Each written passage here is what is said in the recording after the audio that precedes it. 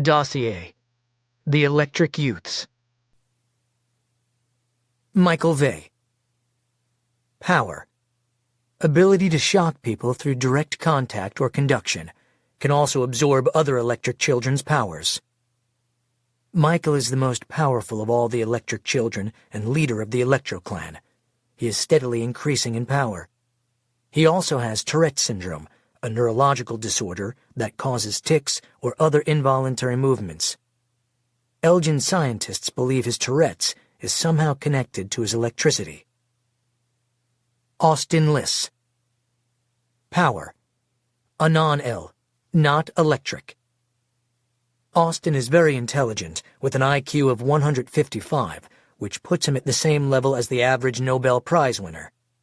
He is one of the original 3 members of the Electro Clan, and Michael's best friend. Taylor Ridley. Power: ability to temporarily scramble the electric synapses in the brain, causing confusion. She can also read people's minds, but only when touching them. Taylor is one of the original 3 members of the Electro Clan. She and Michael discovered each other's powers at Meridian High School, which they were both attending. She is Michael's girlfriend. Abigail. Power: ability to temporarily ease or stop pain by electrically stimulating certain parts of the brain. She must be touching the person to do so.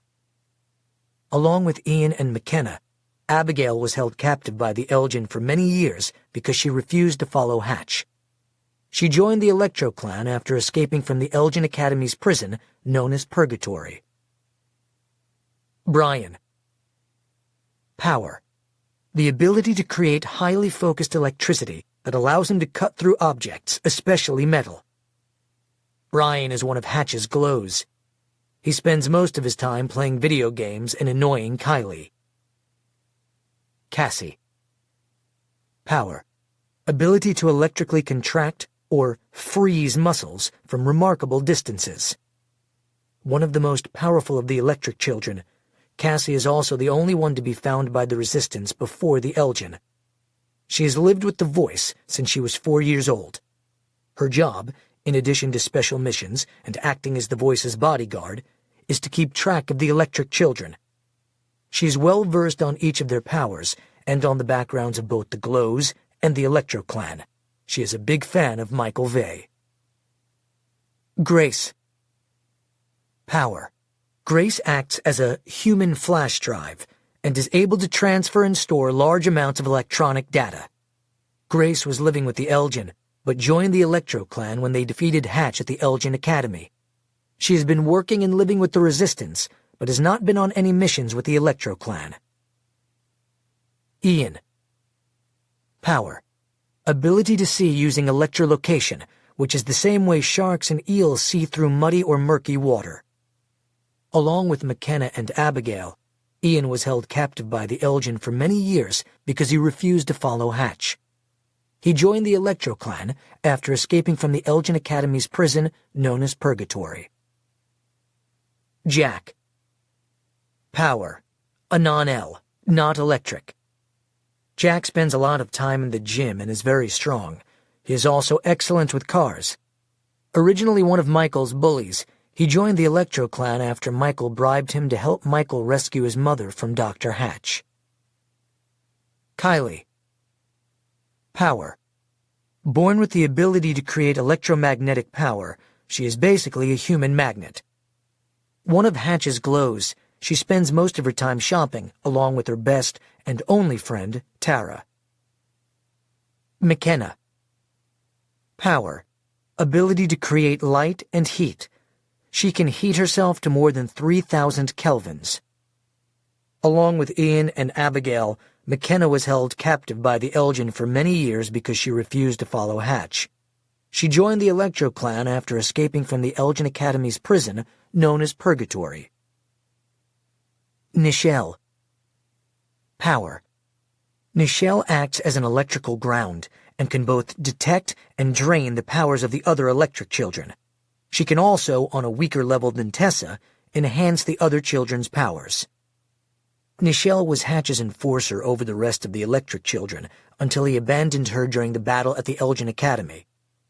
Although everyone was nervous about it, the Electro Clan recruited her to join them on their mission to save Jade Dragon.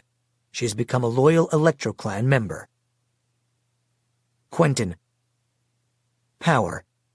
Ability to create isolated electromagnetic pulses, which lets him take out all electrical devices within 20 yards.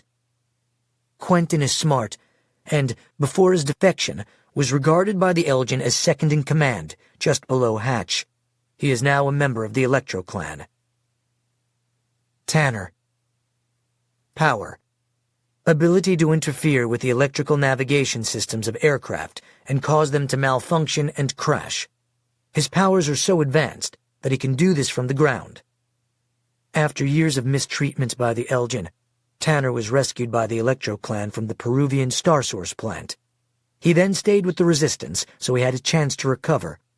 He was killed in the Battle of Hades. Tara.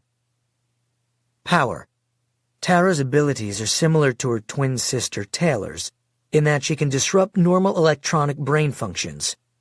Through years of training and refining her powers, Tara has learned to focus on specific parts of the brain in order to create emotions such as fear or joy. Working with the Elgin scientists, she has learned how to create mental illusions which, among other things, allows her to make people appear as someone or something else.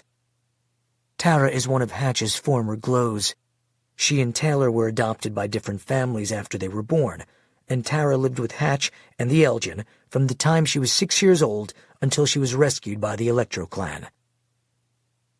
Tessa. Power. Tessa's abilities are the opposite of Nichelle's. She is able to enhance the powers of the other electric children. Tessa escaped from the Elgin at the Star Source plant in Peru and lived in the Amazon jungle for 6 months with an indigenous tribe called the Amakara. She joined the Electro Clan after the tribe rescued Michael from the Elgin and brought them together. Torsten. Power.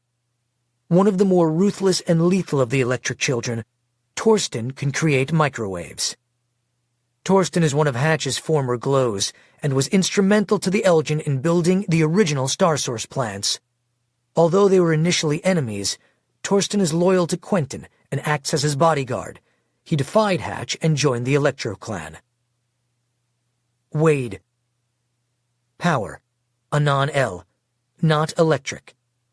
Wade was Jack's best friend and joined the Electro Clan at the same time he did. Wade died in Peru when the Electro Clan was surprised by an Elgin guard. Zeus. Power. Ability to throw electricity from his body. Zeus was kidnapped by the Elgin as a young child and lived for many years as one of Hatch's glows. He joined the Electro Clan when they escaped from the Elgin Academy. His real name is Leonard Frank Smith. Part 1. 1. Escaping Hades.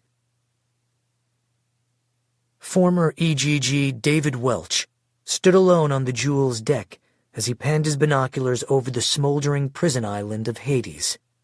At least, what was left of it. Everywhere he looked was death.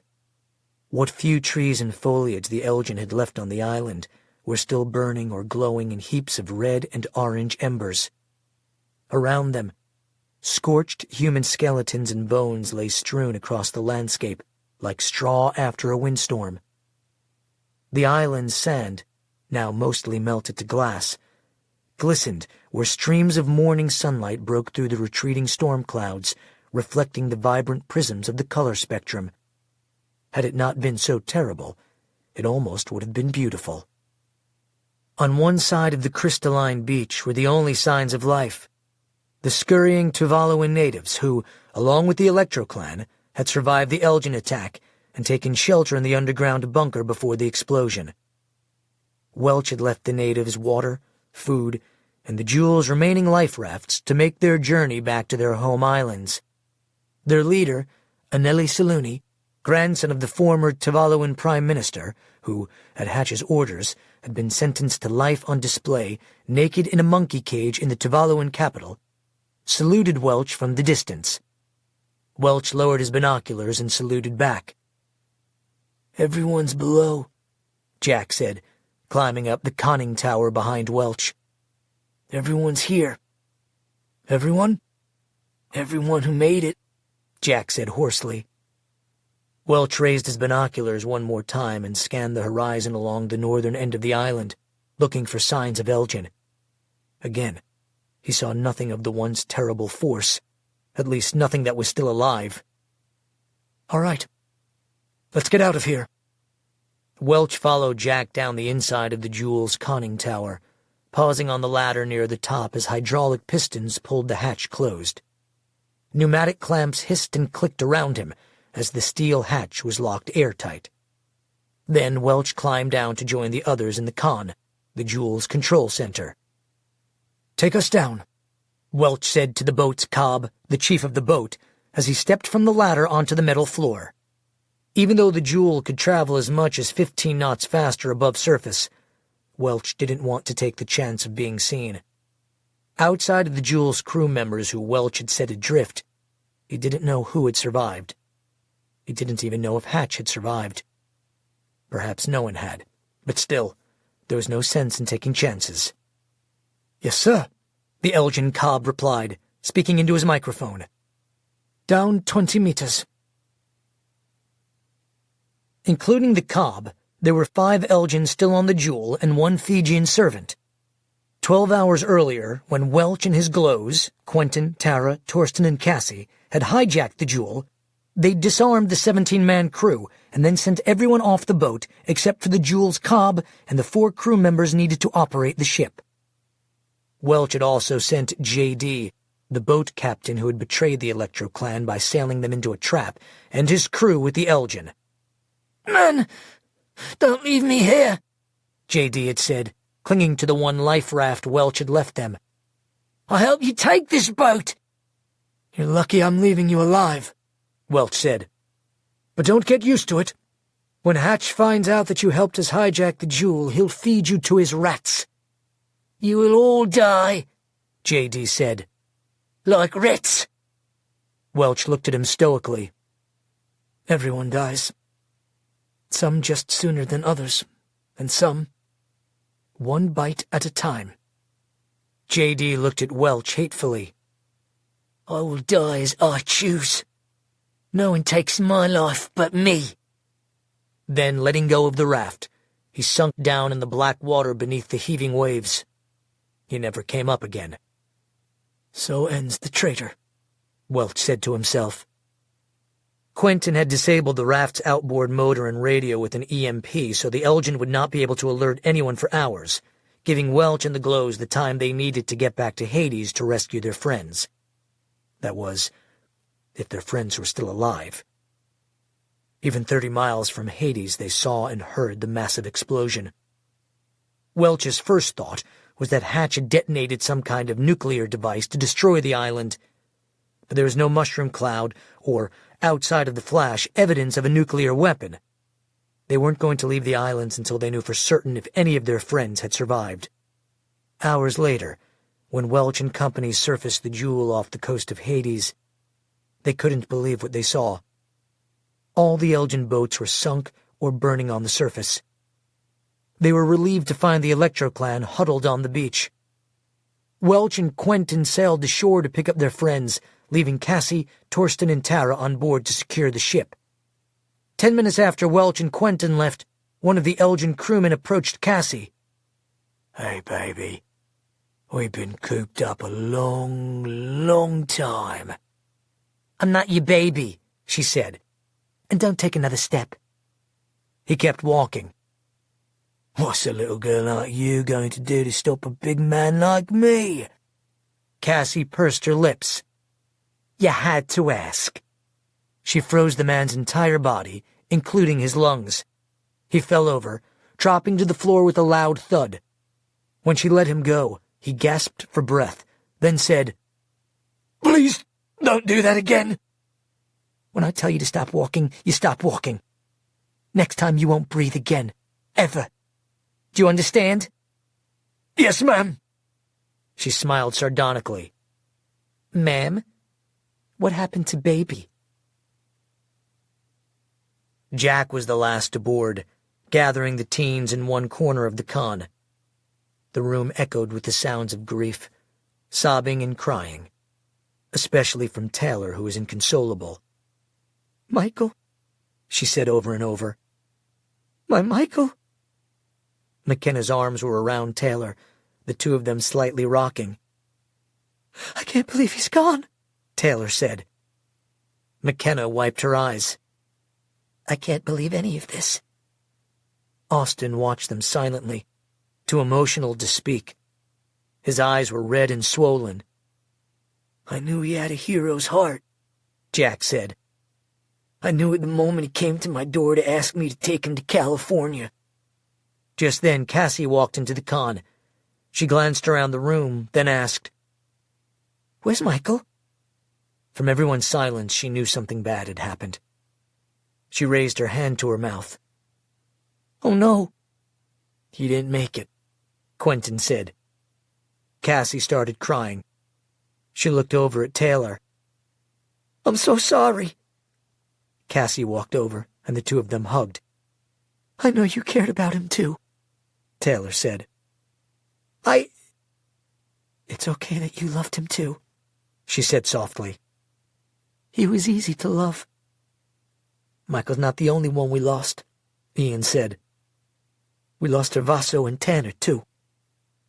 Jack swallowed in pain, fighting back tears. Hervaso had been more of a father to him than his real father. Abigail put her arms around him and comforted him with her powers. "Please don't," Jack said. "I want to feel the pain." Abigail stopped pulsing. "I understand." Jack furtively wiped his eyes, then looked out at the others. "Hervaso told me that when he was in ranger training, his drill sergeant told them that they were all going to hell. The only consolation was that they'd already been there, so it wouldn't matter." He rubbed his eyes. "If there's a heaven, I think there's a special pass for heroes." "I think so too," Zeus said. "There's far too few of them as it is." "Someday we'll return," Welch said. "When the world has changed. We'll build a memorial to the three of them. Then the whole world will know what they've sacrificed." There was something hopeful in what Welch had said. After a few more minutes, Welch said, "You must all be exhausted. Get some rest." He turned to Tara. "Take them to their bunks." "Yes, sir," Tara said. "Everyone, follow me." "Except Cassie," Welch said. "You stay with me. I need some backup." "Yes, sir." The rest of the teens followed Tara, single file, out of the con. None of them had ever seen anything like the Jewel before, which wasn't surprising, since the Jewel was the only ship of its kind ever built, a hybrid vault, ship, and submarine. It was tight and narrow with no portholes. Air, mostly recycled, was continually pumped throughout the vessel and filled the echoing chambers with a continual hissing. The walls were all riveted metal, as was the floor, which had been coated with thick rubberized flooring that softened and dulled the sound of their footsteps as they walked. Tara led them down a narrow corridor past the commander's quarters to the first of two bunk rooms. The compartment was designed solely for sleeping. It was only 12 feet wide, with pipe-framed cots on both sides of the room with trampoline-like mattresses. The cots were connected by brackets on one side to the wall, while the other side was supported from the ceiling by chains. The beds were stacked 4 high, with only a few feet of headroom. The bottom bunks were suspended only 3 inches above the floor. "This is where we sleep," Tara said. "It's tight, but the Jewel is basically a submarine. Everything's tight. Welch wants us all to stay in the same room so we can lock the Elgin crew members in the other." "I don't care where I sleep," Jack said, "as long as I'm horizontal. I feel like I'm sleepwalking." He took off his shoes and then, using the edges of the lower bunks as steps, climbed up onto the top bunk. Everyone else claimed bunks except Taylor, who just stood in the middle of the room looking lost. "Come on, honey," Abigail said. "You need some rest. You'll feel a little better after you get some rest." Sleep won't take this away, Taylor said. Unless I never wake up. I can't take it away, but I can help. Just lie down right here, sweetie, Abigail said, pulling down the covers on a bottom bunk. Taylor took off her shoes and crawled out across the cot, lying on her back. Now just relax, Abigail said. She put her hands on Taylor's head and lightly pulsed. At first, Taylor shuddered. Then her body calmed and she breathed out deeply. Within moments, she was asleep. You have a beautiful gift, Tara said softly. Thank you, Abigail said. For a moment, everyone was quiet, and the only sounds were the constant hissing of the Jules air system, Jack snoring, and the strained, eerie groaning of the vessel. Every now and then, the boat creaked like a heavy door on a rusty hinge. Does that sound ever stop? McKenna asked. Probably not, Austin said, speaking for the first time since they'd boarded. His voice was raw and strained. The pain in his voice hurt her. Hey, tell me some facts about submarines. Sorry, Austin said. I'm not in the mood. McKenna frowned. How deep do you think we are? Austin breathed out slowly. The Jewel can dive to 600 feet. What makes that sound? Austin sniffed, then said softly, At 600 feet, the water pressure is 282.6 pounds per square inch. That's a lot of pressure on a pressurized can. I heard that the Elgin carry all their wealth in this boat. Not all of it, Austin said. Just enough for a rainy day. That would be a lot of rain, Ian said, suddenly joining the conversation. There are stacks of gold bullion running 2 feet high across the length of the boat. They'd have to use that much weight as ballast, Austin said. There's also diamonds and boxes of paper currency. I could open the safes that hold them, Ian said. Just for fun. That would be fun to see, McKenna answered. Maybe someday we'll share in all that loot. Maybe, Austin said, sounding not at all interested. Abigail glanced back at McKenna with a sad smile, then climbed onto the bunk above Taylor. An hour later, Cassie walked into the bunk room. Lunch is ready, she said softly. No one moved. Everyone was asleep. After a few minutes, Cassie went back to the con to keep Welch company. 2. How many Elgin does it take to screw in a light bulb? After all the physical and emotional stress they'd been through over the last week, their exhaustion finally took over, and they slept more than 18 hours. Jack was the first to wake. He looked around the dark room lit only by the glows of his electric friends. With no portholes, there was no way of knowing if it was day or night.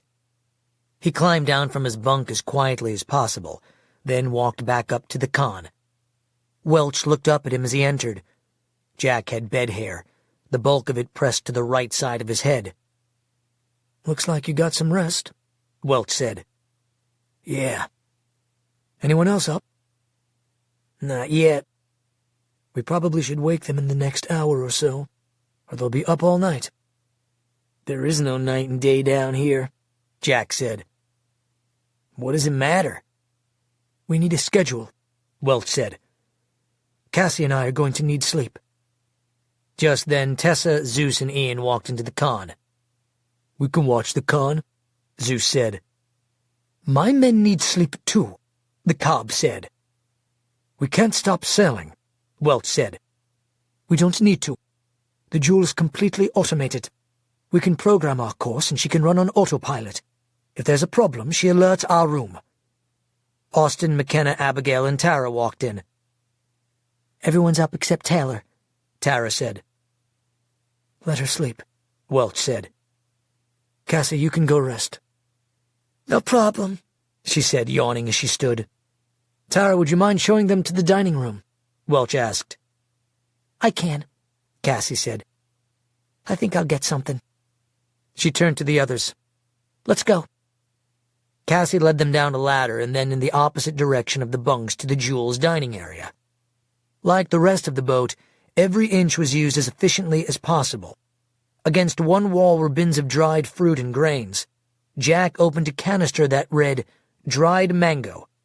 He grabbed a handful of the dried fruit and tossed it into his mouth. The others followed his example, opening other bins of fruit, pineapple, guava, and apple. They were hungrily devouring the fruit when a young Fijian girl walked into the room. She stopped near the door, looking at all the people. "Cassie?" "Hey," Cassie said. She turned to the others. "Guys, this is Kiki. She's the ship's cook. We didn't think she would be safe with the Elgins, so we kept her with us." "Welcome to the Jewel," Kiki said with a slight British accent. "The new Captain Welch asked me to prepare something for you to eat. I'm making spaghetti for tonight. For now, I have baked rolls and meats for sandwiches." "What kind of sandwiches do you have?" Jack asked. "We have fish, pork, Vegemite, and Nutella." Jack squinted. "What's Nutella?" "It's chocolate spread," Tara said. "It's good." "A chocolate sandwich," McKenna said. "It's about time someone invented that." "I think you all must be very hungry," Kiki said. "Starving," Austin said. "We haven't eaten anything for more than a day." "I will fix that."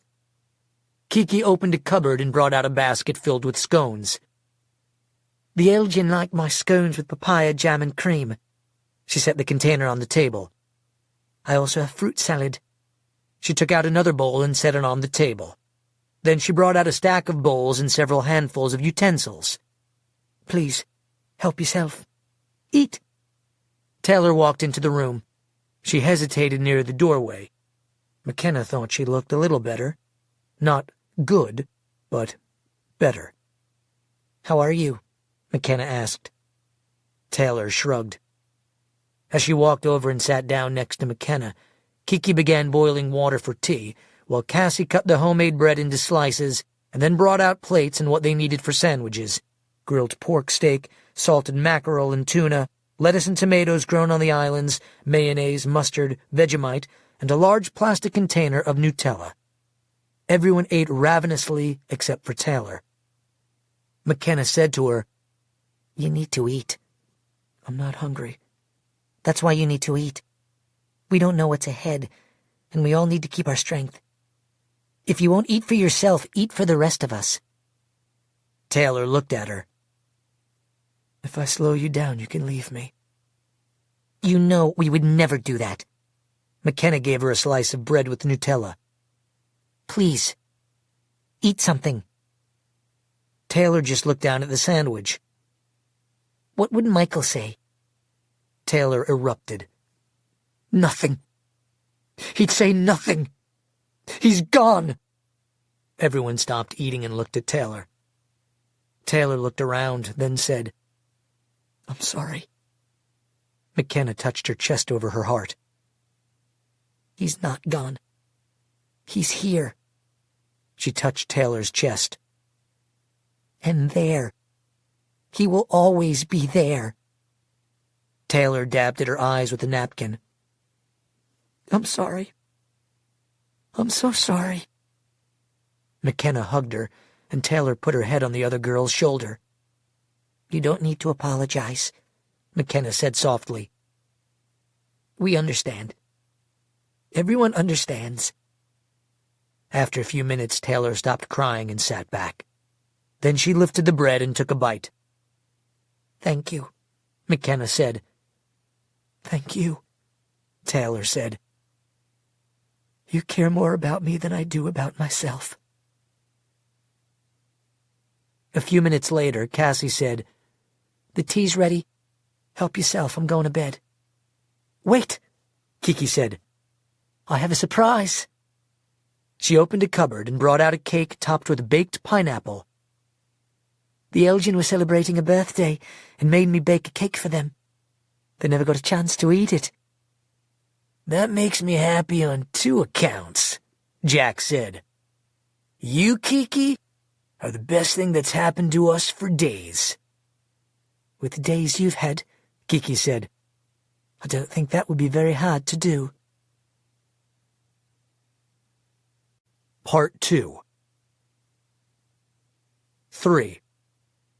Building an Army.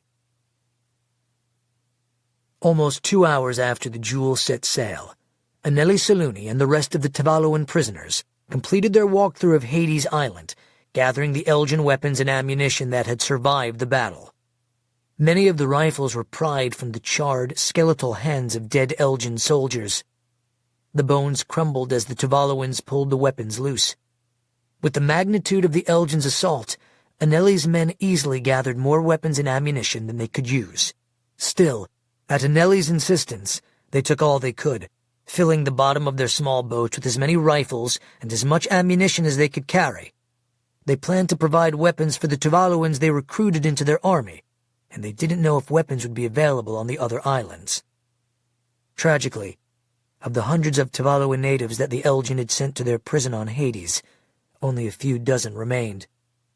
Anelli divided the survivors up between the 3 boats that Welch had left them, putting his 2 strongest warriors, Zeal and Nazil, in charge of the other 2 crafts. Before setting sail, the 3 men gathered together to plan their mission. "We're ready," Nazil said, speaking for both himself and Zeal. "Our boats are full of weapons." "How many arms have you collected?" Anelli asked. 73 rifles, 25 magazines of ammo, and 24 grenades. Anelli turned to Zeal. "And you?" 69 rifles, 12 sidearms, 34 magazines of bullets, and 1 50mm machine gun with about 3,000 rounds. Anelli wiped the sweat from his forehead, then said, "That will do for now. It's time to go." "Where are we going now?"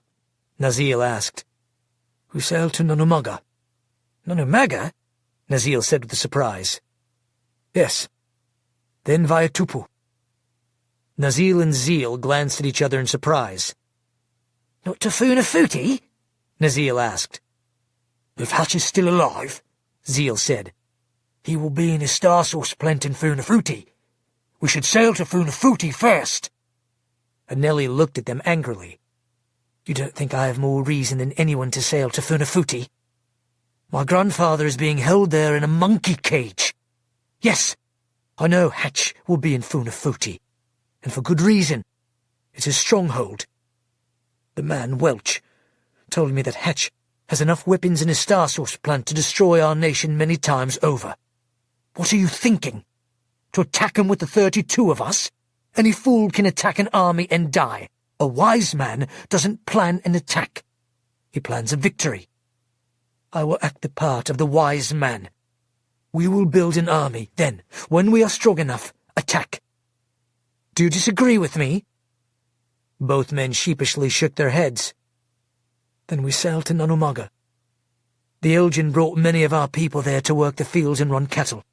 There we'll find food, soldiers, and large produce boats to transport them.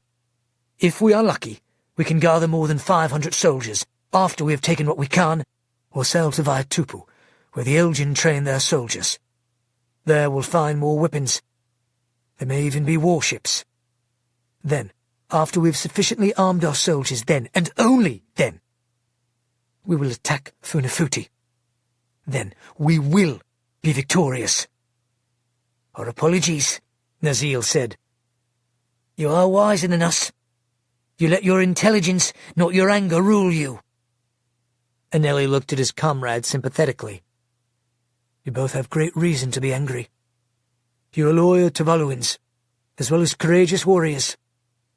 You've seen Hatch's cruelty to our people. You've suffered that cruelty. I too am filled with anger so deep I fear it might consume me. There's no doubt that the time will come when anger will rule us all. But for now, we must remain in control. We've an army to build." 4. The Bati Kadi. It was shortly before noon when Anelli's 3 boats sailed nearly due west for Nonomaga, the diamond-shaped Tavalloan island that Hatch had renamed Demeter for the Greek god of agriculture. Demeter Island was nearly the same size as Hades, but the similarities stopped there. Hades had been a vast, ugly wasteland even before the battle. At Hatch's command, the Elgin had slashed and burned their way through the once beautiful island, stripping it of its foliage, making it more difficult for prisoners to escape or hide. The uglifying of the island had another effect that worked well with the Elgin's plans.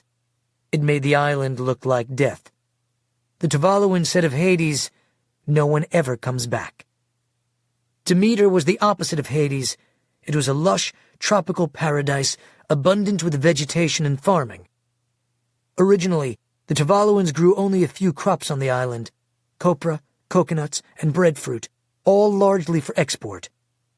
But the Elgin had interest only in their own self-sufficiency, so they now grew only what they needed and consumed: tomatoes, potatoes, sweet potatoes, onions, cabbage, eggplant, arugula, strawberries, taro, and at Hatch's request, jalapenos. Demeter was 62 nautical miles from Hades, which took the small boats almost 3 hours to traverse. With Anelli in the lead boat, the small Tuvaluan force landed on the island's northern shore beneath the inland cover of a partially submerged mangrove forest. They hid their boats among the trees, taking only the weapons they could use, and then made their way, on foot, to the labor camps, where the Elgin had forced their families and friends into slavery. The Elgin had realized that one of the advantages of operating on a small island was that there was no need to build fences to keep the workers in. Without boats, there was no escaping, and the only fences were those around the Elgin compound for protection in case of a slave uprising, and the fences around the Tuvaluan sleeping quarters to keep the slaves under control at night. In addition, the workers had all been injected with ARFIDs, radio frequency identification, technology that the Elgin had mastered when their headquarters were still located in California. By tagging each of the slaves, the Elgin could not only track their movements, but even monitor how much work each person accomplished or not, and punish them accordingly. The force stopped when they reached the edge of the forest. Before them lay acres of crops tended by hundreds of Tuvaluans. It made Anelli angry to see the condition his fellow Tuvaluans were in. Their clothes were dirty and torn, some barely covering the emaciated bodies that wore them. The Elgin fed them little, making the threat of withholding food a severe punishment, if not a death sentence. "Look at them," Zeal said. "I will kill the first Elgin I see." "I don't see any Elgin," Anelli said. He turned back. "Nazil?" "None." "They may be watching their slaves from cameras," Anelli said. "They love cameras." He turned to the men. "I will take just 2 with me, Adam and Rafe. Divide the rest of our people into 2 groups. Nazil, take your group to the south side of the field and work your way through, gathering soldiers as you go. Zeal, you keep your group hidden here. If the Elgin attack, they will not suspect a hidden force and you can attack them from behind. Understood?" "Yes," Nazil said. "But what will you and the 2 young men do?" "We will be the Bati Kadi." Zeal and Nazil both nodded. Bati Kadi, meaning the pinchers of the Black Ant, were the ninjas of the South Pacific, stealthy warriors who infiltrated the enemy line to slay their unsuspecting foes. "We'll sneak into the Elgin's headquarters and take them by surprise." "Why don't you take more men against the compound?" Zeal asked. "It is their most fortified place." "That is why, Zeal. It is their most fortified place, and far too powerful to attack with as few men as we have. But a mouse may enter where a lion cannot." Anelli leaned over and strapped a holster around his leg, instructing his 2 new companions to do the same. The 2 men Anelli had selected were brothers, Adam and Rafe Sopoaga. Anelli had met the brothers in prison on Hades, where they had been sent for beating up an Elgin guard who had tased an elderly Tuvaluan woman for the amusement of it. Anelli had gotten especially close to Adam, who was the younger of the 2 brothers, but more outspoken in his passion for liberty. They were young and nimble, traits more important than size when playing the role of Bati Kadi. But even more important, both of them had spent time working as slaves on the island before being sent to Hades. Adam had even been inside the compound before being transferred off the island. "If we do not return," Anelli said, You will lead your new soldiers back to our boats and arm all you can. Then you'll attack the Elgin compound. After you have defeated them, take their weapons, reclaim the rest of the weapons from the boats, and then take their boats and sail to Vaitupa for weapons. Free our country." "Yes, Anelli," Nazil said. "But let us hope that you return." "That is my hope as well." Anelli saluted them. "Go with strength." "Go with strength," they echoed. The soldiers separated. Anelli and the brothers moved quickly north through thick foliage toward the Elgin's compound. Anelli hoped that Hatch had depleted his Demeter forces in his attack on Hades, but he didn't count on it. When they reached the edge of the compound, Anelli crawled beneath a bush to get a better look at what they were facing. He didn't like what he saw. Getting into the compound undetected seemed nearly impossible. The compound was completely fenced in, and the Elgin had motion detectors and cameras mounted almost every 20 yards. Still, surprisingly, they could see no guards in the watchtowers or patrolling the grounds. "There are more secluded places near the beck," Adam said. "Follow me." As they circled back around the compound, Rafe spotted what looked to be a weakness in the compound's security. At the far back side of the building, dark in shade, a giant dakua tree limb partially extended over the barbed fence. The windows facing out toward the tree were frosted or covered with blinds as well as metal bars. The guard compound hadn't been built by the Elgin. It had originally been the island's sole school building, but the Elgin had added the fence and security along with other adaptations. The fact that the tree limb was still there seemed to be a huge oversight, a sign of Elgin arrogance, or a trap. Rafe inspected the tree to see if there were any wires attached, but found nothing out of the ordinary. "Maybe there are landmines in the yard," Adam said. "Perhaps," Anelli replied. "Just a moment." He walked a little way into the forest and came back with his arms full of large green coconuts. "Keep back." One at a time he lobbed the coconuts over the fence, and each landed on the leaf-strewn ground beneath the limb. Nothing happened. After tossing the last one, Anelli said, "I think we're good." He checked once more to make sure no one was watching. Then, one by one, they shimmied up the tree and across the bridging tree limb, dropping about 8 feet to the ground below. They ran up against the side of the building then, crouched down, and drew their handguns before cautiously making their way to the first door they could see. It was a heavy iron door with a vertical, mesh-reinforced plexiglass window not 3 inches wide. Not surprisingly, the door was locked. "We need to go in through the front," Adam said. "I'll go first." "We'll go together," Anelli said. Using the surrounding foliage for cover, the three stole quietly around the side of the building to the front door. There was a long row of windows covered with bars, and video cameras panning along the front walkway into the building. But there was still no sign of Elgin anywhere. Anelli crawled up to the first window and peeked inside through the partially drawn blinds. He could see several desks, but none of them were occupied. He pulled his gun into his chest and turned back to the others and waved them on. They crawled under the windows to the front door, then stood, hidden behind a brick frame. Anelli pointed at the door, counted down from 3 with his fingers, and then threw the door open.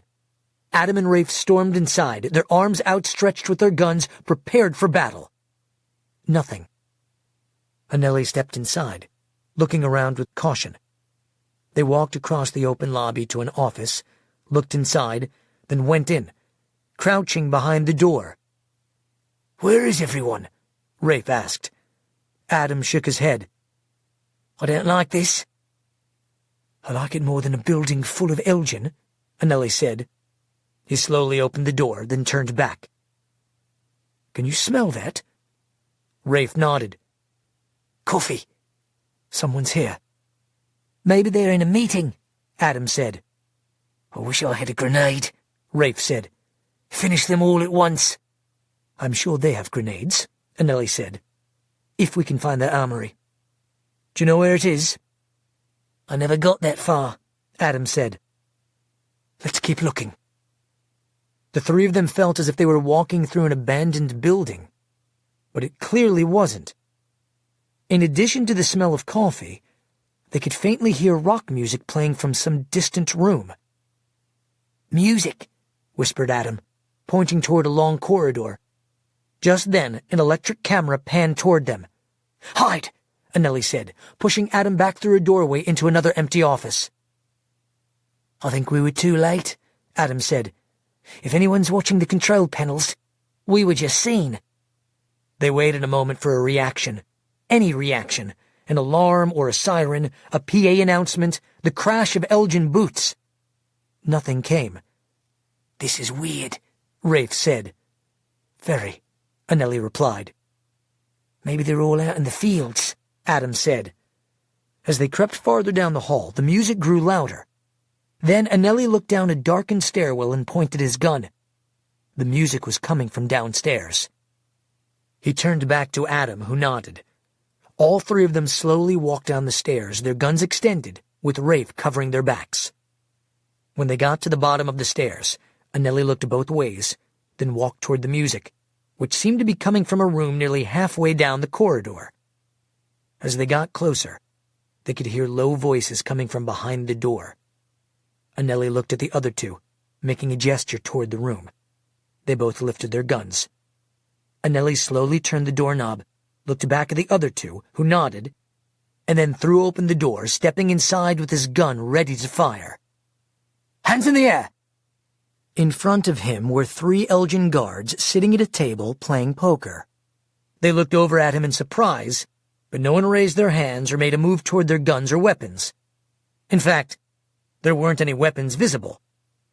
None of the men were dressed in regulation uniforms. Rather, they were in various stages of undress.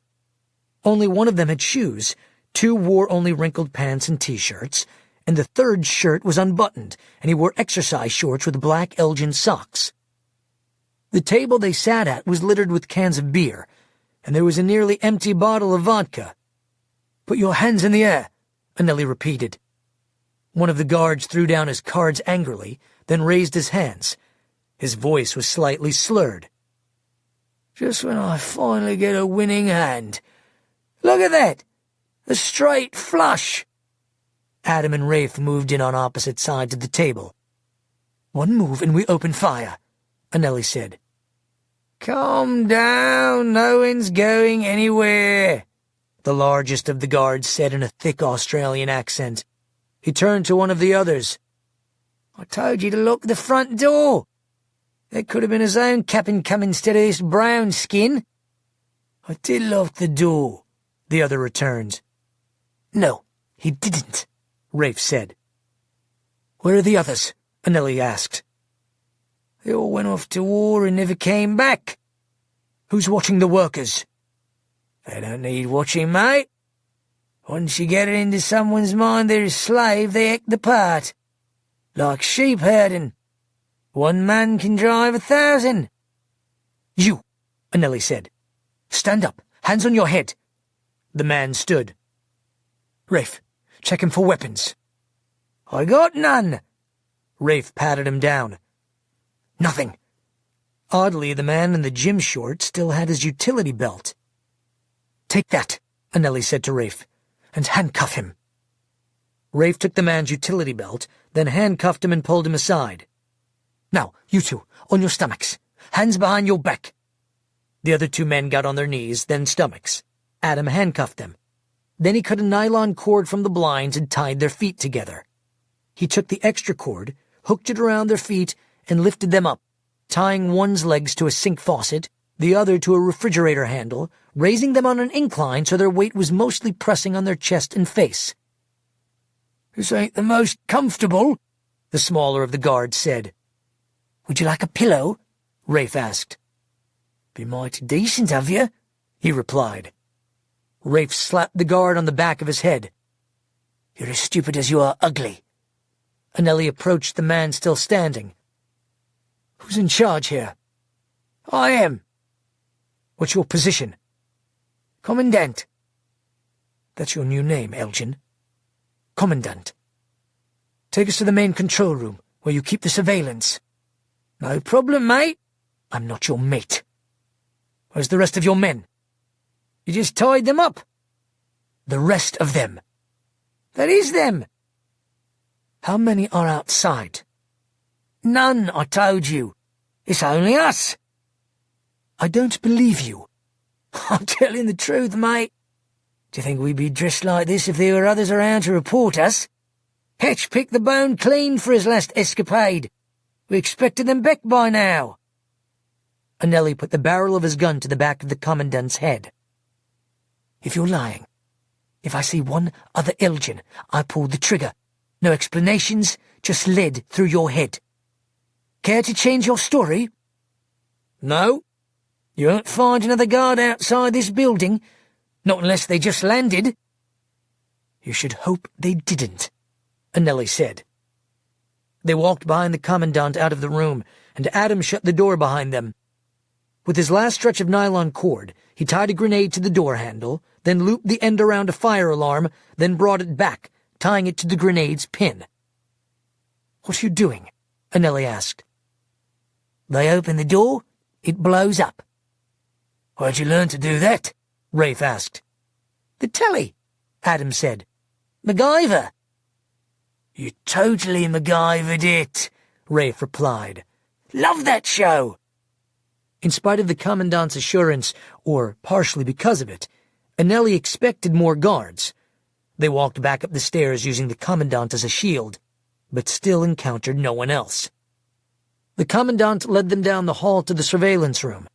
The room was fairly small, but had more than 36 video monitors.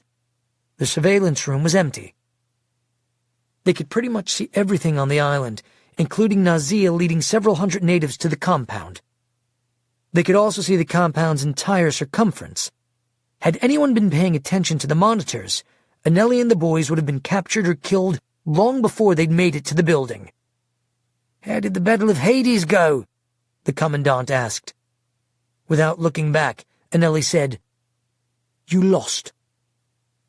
Crikey, he said.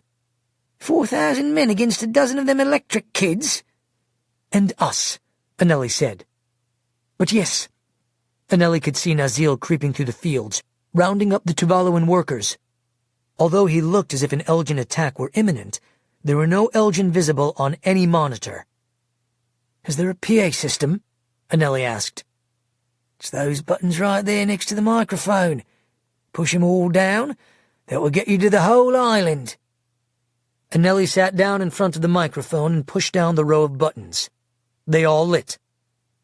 Fellow Tuvaluans, this is Anelli Saluni, grandson of Prime Minister Saluni. We have taken this island. It is time for us to fight for our freedom. Do not be afraid. Nazil, Zeel, there appear to be no guards outside the compound. Bring everyone to the Elgin compound. Anelli turned to the Commandant. Where are your weapons? What are you going to do with me? I haven't decided yet. If you're going to kill me anyway, I've no reason to cooperate. Just get on with it. I'm not going to kill you. The Commandant looked at Anelli skeptically. You promise on your ancestors' souls? Anelli thought it an odd thing for him to say, but went along with it. I promise. All right, then. One thing I know about you people, when it comes to your ancestors, you Tuvus keep your promises. The weapons locker is down at the end of this hallway, and there's a full armory downstairs at the end of the corridor where you found us. You'll need my fingerprint to open it. They first went down to the weapons locker. It held about 20 rifles, utility belts with radios, and grenades and ammunition. Anelli, Adam, and Rafe put on utility belts, then upgraded their handguns to automatic weapons. Nazil and Zeel are likely close by now, Anelli said. He turned to the Commandant. How do we open the front gate? There's a switch in the guard booth. Says open. Can't miss it. Rafe, Anelli said, handing him 2 radios. Go open the compound gate. Give Nazil one of the radios and tell him to gather everyone together so we can arm them. Adam and I are going down to check the armory. Keep your radio on. I'll meet you out front. Yes, sir, Rafe said, running off down the hall. As Anelli, Adam, and the Commandant started back downstairs, there was a sudden grenade explosion. "I guess they got themselves untied," Adam said. "Should have done as they were told." The commandant led them past the still-smoking room to the other end of the corridor. The armory was a large, broad room, almost identical to the armory on Hades, with all walls lined with weapons. "We can use all that," Anelli said. "Like candy," Adam said. Just then, Anelli's radio chirped. "Anelli, this is Nazil. Can you hear me?" Anelli lifted his radio. "I'm here." "I'm coming inside. We've got a problem." "I'll be right up." He turned back. "Come on, Commandant. Let's get back up." By the time they returned upstairs, Nazil had already entered the building with 5 of his original men. The grounds outside the building were crowded with more than 600 native Tuvaluans, men and women who had worked the fields. "What's the problem?" Anelli asked. "They won't fight." "What do you mean they won't fight?" Nazil's face tightened. "They're cowards. They refuse to fight the Elgin." "I'll talk to them," Anelli said. "Just a minute," Adam said. He ran back downstairs, returning with a bullhorn. "You'll need this." Anelli took the bullhorn, then walked outside, followed by the others. He lifted the bullhorn to his mouth. "Fellow Tuvaluans, the time has come for us to fight for our freedom and reclaim our country from the Elgin enemy. Now may be our only chance. What say you?" No one answered. Then a young woman stepped to the front of the group. "You do not order us. We will not fight. Tuvaluan people are peaceful. We do not murder. We do not shed blood." "What do you know of the shedding of blood?" Anelli said. He looked at her carefully. Anelli knew many of the people in front of him, but not this woman. "Who are you?" The woman looked at him proudly, her chin up, her arms crossed at her chest. "I am Tabisha, and these people listen to me." "Where are you from, Tabisha?" "I'm a Tuvaluan citizen, if that's what you're getting at. I was born in Neolakita, but I was educated in Melbourne. I had just returned a year earlier when the Elgin came." Anelli looked at her suspiciously. "Tabisha, why do you seem better fed than the others?" Her eyes narrowed. "We will not follow you." Anelli again lifted the bullhorn. "Tabisha is right. Tuvaluan people are peaceful people. We do not provoke war. But neither do we accept the peace of slavery." "We don't carry guns," Tabisha shouted to the people, shaking her fists above her head. "If we act in violence, we are no better than them. We are only lowering ourselves to their level." "Lowering ourselves?" Anelli said. "How much lower can you fall than slaves?" Anelli looked at them with disgust. "What has become of you? Fools! You won't carry arms? Then you'll carry chains, and so will your children and grandchildren. That is the future and legacy you leave them. As for me, I will fight for my freedom and my future children's freedom. And though you don't deserve it, I will fight for yours as well, even if I must fight alone. But make no mistake. If you get in my way, I will treat you as the enemy." He turned to walk away. Then someone shouted, "I'll fight with you!" A young man standing near the front of the group turned and looked back at the others. "Do you not remember what the Elgin did to us? To our elders, our families? I'm not a coward. I'd rather lie in a grave than bend as a slave. Anelli Saluni is right. You used to be men. You used to defend your women. Now you hide behind their skirts. Go back to working your fields into your hunger and fear, you cowards. You, with the heart of slaves, you belong in the field. Go back to kissing the Elgin feet." He walked toward Anelli. "I will fight with Anelli, and if need be, I will die with Anelli." "As will I," another man shouted. Then 2 other women came forward. "We're with Anelli." Then an older woman shouted, "Tabisha is with the Elgin. Last week I saw her with one of the guards behind the compound. They were drinking wine. She's lying, Tabisha said. That's not true. I've made life easier for all of us. Our life is easier, the woman said. Easier than what? You've made it easier for yourself. An elderly woman next to her crossed her arms. Where were you the night before last, Tabisha? I waited for you. You know we are not allowed to leave our cages after dark, and yet somehow you always do, and somehow you are never punished. Where do you go? Tabisha looked around fearfully. Who are you going to believe? I've attended the University of Melbourne. I've 2 degrees. I'm educated. These common people are not. Common, a man shouted. A college education does not make one wise, it just fills your head with others' voices. His voice lowered. I have often wondered why it is the Elgin don't whip you when you stand around while we sweat. She's an educated fool, shouted a man. She's a traitor, someone else shouted. She's with the Elgin. She is an Elgin. Tabisha looked at the angry crowd gathering around, then suddenly ran off. Let her go, Anneli said. She can't do us any harm. He looked at the young man who had started the small revolution. What is your name? Nico. I'm the grandson of Malakani and Tavita, who have passed. Anneli nodded. I knew your grandparents. They would be proud of you. Thank you. But I'm not seeking honor, just freedom. Which is why you deserve honor. Thank you for bringing these people to their senses. How may I help? I will need your help organizing these people. Do you know how many boats we have? Right now there are 4 large shipping vessels docked. How many people will they fit? They're all different, but more than 100 each. One will hold more than 200. Are any of them military ships? No. They're used for shipping food to the other islands. That's okay, Anneli said. If there is still an army of Elgin on Vaitupu, it's best they only see the arrival of a shipping boat. That will not cause suspicion. Who do we have who can pilot the boat? We have many skilled boat captains. The best are Peter, Daniel, Jimmy, Noah, and Pio. Seal, go with those 5 and whomever they choose to prepare the boats. Nazil, arrange the people who are willing to fight so we can arm them. Take as many soldiers as you need and retrieve our weapons from the boats. Yes, sir. Adam, gather 50 to help us distribute the compound weapons. Adam shouted.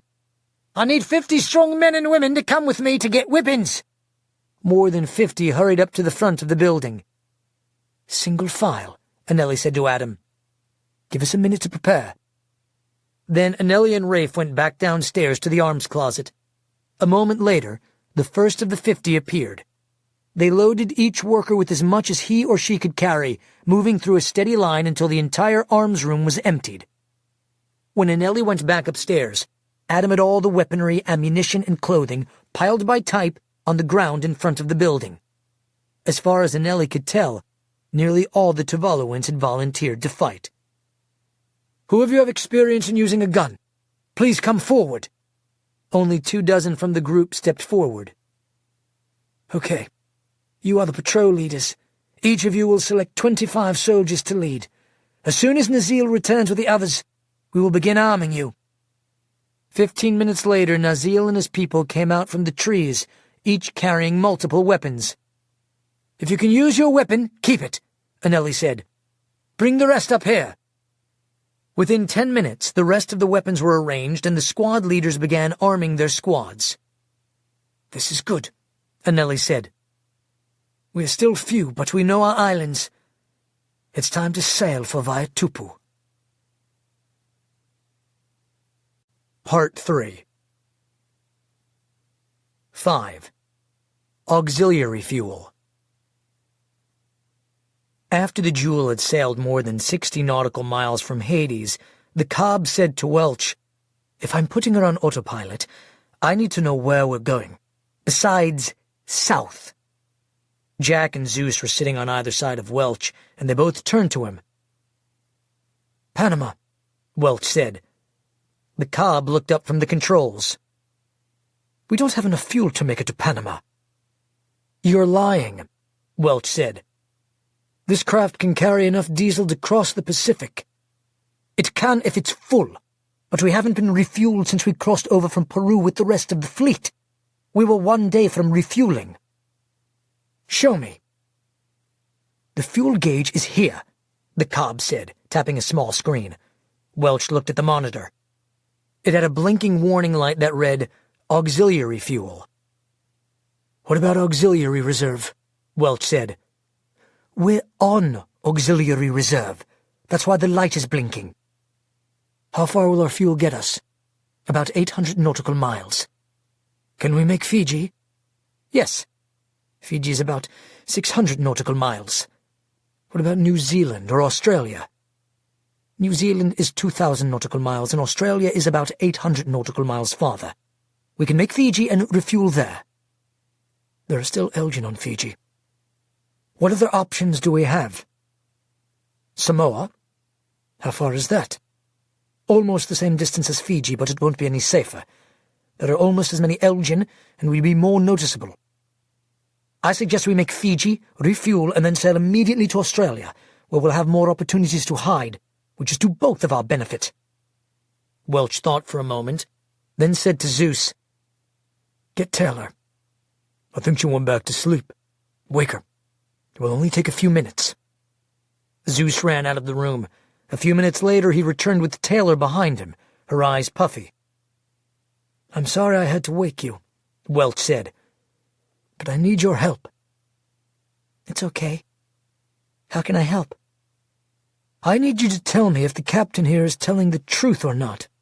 Welch looked at him. "We have a game here. I ask you a question. If you give me the wrong answer, you get shocked." "That would make a good TV show," Zeus said. "Truth or electrocution?" One of the Elgin sailors nodded in agreement. "What do you mean?" the cob asked. "This young lady can read your mind. So, unless you want Zeus to shock the truth out of you, I suggest you tell the truth the first time." The cob looked at her warily. "I was telling the truth. We'll see," Welch said. "Taylor?" She stepped up to the cob, put her hands on his temples, and then turned to Welch. "I'm ready." Welch looked the cob in the eyes. "Do we have enough fuel to make Fiji?" "Yes, sir." "Do we have enough fuel to make New Zealand?" "No, sir." Taylor nodded. "It's true." "Set auto course to Fiji," Welch said. The cob turned to his navigator. "Set course for Fiji." "Cruising depth?" "Maintain." A moment later the man said, "Course is set." The cob turned back. "Our course is set." "Are the Elgin able to track us?" "Yes," the cob said. "He's telling the truth," Taylor said. "Is there any way to turn off tracking?" "No." "He's not telling the whole truth," Taylor said. "Zeus, wait!" the cob said, holding up his hands as if surrendering. Zeus had already shocked him twice in the taking of the boat, and the cob wasn't eager to get shocked again. "I wasn't trying to deceive you. What I meant was, you cannot turn it off from the control. You would have to manually destroy the GPS broadcaster. But it's built into the circuitry. It would be nearly impossible to get to." Welch turned to Taylor. "He's telling the truth," she said. "Nearly impossible is still possible," Welch said. "It wasn't meant to be deactivated, so there's no way to get to it. Could it be deactivated by an EMP? If you wanted to put our entire computerized control system out of order—" He looked at Welch intensely.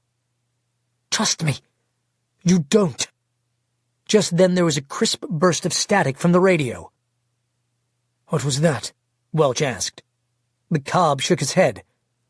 "I don't know. Some kind of interference." "A broadcast?" "I hope not. The only broadcast we'd receive would be from EHQ. They're the only ones who know these frequencies." After a moment, Welch said to Taylor, "All right, thank you. Go get some rest." Taylor walked out of the room. Welch stood. "I'm going to my quarters," Zeus, take these men to bunk room 2 and lock them inside. Have Ian keep an eye on them. Yes, sir. Zeus turned to the men. Let's go. Gladly, the Cobb said. After they were gone, Welch said, Jack, I'm going to my cabin to sleep. You have the con. Got it. No Elgin are allowed in the con. Yes, sir, Jack said. How long will you be out? Just until I wake up, or unless there's a problem. Wake me if there's anything irregular. Yes, sir, Jack said. Welch started out of the con, then turned back. I suggest you don't touch anything. I wasn't planning on it. Good. I'd hate to end up back at Hades by mistake. He turned and walked out of the room.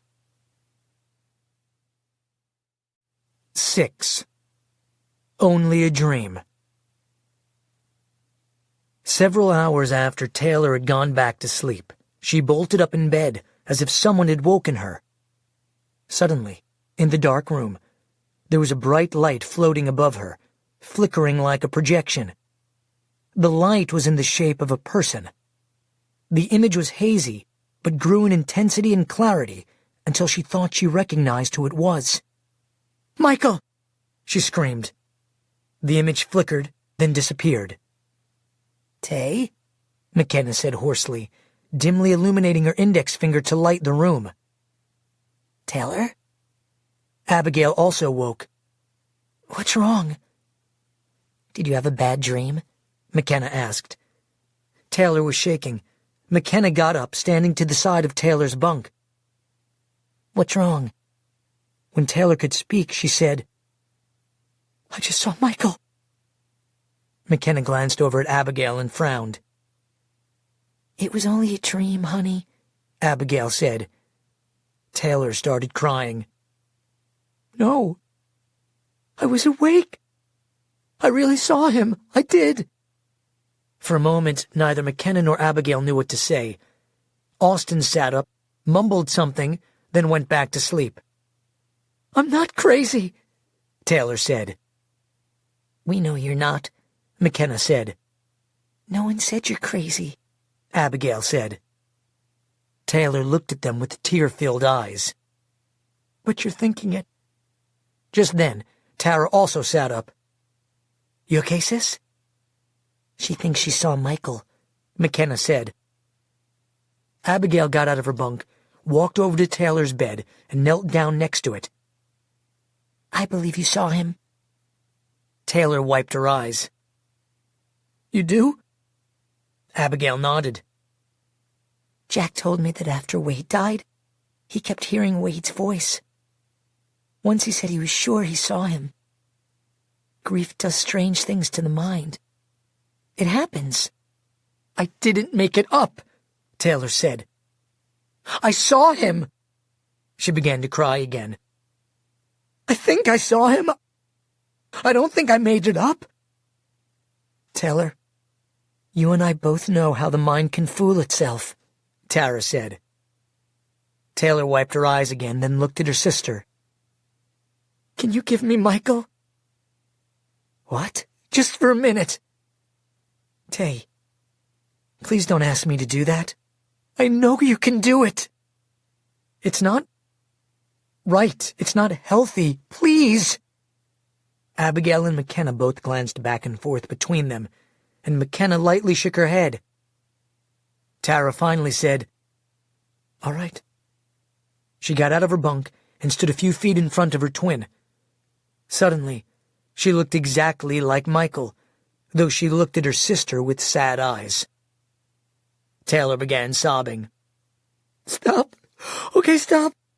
You were right. Tara took Taylor in her arms. I'm so sorry. It's not fair. It's just not fair. That was really wrong, McKenna said. Abigail nodded. Yeah.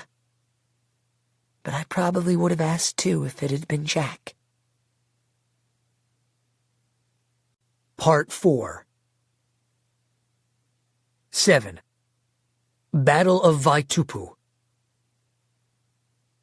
The rising early morning sea was calmer than Anelli's heart as the northwestern Vaitupu harbor came into view.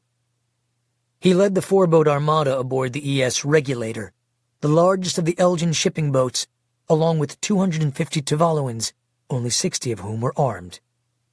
They were followed at a short distance by the three other ships they'd commandeered from Demeter, the ES Pulse, the ES Proton, and the ES Neutron. Unlike Hades and Demeter, Vaitupu, renamed Ares by Admiral General Hatch after the Greek god of war, was technically not an island, but rather was an atoll, a ring-shaped coral reef consisting of 9 isles.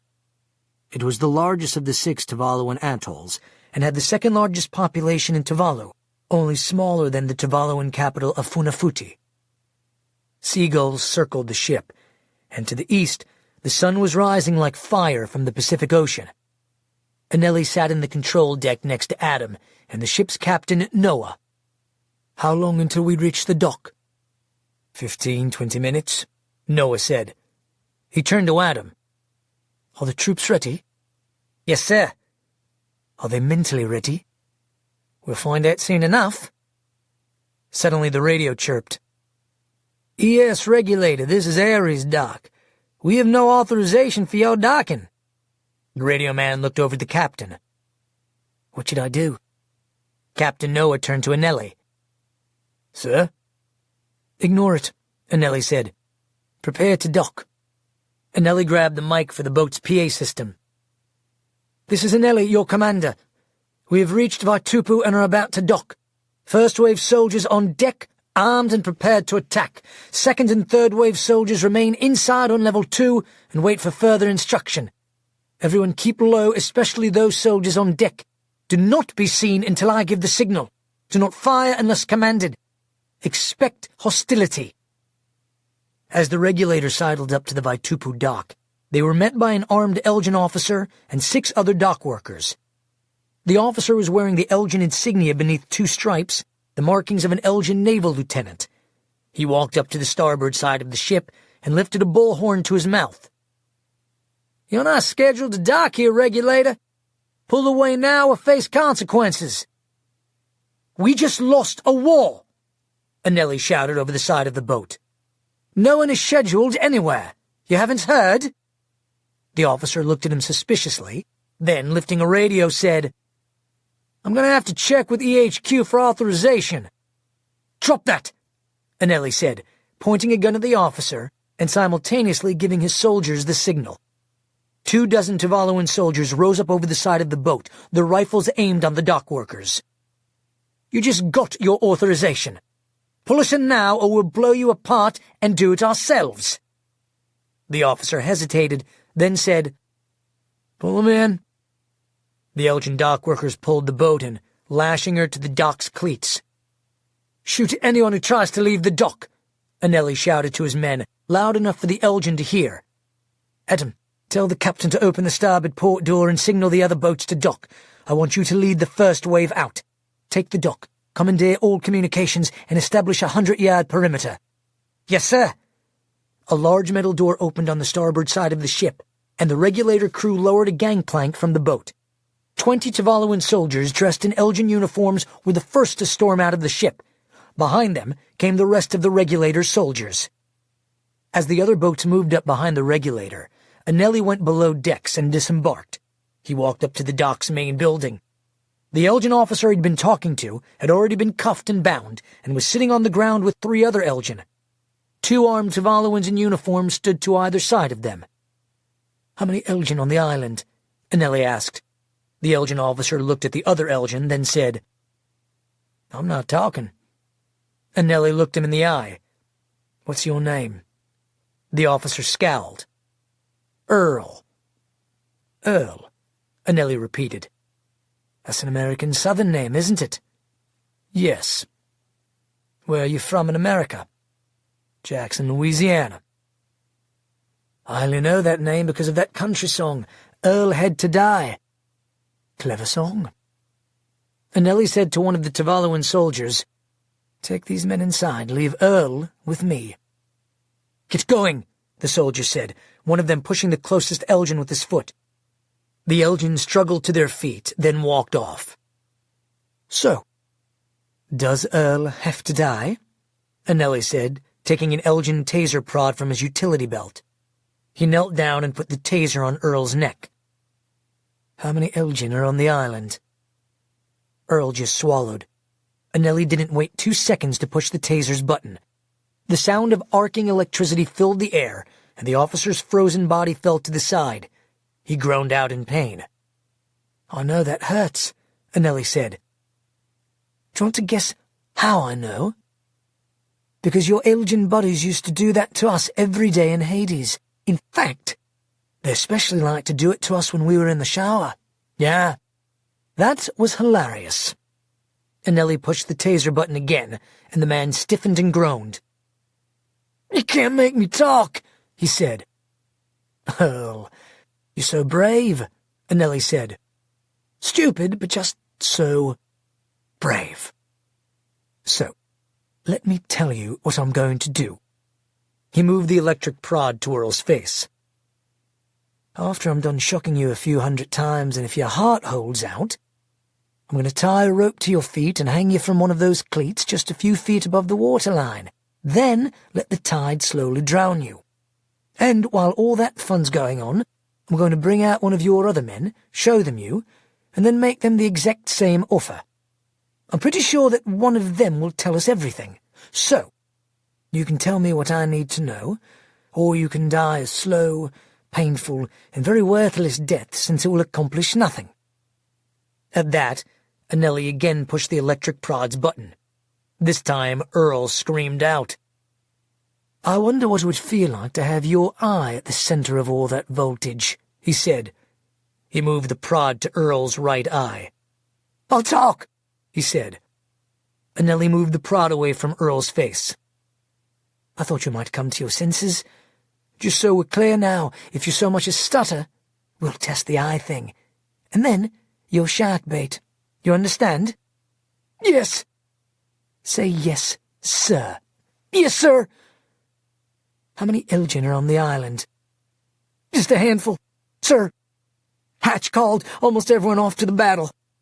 "Why?" "Who knows why? He called it real-world training." "How many is a handful?" "Maybe 30, including us. But they're mostly the office workers." "Where are the office workers now?" "They're in the main headquarters." "Where's the headquarters?" "It's about 200 yards from here. There's a map of the island inside the office." "What weapons do they have?" "They have thousands of weapons. It's the Elgin's armory." "Where do they keep the weapons?" "The main armory is in the south wing of the HQ." "How many armories are there?" "There's one in almost every main building. The explosives have their own building behind the HQ. The office workers didn't want to store them where they worked." "Of course," Anelli said, nodding. "How do we get into the headquarters?" "They'll see you. There are cameras everywhere." "You're Elgin. There are always cameras everywhere." "They haven't been as vigilant watching. With everyone gone, things have been a bit lax. I think there's been a lot of drinking going on." "We've noticed that." Anelli stood. "Adam, take Earl on board with the other Elgin prisoners. Then get back here. Tell your men we're going to attack in 15 minutes. 8. Fish in a barrel. When Adam returned, he was directed inside the dockhouse by the soldier guarding the door. Anelli had already gathered the other leaders around the map of the island and was writing on it. "Back, sir," Adam said. "Good. I'll start again from the beginning. Surprise and speed are vital to our success. The last thing we want is a handful of men hunkered down for a week in the building. Zeal, I want you to march the men from your boat in position here, east of the HQ. Anelli moved his pencil down the side of the map. Split your group. Have half the men take the explosives armory behind the main building. He looked up at Nazil. How many of your men are armed? About 60. I want you to take your soldiers and position them here, at the west side. I want you in behind me. We'll send word. Me, Rafe, Edom, and all our men in Elgin uniforms will drive up through the front gate. If we're lucky, They'll think we're just soldiers returning from the battle. We'll leave 50 of my men here to hold the dock. Do not fire until you've been fired upon or you hear gunfire. This is a surprise attack. If we can do this without firing a shot, we're better off. Our pigeon said that the Elgin they left behind are mostly paper pushers, not fighters. They might not fight unless they think they have to, but don't count on them going peacefully. They are still Elgin. After we've taken the building, we'll pull the trucks up and load them with every weapon they've got. We'll put all the explosives on one boat. Which boat? Nazil asked. The one farthest from mine, Anelli said. Everyone looked at him, and a sudden, unexpected smile crossed his face. I was kidding. What's our smallest boat? Mine, said Pio, one of the 4 boat captains. The Neutron. How many passengers are you carrying? 46. 6 crew. We can take your soldiers on the regulator. We'll fill the Neutron with the heavy explosives and your crew. Grenades and mortar shells will divide between the rest. Anelli looked around. Any questions? No one said anything. Let's do this. Have your men ready to move in 5 minutes. My team won't make our entrance until everyone's in place. Zeal held up a handheld radio. We got these. Should we use them? No. From here, those are powerful enough to reach Funafuti, and we don't know who's listening. We go in radio silence. Anelli and his men waited 10 minutes for the other squads to take their positions before driving the dock trucks up to the Elgin's main building. The front gate was attended by only 1 guard. As they approached, the man stood at attention. You made it back, sir, he said. Barely, Anelli said. The guard looked at him, then at his badge. You aren't Collins? No, I'm not, Anelli said, lifting his pistol at the man. 3 of his soldiers pointed their guns at the man as well. Hands on your head, Anelli said. Speak into that radio and we blow your mouth off. Yes, sir. I mean, no, sir. On your knees. Yes, sir. 2 men, Adam and 1 other, jumped down from the truck and went inside the guard booth. They cuffed the guard's hands behind his back, then took his radio. Then they went through the booth, confiscating all the weapons inside. Sir, Adam said, we can see inside the building from here. Anelli climbed down from the truck and walked around it to the guard booth. There were 4 different monitors on the wall, all of them switching camera views every few seconds. Right there, Adam said. They're in those 2 offices. And the break room, Anelli said. They're playing ping-pong. After a moment, Adam said, They're not very good. Anelli laughed. Earl wasn't kidding, was he? It looks like a bunch of accountants. What kind of uniform is that? Adam said, pointing at one of the monitors. It looks wimpy. So far I haven't seen a single weapon. That guy has one, Adam said, pointing at the screen. He leaned forward to read the small type across the bottom of the image. That must be the explosives armory. He turned back. Should we warn Zeal? Not for one guy. They'll handle him. Anelli started back to the jeep. Let's go catch us some Elgin. Like fish in a barrel, Adam said. Elgin fish, Anelli said. They stink more. Only 1 Elgin even noticed Anelli and his men as they entered the building. He wore thick glasses and was carrying a stack of papers. It's about time you got back, he said. It's gone to pot around here, literally. Anelli pointed his gun at him. On your stomach, hands behind your back. What? Do it, now! The man dropped to his stomach. 2 soldiers ran to him, cuffed him, and dragged him out of the hall. Rafe, find Nazil. Tell him we're in the building. Rafe nodded. And don't surprise them. You might get shot. Check. He turned and ran out the front door. Anelli split up his men, and they went separately down opposite corridors. This should be the room on the monitor, Adam whispered. Anelli put his ear up against the door, looked back, and nodded. Adam signaled for his men to line up behind the door, then turned back to Anelli. Before Anelli could open the door, the knob turned and began to open. They let the door open enough to expose a sloppily dressed, middle-aged man holding a porcelain coffee cup. His eyes were dull, and his face was remarkably calm as he stared at the Tavaloans in Elgin uniforms, He looked more confused than worried. "Now!" Anelli shouted, kicking open the door and knocking the man onto his butt. Coffee flew everywhere. Adam and his men ran into the room, brandishing their rifles. "Everyone, hands up! Now!" The men inside the room watched the intrusion as casually as if they were watching a TV show. "Up!" Adam shouted. The men slowly raised their hands. "What's the meaning of this?" one of the men asked, his voice soft and slightly slurred. "Hands on your head, mouth shut," Anelli said. The man looked back and forth between the Tavaloans, lifted a drink to his mouth, and then said, "Thank God you're just Tavaloan. For a moment, I thought Admiral General Hatch had sent you." Their behavior was so peculiar that Anelli walked over to see what they were drinking. He held up a cup. "Kava kava." The Tavaloans nodded knowingly. "Kava," Adam said. "That explains everything."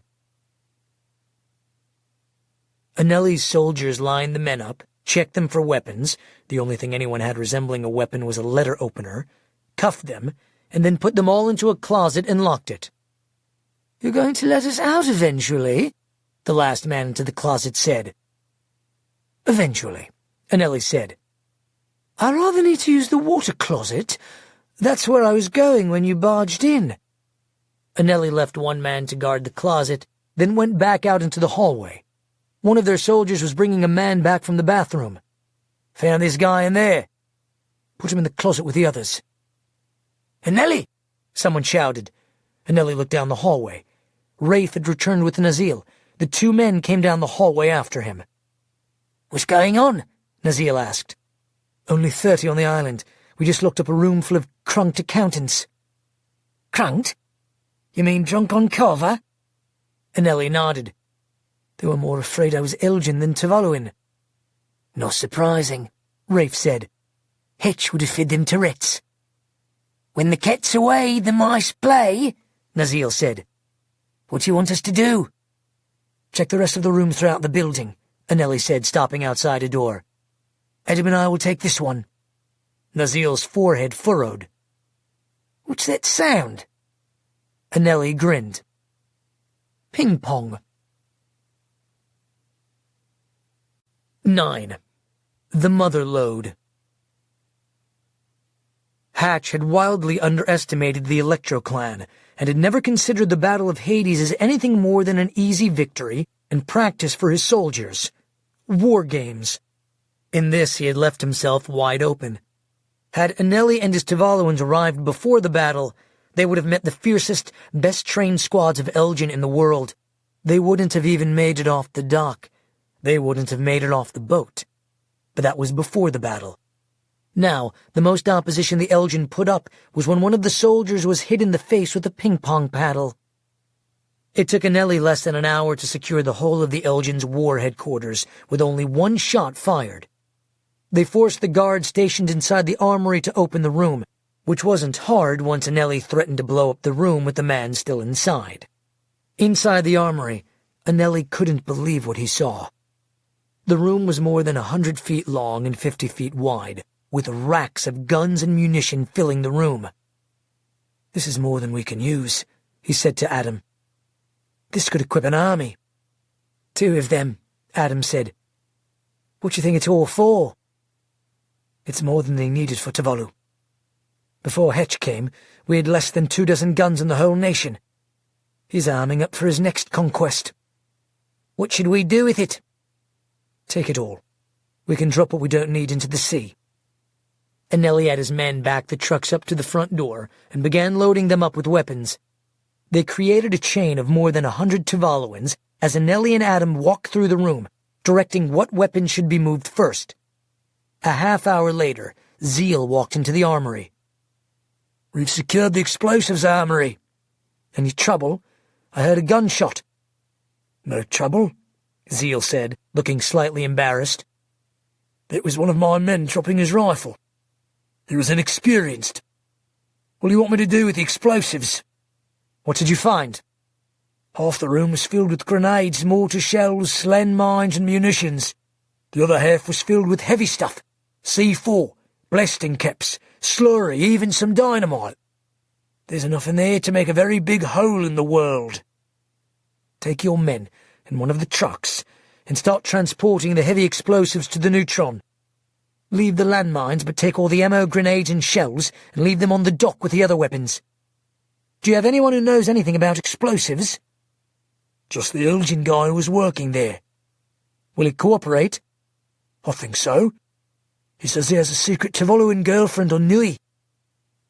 Have him help you, but have 2 guards on him at all times. Let him know that you'll shoot him if he tries anything. Yes, sir. Only a few minutes after Zeal walked out of the armory, Rafe walked back in. We've already filled the first truck. We haven't even made a dent in this, Anelli said. Take everything to the dock and unload it in organized piles, then come back for more. Don't put anything on the boats yet. We'll do that after we know where we want everything. Yes, sir. Pass the word on to Nazil and the others. Yes, sir. Adam frowned. This is going to take us all day. That sounded like a complaint, Anelli said. That's like complaining because you got too much for Christmas. Sorry, Adam said. Anelli put his hand on Adam's shoulder. We were wondering if we'd find any weapons. I'd say we hit the mother lode. It took 300 men nearly 5 hours to clear out the armories. When Anelli drove back to the dock, he was surprised to see just how much they had confiscated. Stretched out in the open, it looked like a military flea market. Zeal walked up to him. We filled the neutron with the heavy explosives. The rest we've piled over there. Good, Anelli said. Not for the crew, Zeal said. That's one nervous group of men. Sterling told them there were enough explosives on board to blow up a third of Funafuti. Sterling? He's the Elgin. That's good to know, Anelli said. Again, not good for the crew. Anelli grinned. Just tell them that if the C4 explodes, they'll never even know. But if they suddenly find themselves on a beautiful island with perfect weather and fine hula dancers, just relax. They're already dead.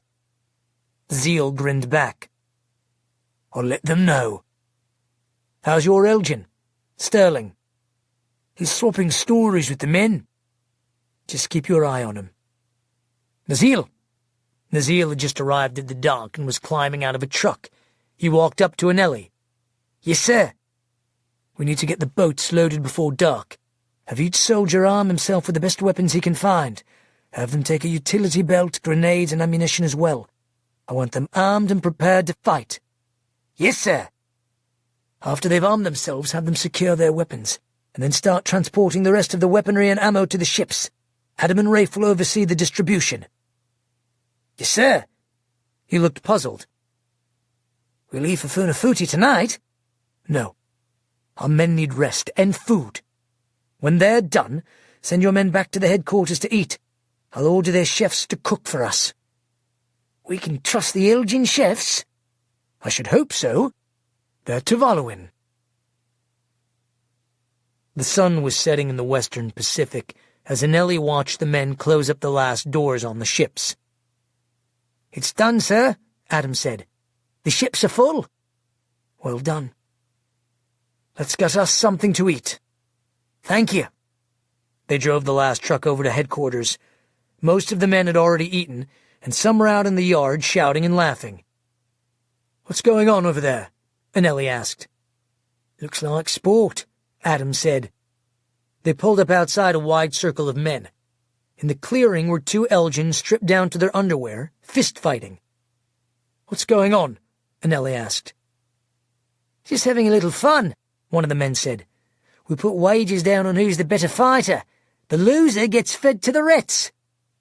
Anelli flashed with anger. Stop this. He pointed at the 2 men who were both bloodied. One of them had a broken nose. Elgin, stop this right now. The men gladly obeyed. Anelli turned back to face his own men. What are you, Elgin? This is not us. We are here to liberate our islands from the Elgin, not to become them. Do you wish to offend the gods? Go to your boats! Now!" The group quickly dissipated, all except one, whom Anelli ordered to stay and gather up the men's clothes. Anelli walked up to the two Elgin men. He threw them their clothes. "Get dressed." The men looked at him with surprise. "We are not uncivilized," Anelli said. "We'll leave that to you." He turned to the soldier he'd kept back. "Take them back inside where you got them." "Yes, sir." Adam looked at him. "They were just releasing tension, sir. They may be killing Elgin soon enough. Or being killed." "I know." He started to the building. "There are worse things that could happen." "Sir?" Anelli stopped, then said, "After slavery was abolished in America, many Africans were returned to their own country. Instead of returning to their way of life, they imitated the cruel world they had left and began capturing and enslaving other Africans." "Why are you telling me this?" "I'm worried that we might not get the Elgin out of our islands. But I'm far more worried that, after the cruelty our people have suffered, we might not get the Elgin out of our people." 10. Evil to come. The compound's mess hall was designed to seat 1,000 Elgin soldiers, and was easily large enough to accommodate the small Tavalloan force. The room was dull and grey, but the emotion was bright and festive. The Tavalloan cooks were happy to be with their own people again, and they joyfully cooked the traditional foods they were not usually allowed to make: cassava, boiled tapioca, curry, and stew with fish and beef. They made special Tavalloan bread and cakes, and dipped into the Elgin's best butter, wine, and cream. They also cooked large, meaty steaks imported from New Zealand that had been reserved for the Elgin officers. They made enough food to provide the soldiers with as much as they could eat and some to take away. Anelli walked among his soldiers, observing them and shouting, "Eat up! The next feast you will have will be on free Tavalloan soil." After the small army had eaten, Anelli told the cooks to eat their fill, and then to prepare as much bread and food as they could for the coming days of battle. All the cooks volunteered to follow Anelli into battle. They took about 75 soldiers and ransacked the Elgin's food supplies, filling the trucks with the Elgin's food and bottled water. After Anelli had eaten, he gathered his leaders together. The men were in high spirits, a few of them high on spirits. "We are an unstoppable force," Nazil said, lifting a glass of wine. "We have put down the Elgin." "We've put down 30 drunk accountants," Anelli said grimly, angry to see his men so quickly off guard. "Drink no more." Nazil set his glass down. "Sorry, sir." "When do we sail to Funafuti?" Adam asked. Anelli paused a moment, then said, "We're not sailing to Funafuti." The men looked at him in disbelief. "You're joking with us, Anelli," Rafe said. "I don't joke about serious matters. We're not sailing to Funafuti. We're sailing to Nui." The men looked back and forth at one another. "Nui?" Zeal said, not hiding his disapproval. "Why would we sail to Nui? That is the opposite direction. It's time we attacked. We have soldiers. We have found more weapons and ammunition than we hoped for. Our people need us. It is time." "I will tell you when it is time," Anelli said. "Yes, our people need us. Our country needs us. But this is not our way. We are sailing to Nui." The men glanced furtively at one another with concern. "Excuse me, sir," Adam said. "But what is not our way?" Anelli took a deep breath. "I have just learned that the great Elder Malachi is still alive and residing on the island of Nui. We will not go to battle until we have counseled with him." "Anelli," Zeal said, "I beg you to please reconsider. This change of course could delay us 3 or 4 days. Any delay gives the Elgin more time to build up strength. Just a few minutes ago, the cooks told us that new Elgin soldiers are arriving on Funafuti every day. They are growing in strength. Soon our window of advantage will be gone." Anelli looked disturbed. "I know the risk," he said. "This was originally not my plan, but my heart has guided me correctly so far. I feel this is something we must do." "But Anelli," Nazil said. Anelli abruptly stood. "This is not a matter open to discussion. We will set sail at 4 a.m. Have your soldiers ready." He turned and walked out of the room, leaving the men sitting in stunned silence. "Edom," Zeal said. "Go after him. He listens to you. You must talk sense to him." "I'll do what I can," Adam said. He got up and ran out the door after him. When he reached Anelli's side, Anelli said, "You wish to discuss the matter more?" "You said this is not a matter open to discussion," Adam said. "But you would if I allowed," Anelli said. "Or perhaps the group sends you to reason with me.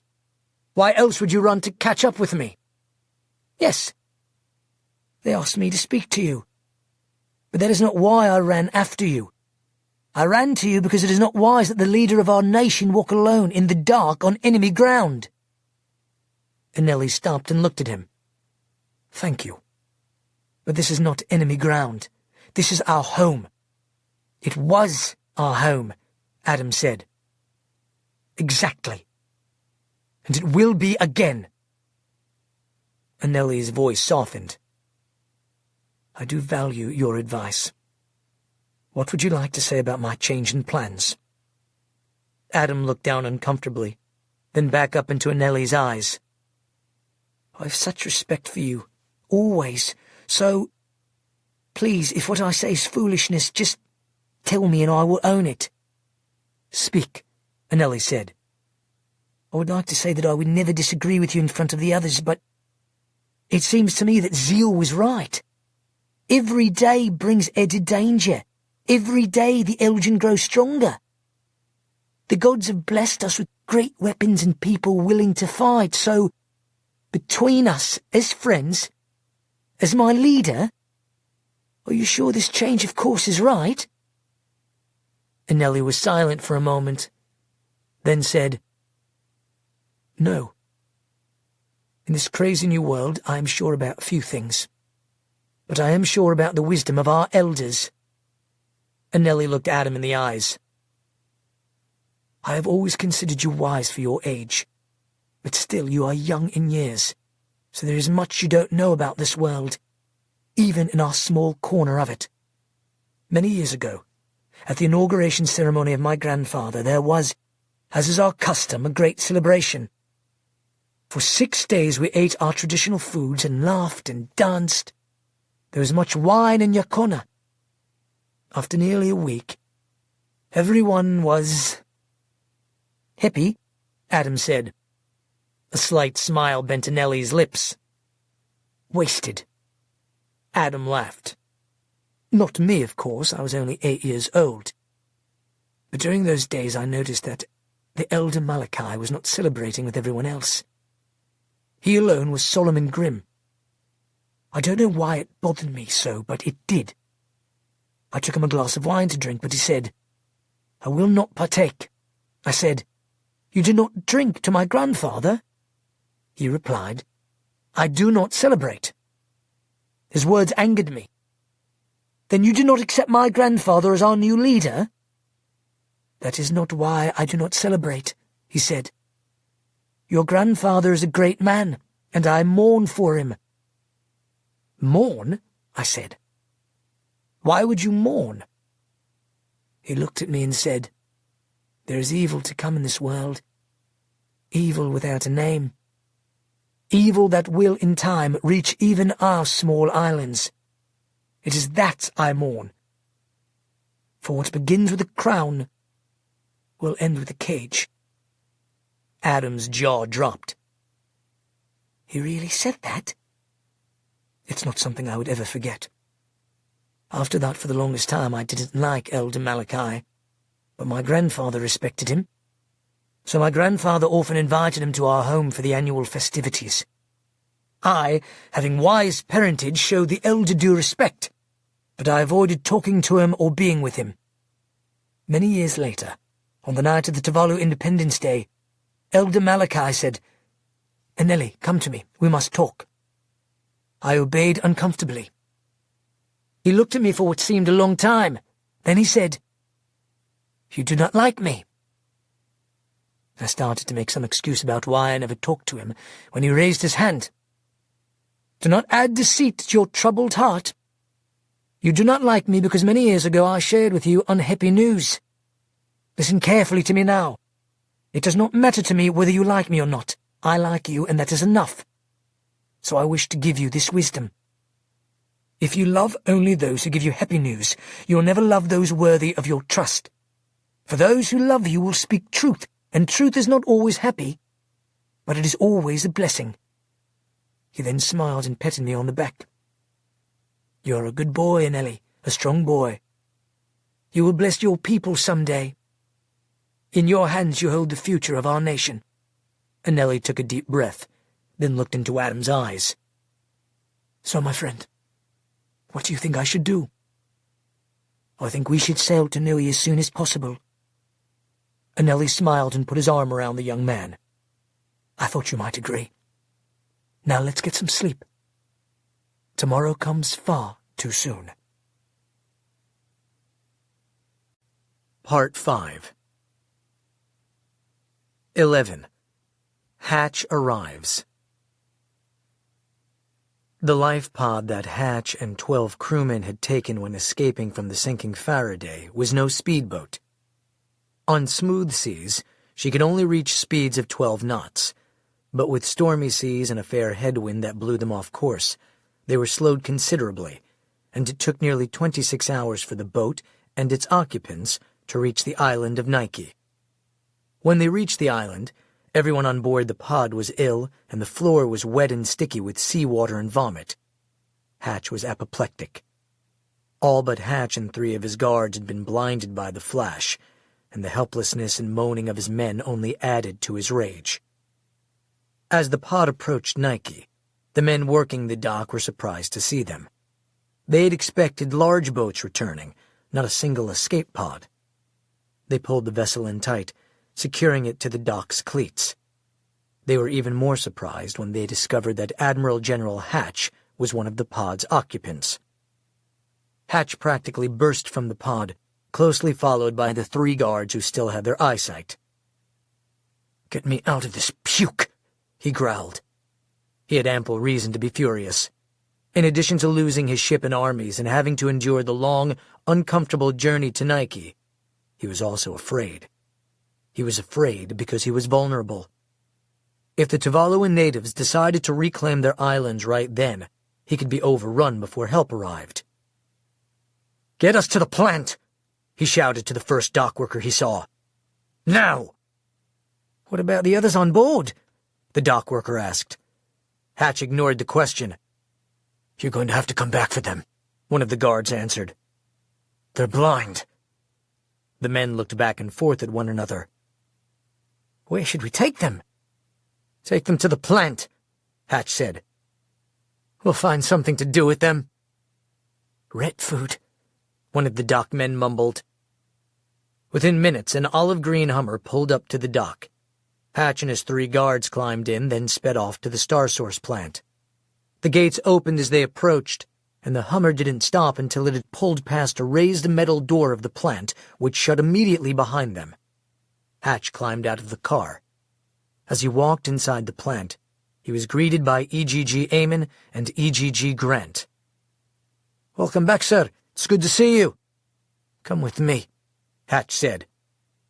As he followed Hatch down the corridor, Eamon said, "We lost all radio contact. What is the status of the siege?" Hatch turned and scowled. "The status is that our forces were decimated." The EGG looked at him blankly. "How did that come about?" "Somehow Vey went supernova and exploded himself like a nuclear bomb. He wiped out everything." Then he said in a softer tone, as if to himself, "At least Vey is gone." "How many men did we lose?" "Everyone. As far as I know, we're the only survivors, which means we're vulnerable. We need to rally our guards to the plant immediately."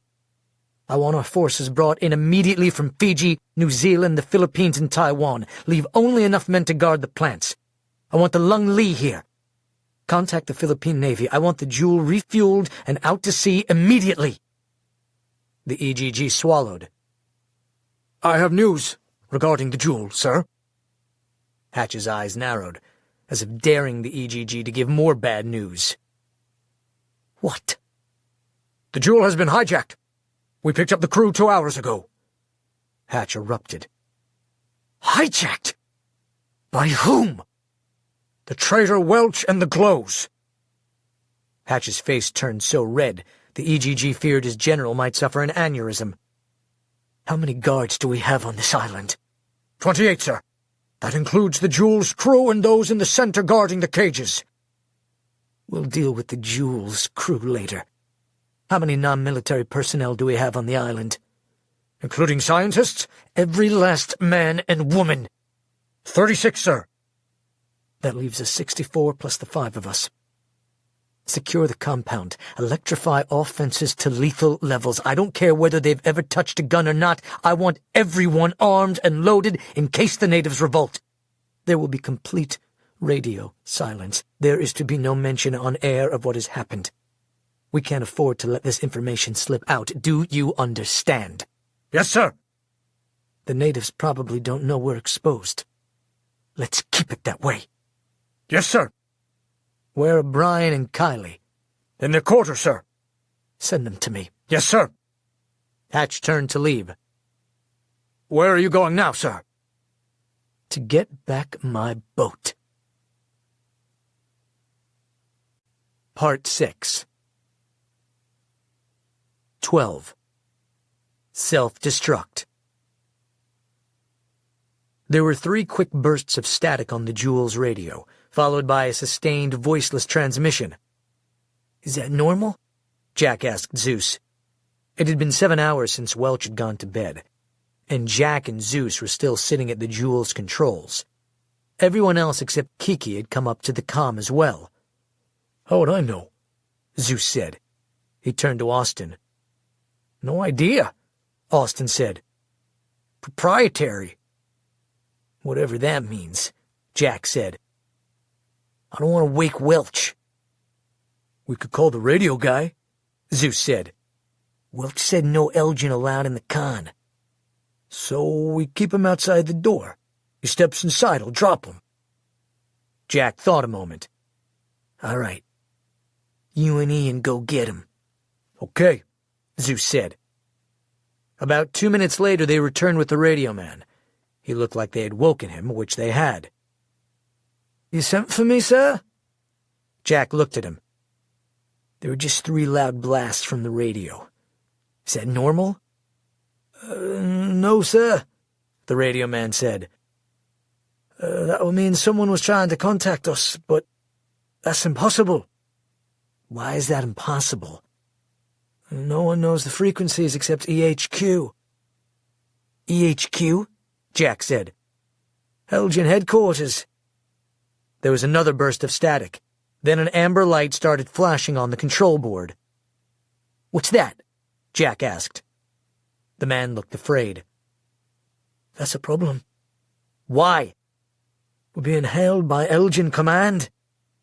Jack pushed a button on the panel next to him. "Welch, it's Jack. We've got a problem." "I'll be right there," Welch said. A minute later, Welch walked into the room. Jack stood and Welch took the captain's seat. "What's going on?" "The Elgin HQ is trying to contact us," the radio man said. "Get the Cobb. He's on his way," Jack said. "I'm here," the Cobb said, walking into the con. "What's going on?" "The HQ transmission," the radio man said. "Emergency frequency." The Cobb turned to Welch. "Someone at Elgin headquarters wants to talk to us." "All right," Welch said. "Let's find out who. Open communications." Hatch's voice suddenly burst over the Jewel's radio. "This is Admiral General Hatch. To those who have hijacked the Jewel, you cannot escape. We are tracking your movements. You have 10 minutes to turn my boat around, or I will detonate the self-destruct." His voice changed to somewhat less official. "What were you thinking, Welch? You fool." "Good try, Jimmy," Welch said, knowing how much Hatch hated it when people didn't call him by one of his self-appointed titles. "First, may I tell you how genuinely disappointing it is to learn that you're still alive. Second, I don't take orders from you anymore. And third, I don't believe you have a self-destruct mechanism. What sane man would put a self-destruct mechanism on a boat, especially one that's carrying all your money? Not that the word sane has ever applied to you." "There is a self-destruct," the cob frantically mouthed to Welch. Welch glanced at him but didn't say a word. "A brilliant man," Hatch said. "Especially on one carrying all my money. There are pirates in this world, and I, having foresight as well as sanity, have prepared for fools like you. The Jewel is carrying more than $2 billion in jewels, currency, and bullion. I can sink it and salvage the treasure later. It's just like changing accounts." "Then why didn't you just sink it already?" "I have crew on board." "What? You suddenly grew a heart? It's a medical miracle," Welch said. "Come on, James. I know you better than that. Hostages mean nothing to you." "Yes, you do know me. But there are people on board who have information I desire about the Resistance. That, and the fact that the Jewel took 3 years and $300 million to build. She's a treasure herself. All things considered, I would rather not destroy it." "You're going to have to," Welch said. "If you can, because we're not turning back." The captain again mouthed emphatically, "There is a self-destruct." Again Welch ignored him. "Go ahead, Jimmy. Show me your self-destruct." "You have no idea how tempted I am," Hatch said. "But enough of your insolence. I presume you have Ian on board?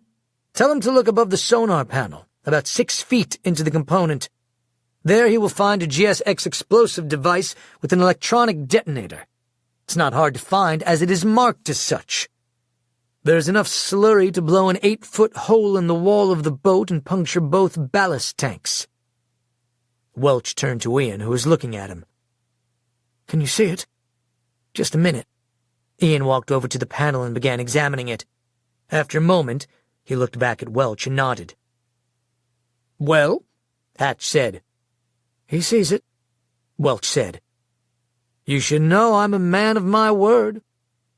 "Except when you're not," Welch muttered. "Why would we come back just so you could torture and kill us?" "If you bring back my Jewel, I give you my word none of you will die." "Or be tortured." "Or receive torture," Hatch said. Welch hesitated a moment, then said to the cob, "Turn the ship around." "Smartest thing you've done this year," Hatch said.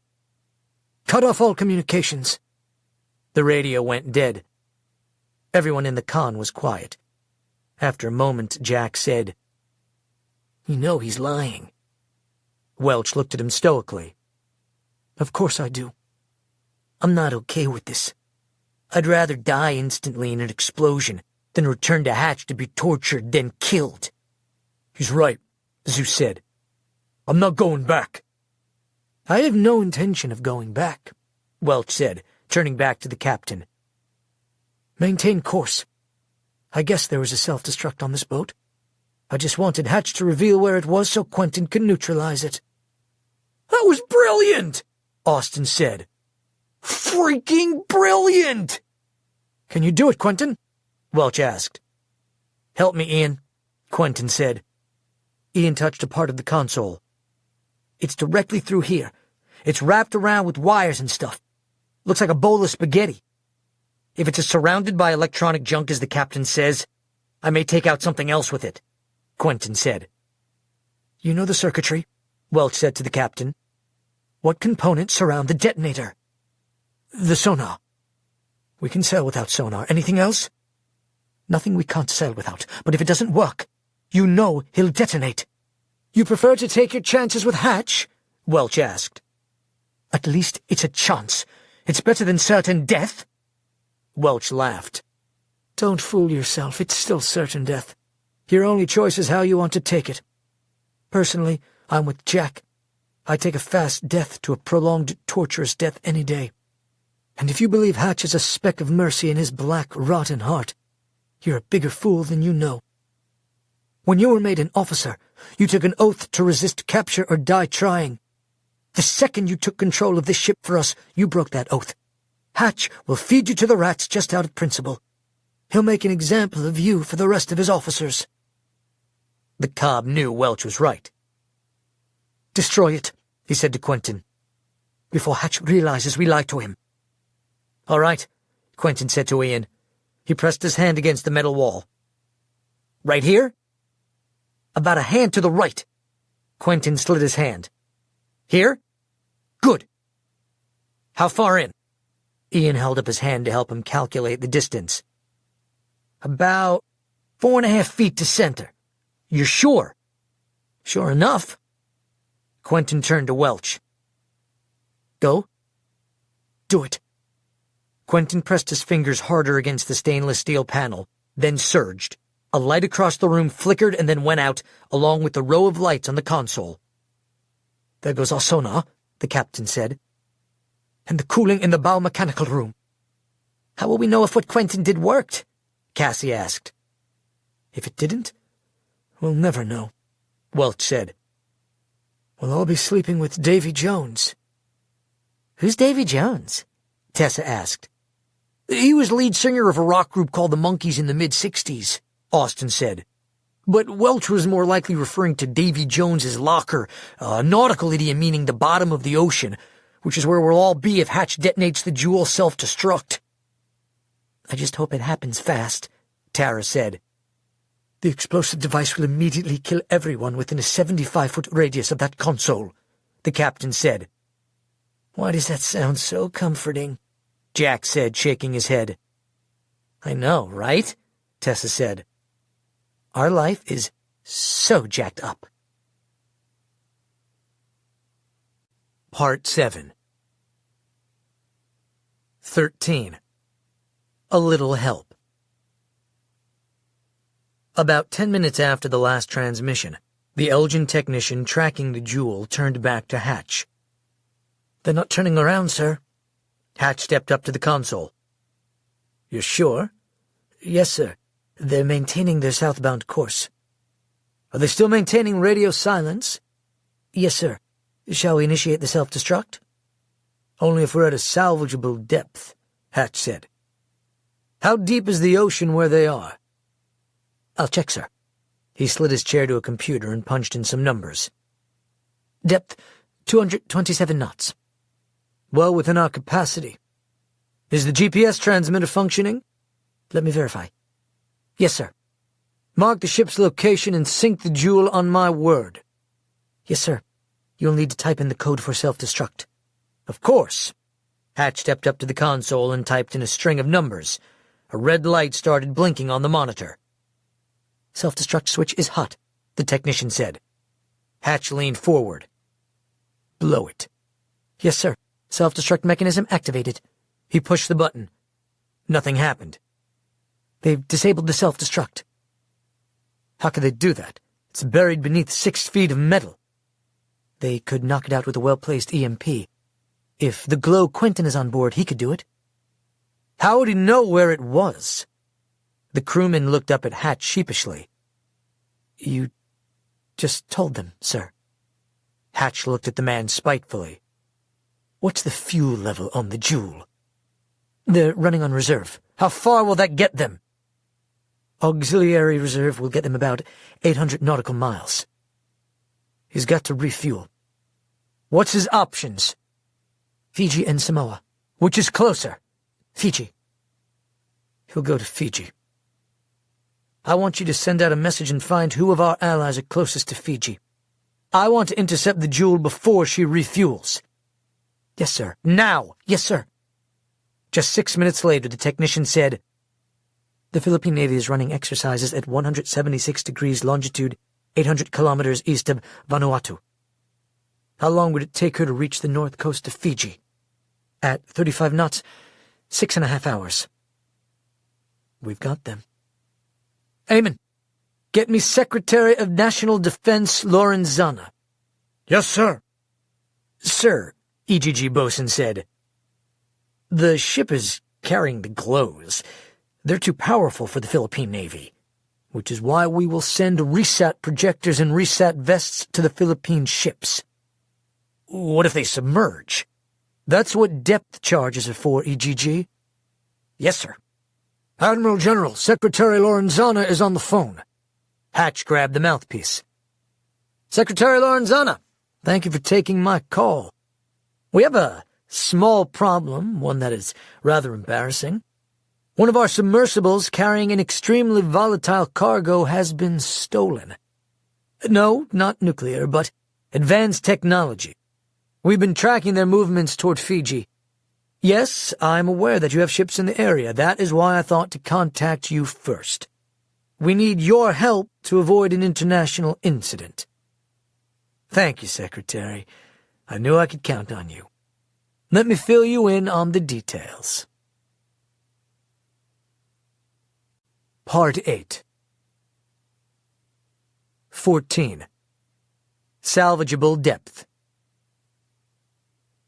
About an hour after the Elgin's last transmission, the Cobb said, I guess Hatch isn't going to blow us up. Either we're not at a salvageable depth, Welch replied, or Quentin succeeded. We are at a salvageable depth, the Cobb said. So Quentin succeeded. He can still track us, the Cobb said. Yes, but what can he do about it? He'll think of something, Quentin said. Hatch always has a card up his sleeve. Welch slowly nodded. You've got to give it to him. He's a genius of chaos. What do you think he'll do now? Quentin asked. If I were Hatch, I'd try to intercept us before we refueled, Welch said. How would he do that? Quentin asked. The only boat of his we didn't sink is the Edison, and we're too far along for him to catch us, the Cobb said. No. But he has friends, Welch said. Let's just hope that they're not in the area. Part 9 15. The Edison. It had been more than 30 hours since Hatch had slept, and after he hung up with Secretary Lorenzana, he went to his quarters, leaving strict instruction to be disturbed only in the case of a dire emergency. That call came almost 12 hours later from EGG Eamon. Admiral General, we have a crisis developing. What kind of crisis? The natives are restless, Eamon said. They are preparing to attack. Our island? Not yet. It's best I show you. I'm in the war room. I'll be right there, Hatch said. He climbed out of bed, poured a glass of scotch, and then walked down the corridor to where EGG Eamon was waiting outside the door. What is going on? We have footage, sir, Eamon said. He walked with Hatch to the side of the room covered with monitors. A third of the monitors were static. Why don't we have images on Ares or Demeter? The cameras have been destroyed, sir. But we picked up this footage before they were taken out. Eamon turned to the technician. Roll Ares videos 6 and 7. Yes, sir. One of the screens showed the Vaitupu dock with the ES regulator approaching. Suddenly, men appeared over the side of the ship, pointing guns at the Elgin. Who is that? Hatch asked. Tuvaluans. Keep watching. The dock workers tied up the ship. Then one of the dockside doors opened, and a host of Elgin guard ran out. Our men? No, the Tuvaluans wearing our uniforms. Just then Anelli walked out of the boat. Who is that? Hatch asked. That's Anelli Saluni. He's the grandson of Prime Monkey Saluni. Just then one of the soldiers pointed a gun at the camera and blew it out. The video went static. The other video was from inside the dock building. Men began walking inside. They pulled a map from the wall. Saluni pointed toward the camera, and one of the men walked over and shot it out as well. That's enough, Eamon said. He turned to Hatch. Saluni appears to be leading them. We've lost all contact with Vaitupu. I mean Ares. Where did Saluni come from? He was imprisoned on Hades. So he survived. He survived and appears to be leading a revolt. Where are our soldiers on Vaitupu? There's no open communication. It would appear that the Tuvaluans have overthrown the island. Where did they get the boats? We've identified the boats as the Regulator, the Pulse, the Proton, and the Neutron. They're agricultural ships from Demeter. Have you contacted Demeter? Demeter are these screens right here, Eamon said, pointing at more static screens. Same story. Cameras out, no one's home. How many soldiers does Selûne have? We have no way of knowing how many he took from Hades, but there were a little more than 500 workers on Demeter. There were limited arms on Demeter, so I'm guessing that he took the people, then commandeered the boats and sailed to Ares for more weapons. If he's gotten into the Ares armory, they'll be completely armed. Where is he now? We don't know. We expect that he's preparing to sail here. Hatch turned white. Where are our soldiers? They're coming, sir. We expect 200 by midnight. Initiate a curfew. Any Funafuti residents seen outside their homes after dark will be shot on sight. Set up patrols on all landing sites. If they try to dock, we'll blow it up. We don't need to, Admiral General, Eamon said. We still have the Edison. She's undermanned, but still fully operational. Hatch's demeanor changed from anger to delight. He laughed. Of course, the Edison. EGG, this is excellent, excellent news. Here I've been worried about the natives rising up against us, and Selûne has done us the greatest possible service. He's gathered all our enemies together and put them all on indefensible, lumbering, unarmed cattle boats. He might as well have sailed as rebels here in coffins. They'll be easy targets for our battle cruiser. We'll blow them out of the water long before they reach our island. We just have to make sure they never reach our island. How are our surveillance drones? Operational.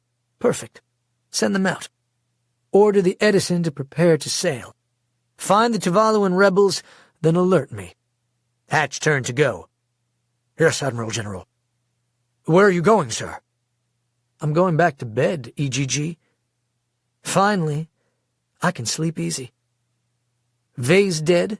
We'll bury Selûne and his revolution in the sea, and soon I'll have the Jewel, Welch, and the Glows back in hand. Everything is going our way. I'll see you in the morning. Good night, sir. Sleep well. Hatch smiled. You can be certain I will, EGG. You can be certain I will. Part 10. 16. The Elder. Anelli's boats pulled out of the Vaitupu harbor precisely as he had planned at 4 a.m. He had no information about the Elgin, and he wasn't taking any chances that they might have more of a force than he realized. He got less than 3 hours of sleep before going up to the Regulator's bridge to coordinate his army's departure. The boat sailed close together, except the Neutron, which held so much explosive capability that an accident near the rest of the fleet could possibly sink all the ships. The distance between Nui and Vaitupu was a little more than 170 kilometers. Because they were sailing as a convoy, they matched their speed to the slowest of the ships, the ES Proton, an older produce cargo vessel that sailed between 17 and 18 knots. So it took the Armada nearly 6 hours to reach their destination, the southernmost isle of Whenua Tapu. All the boats except the Regulator anchored a mile out from the island, far from the reef's rocky coral wall. The Regulator moved into the small Nui harbor, usually reserved for the Volta, the Elgin science ship, which at Hatch's orders had sailed to Funafuti only a day earlier. Nui was only slightly larger than Hades, but very different in appearance and geography.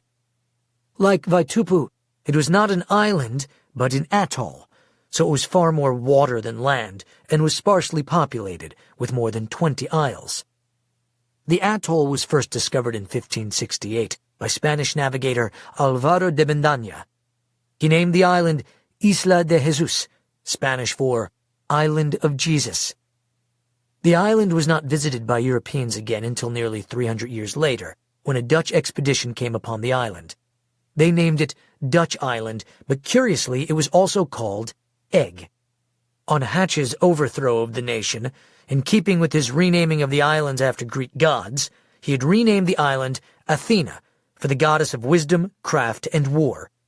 It was dedicated to scientific research and was where the Volta and her 76 scientists was primarily based. Prior to the Elgin's arrival, the Nui Atoll had had a population of 521 natives. That number had since dropped significantly as, under the stress of foreign occupation, many of the older natives had died, and most of the men and half the women had been sent to other islands to work. By the time Anneli arrived, there were only 172 natives, 153 of whom were female.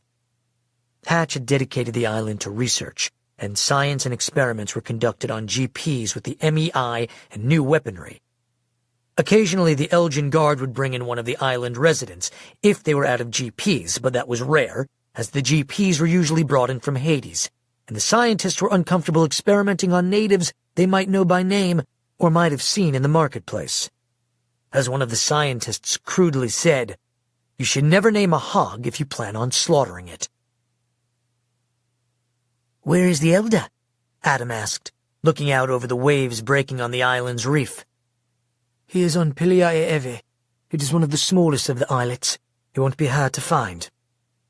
The regulator docked around noon.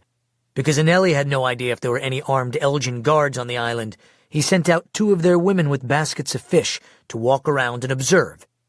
They encountered no Elgin, and when they felt bold enough to speak to one of the residents, a fisherman on the beach who was mending his nets, they were told that the only Elgin guard on Nui were assigned to the Elgin's large boat, the Volta, and only occasionally came to town looking for kava or women or both. But just a week before, for reasons he didn't know, the Elgin Guard suddenly left the island, leaving only a few to guard the Volta. With the departure of the Volta, all traces of Elgin were gone. When the women asked the fisherman about Elder Malachi, the man turned away and refused to speak anymore. After receiving the women's report, Anneli, Adam, Nazil, Zeal, and a force of 6 armed men, 2 of them in Elgin uniform, left the regulator a little after 3 in the afternoon. As the Isles of Nui were not all connected, they took one of the ship's tenders and sailed north along the eastern side of the reef until they came to the 4th isle, Piliae. They pulled their boat onto shore and stepped off onto a white, sandy beach. There was no one around. While still away from the island, Anneli, using binoculars, had spotted a young boy near the isle's shoreline, but he had gotten up and run off when he'd spotted their approaching craft. "Where is everyone?" Adam asked. Anneli looked at him. "Perhaps bringing men dressed as Elgin guards was not such a good idea." They made their way off the beach to a line of palm trees and a dirt road. "The good news," Adam said, "is that it's a small island. It won't take long to search all the houses and find him." Anneli stood silently with his arms crossed, a crosswind blowing back his hair. "I don't think that would be necessary." In the distance, an elderly man rode a bicycle toward them. The bicycle's line was erratic, and several times the men thought the man, who looked too old to be riding a bicycle, might fall over. Anneli's men gathered around him to watch the cyclist. "Who is that?" asked one. "I'll wager 2 coins that he'll fall," said another. "He won't fall," Anneli said. When the old man reached them, he stopped the bicycle and got off. He wiped his brow, smiled at the men with a row of yellowed teeth, and then turned to Anneli. "My dear, dear friend, how you have grown. I'm very glad you made it.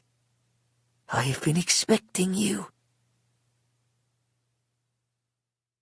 17. The Lightning God.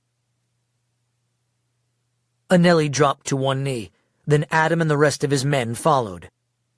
"Elder Malachi," Anneli said, "it is my honor to see you again." "Stand, stand," the elder said. "It is my great, great joy that you have come. I have prepared a meal for you. Come to my humble home and eat." Anneli picked up the bicycle and offered it to the elder, but he deferred. I will walk with you, my friend. I don't often take my bicycle. I'm too old for it. But I was told you had finally landed, and I didn't want you to have to wait." Anneli smiled. "You're very kind." "How did you know we would be here?" Adam asked. The old man looked at him, but didn't answer. "So the Elgin are all gone?" Anneli said. "For the time being," Malachi replied. He pointed to a grass hut 50 yards ahead of them. In the yard was a fire burning inside a ring of coral rocks. "That is my humble home." Anneli grimaced. "You once lived in a magnificent house," he said. "Not so many years ago."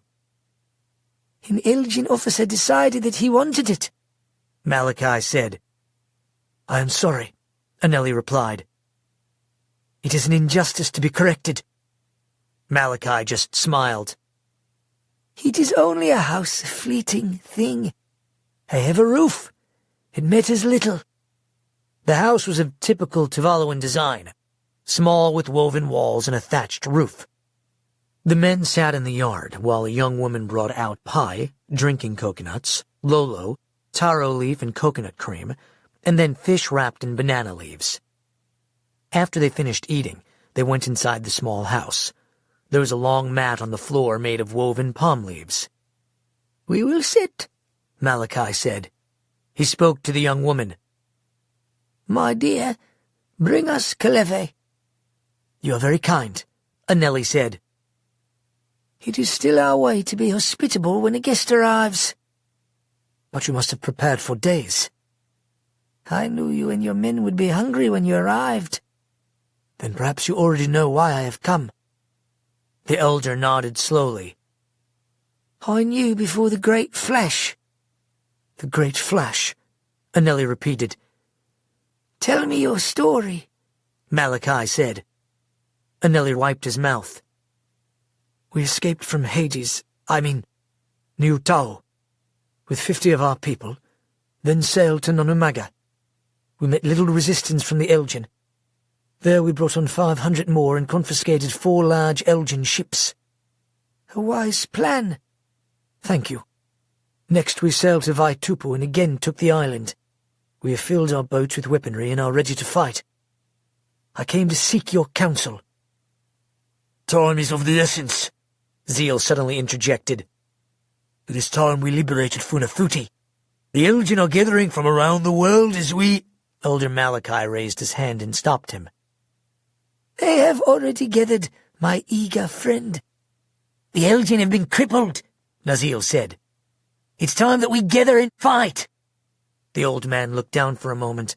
When he looked up, he said, "Kafai etote vaiua ka siu tatua."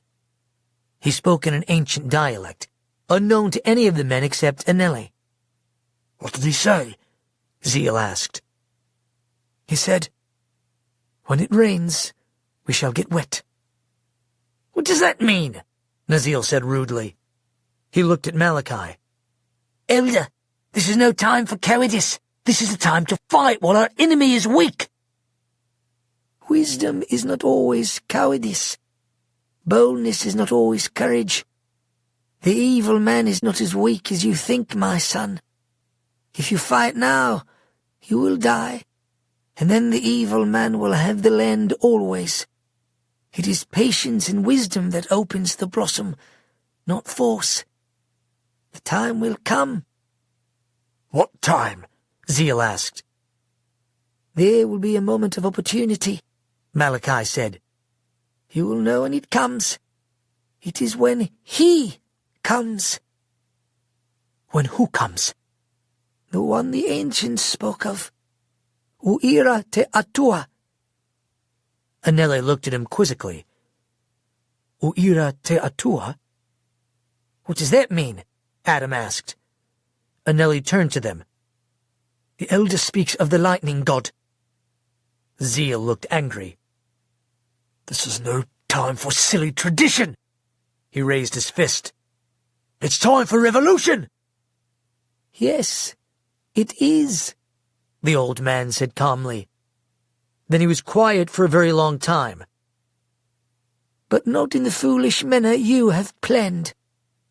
"Foolish!" Zeal shouted. "This is ridiculous.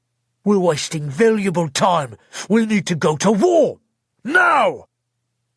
"So eager to die, are you?" The old man looked at him with dark, steady eyes. "You want war?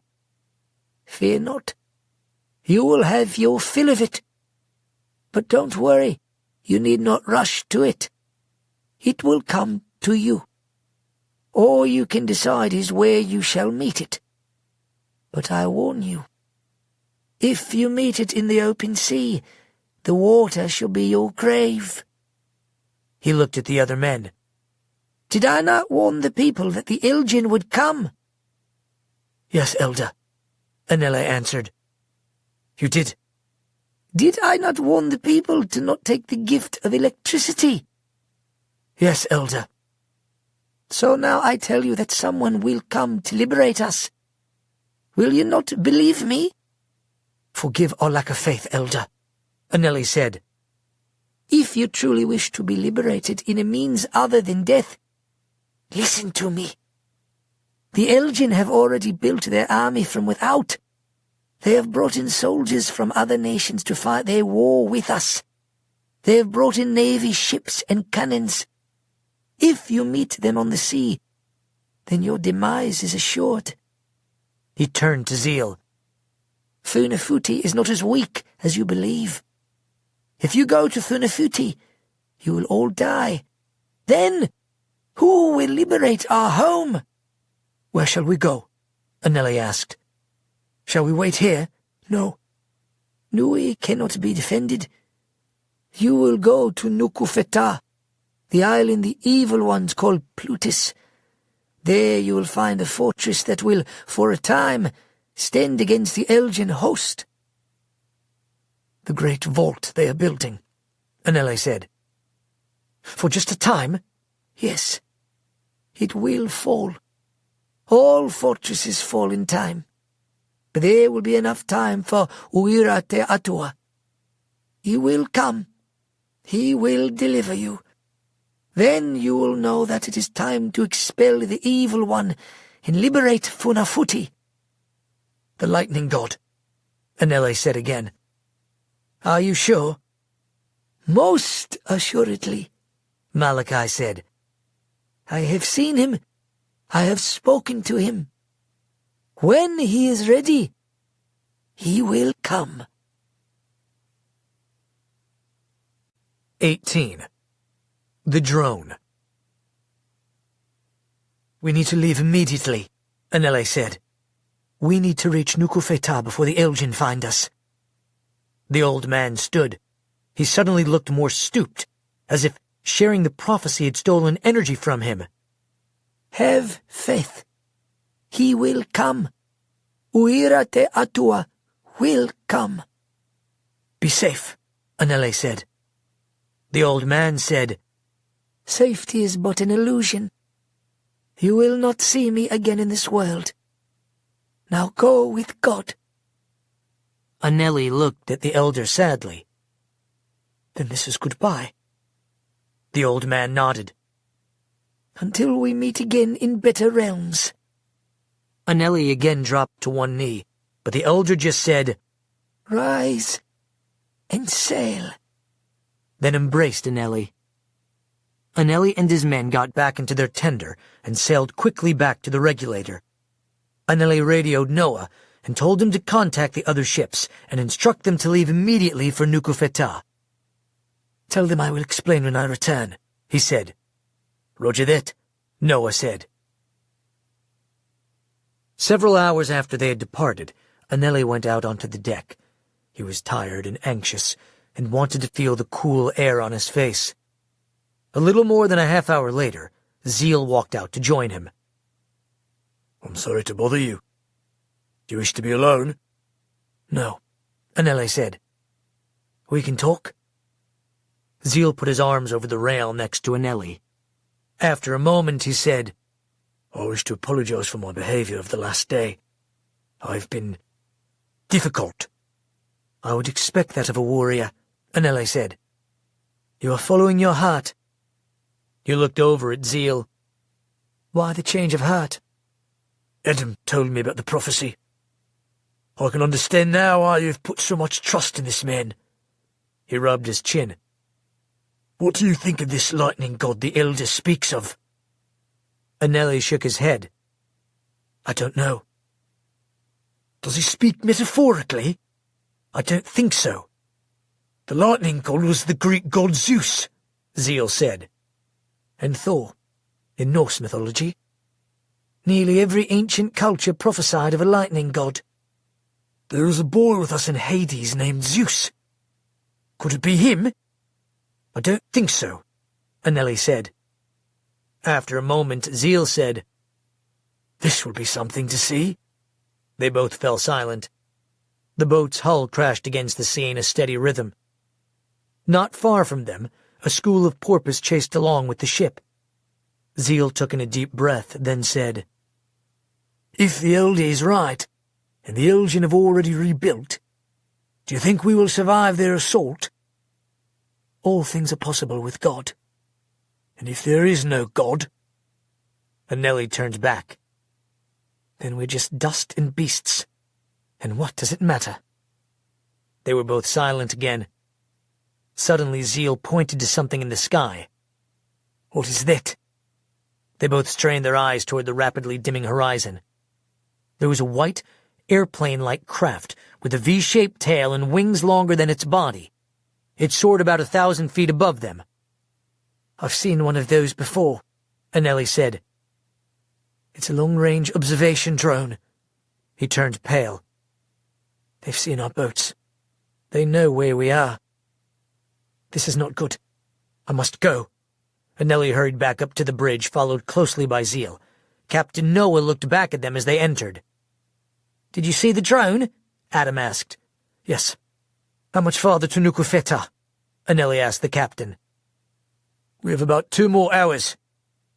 The Elgin could be there in an hour, Anelli said. How much faster can we go? Maybe 6 knots, the captain replied. Do it, Anelli said. And leave the proton behind? Yes, they can lag behind if we're attacked. Perhaps they can slip off and escape. What about the other ships? Tell them what we're doing. I'll radio them. Zeal looked afraid. What did the Elder say about being caught at sea? Don't remind me, Anelli said. It wasn't good. 19. Abandoned ship. The Proton quickly fell behind as the remaining 3 ships, the Regulator, the Neutron, and the Pulse, moved ahead at speeds above 23 knots. 90 minutes later, as the sun sank into the sea to the west, the jagged silhouette of the Nukufeta atoll came into view. There she is, Anelli said. That's a beautiful sight. I'm happy at what I'm not seeing, Adam said. Elgin boats. Where's the Elgin compound? Anelli asked Noah. Hetch's Fort Knox is off Motulalo, Noah said. It's the largest islet and the only deep-water port. Where is that? Southeastern tip of the island. Then why are we sailing west? Have you ever sailed to Nukufeta? Anelli shook his head. No. I was only there as a kid. She's a true coral atoll. The island's pretty much a big rectangular frame filled with water. There's a deep water port into the lagoon on the northwest side of the island. If we can enter the lagoon, we can sail south inside the reef and dock closer to the construction and the seawall our people just built. If there are Elgin ships, we'll be better concealed and better defended. If it's a big ship, the lagoon is shallow enough that she won't be able to follow after us. Well done, Anelli said. How far are we from the entrance? We're about 10 kilometers. Let's get there fast. Just 3 kilometers from the deep-water opening in the atoll, there was suddenly a distant flash, followed by a loud explosion, echoing like thunder. A shell hit the water 2,000 meters from the Regulator, exploding water several hundred yards into the air. There they are, Anelli said. That missile was fired from a battle cruiser, Noah said. It's the Edison. She's still intact. How far away is she? She's covering the entry, Noah said. They must have guessed our play. They know if we get in there, they can't follow. Can we get in there first? No. They'll reach it before we do. Noah turned on his radio. There came the clamor from a foreign tongue, followed by English with a heavy Russian accent. Rebel ship. This is the E.S. Edison battle cruiser. Reduce your speed and surrender or we will sink your ship. What are our options? Anelli asked. We can't outrun her, Noah said. Only the neutron can. We can't outgun her either, Adam said. It's like we brought a knife to a gunfight, Zeal said. A butter knife, Anelli said. A plastic butter knife, Zeal added. We could try to ram her, Anelli said. Noah shook his head. She'd sink us long before we reached her. We need to beach and get everyone off. Could we make it? The reef will rip the bottom out of us, Noah said. She'll definitely sink. At this point, that's a given. We need to get the weapons off the ship. How far up the shore can you get? At 24 knots. I think I should be able to get at least a quarter of the boat on land. I'll take a quarter, Anelli said. Our soldiers need to be prepared for impact. It's like crashing a car. I'll alert them. And they'll need to abandon the ship first. The Edison will continue to shell us. Even on land they can blow us up. We've still got a better chance of surviving a ground shelling than being sunk at sea. Give me the radio, Anelli said. Noah handed the mic to Adam, who handed it to Anelli. Attention all ships. The Elgin Navy is about to engage our ships. We can't fight them. We are going to force our boats up the beach. Beach your craft on the nearest shore and abandon ship. I repeat, beach your craft and abandon ship. He then switched the mic to the ship's PA system. Soldiers, this is Anelli. We've come under fire from the Elgin battleship. If we stay on the water, they'll sink us. We're going to beach our ship. Grab your weapons and brace yourselves for frontal impact. As soon as we hit, abandon the ship as quickly as possible. I repeat, brace for frontal impact and abandon the ship as quickly as possible. Anelli turned back. Zeal, I want you below decks. If I don't make it, you're in charge. Yes, sir. Noah, radio the Proton. Tell her to stay away. Yes, sir. Suddenly, to the east of them, the Neutron banked hard to the port side, then picked up speed. She was the smallest and fastest of the four ships, capable of sailing upward of 40 knots. Where's Pia going? Anelli asked. Apparently not with us, Noah said. Adam lifted binoculars. His crew's jumping off the boat. What is he up to? Anelli said. He's smart, Noah said. He's the only one who can outrun them. That's what he's doing. By the time they finish with us, he'll be long gone. Where do you think he's going? By Tupu, Noah said, suddenly swinging the rudder.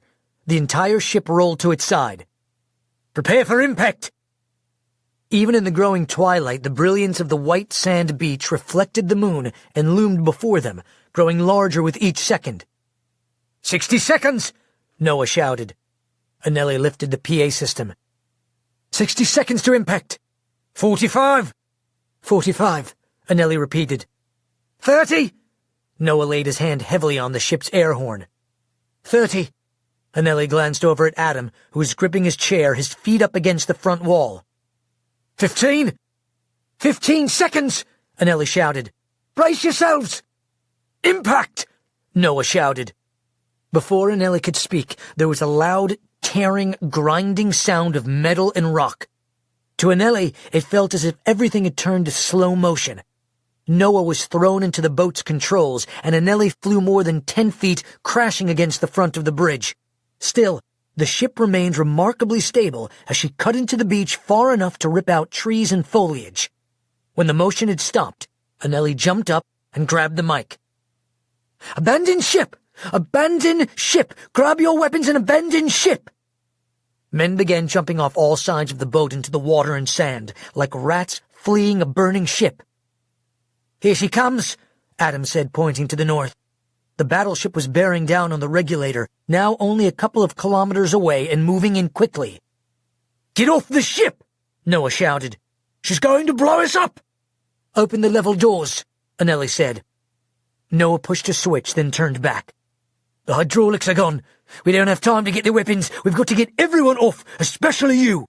He turned to Adam. Get him out of here. Adam grabbed Anelli's arm. Come, now! Adam's words were answered by an explosion as a shell struck the boat's stern, knocking them all to the ground. Go, go, go! Noah shouted from his knees. Adam and Anelli got up and ran outside the bridge. The boat had burrowed so deeply into the sand that it was now only 15 feet above the ground. It's sand! Adam shouted. Jump! They both jumped over the side of the boat. Just then, a second shell hit near the middle of the ship, blowing it in two. Fire sprung up from the center of the boat. Noah's got to get off, Anelli said. Almost as if in response to his words, there was a small explosion near the forward section of the boat, followed by a larger one as the flames reached the ship's fuel tank. The large explosion destroyed the whole of the bridge. Both men gaped in shock. He's dead, Adam said. We'll be dead too if we don't get out of here fast, Anelli said, standing. Just then, the sound of high-caliber machine gun fire began, leaving a path of sand flying up and down the beach. Get to the other side of the knoll, Anelli shouted to his men. Several had already fallen, hit by the gunfire. Anelli and Adam found temporary shelter beneath a concrete seawall. Machine gun bullets strafed the beach and struck the wall Anelli and Adam had taken refuge behind, chipping the rock, but not penetrating it. The battleship continued to draw closer to the regulator. She's going to blow up our weapons, Adam said. She's going to blow us up first, Anelli said. Look at her guns. The ship's turret revolved toward them. More gunfire flipped sand off the beach and shredded the foliage around them. Anelli's civilian soldiers ran in panic from the gunfire, something none of them had ever experienced. Then mortar shells started blowing up around them as well. A kilometer to the north of them, the Pulse beached.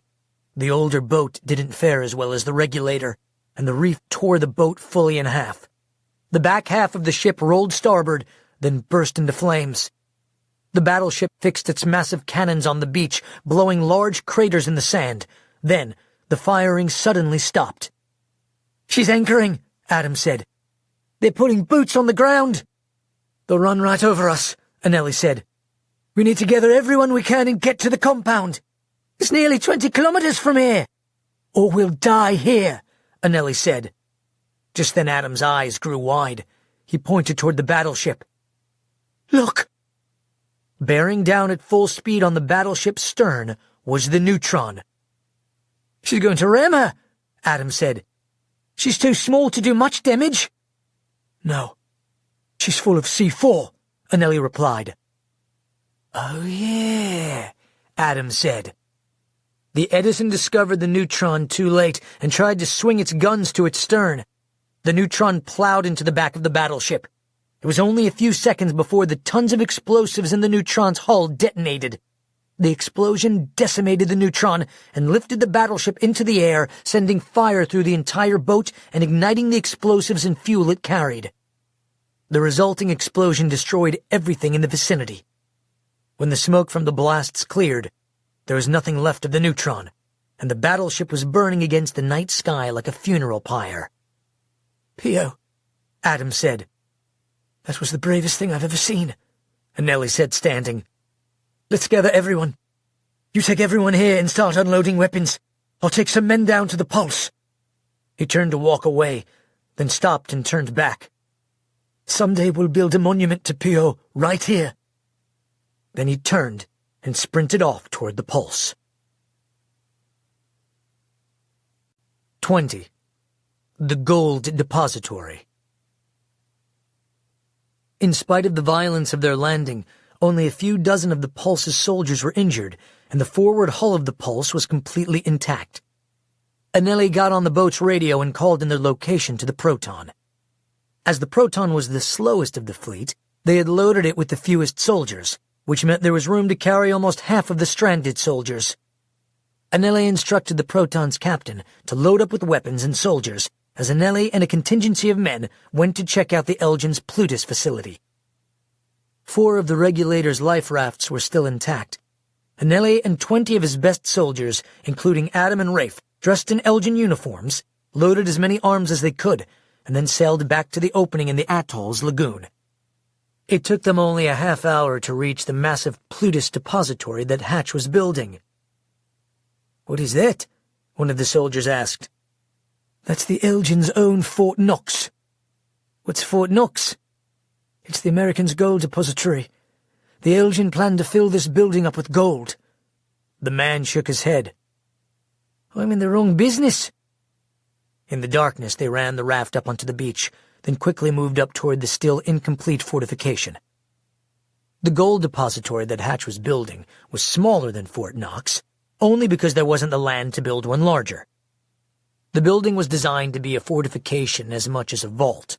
The walls were 4 feet of reinforced concrete, enough to withstand a direct missile strike. When it was complete, it would be 6 stories high and windowless, looking from a distance like a large concrete cube rising out of the ocean.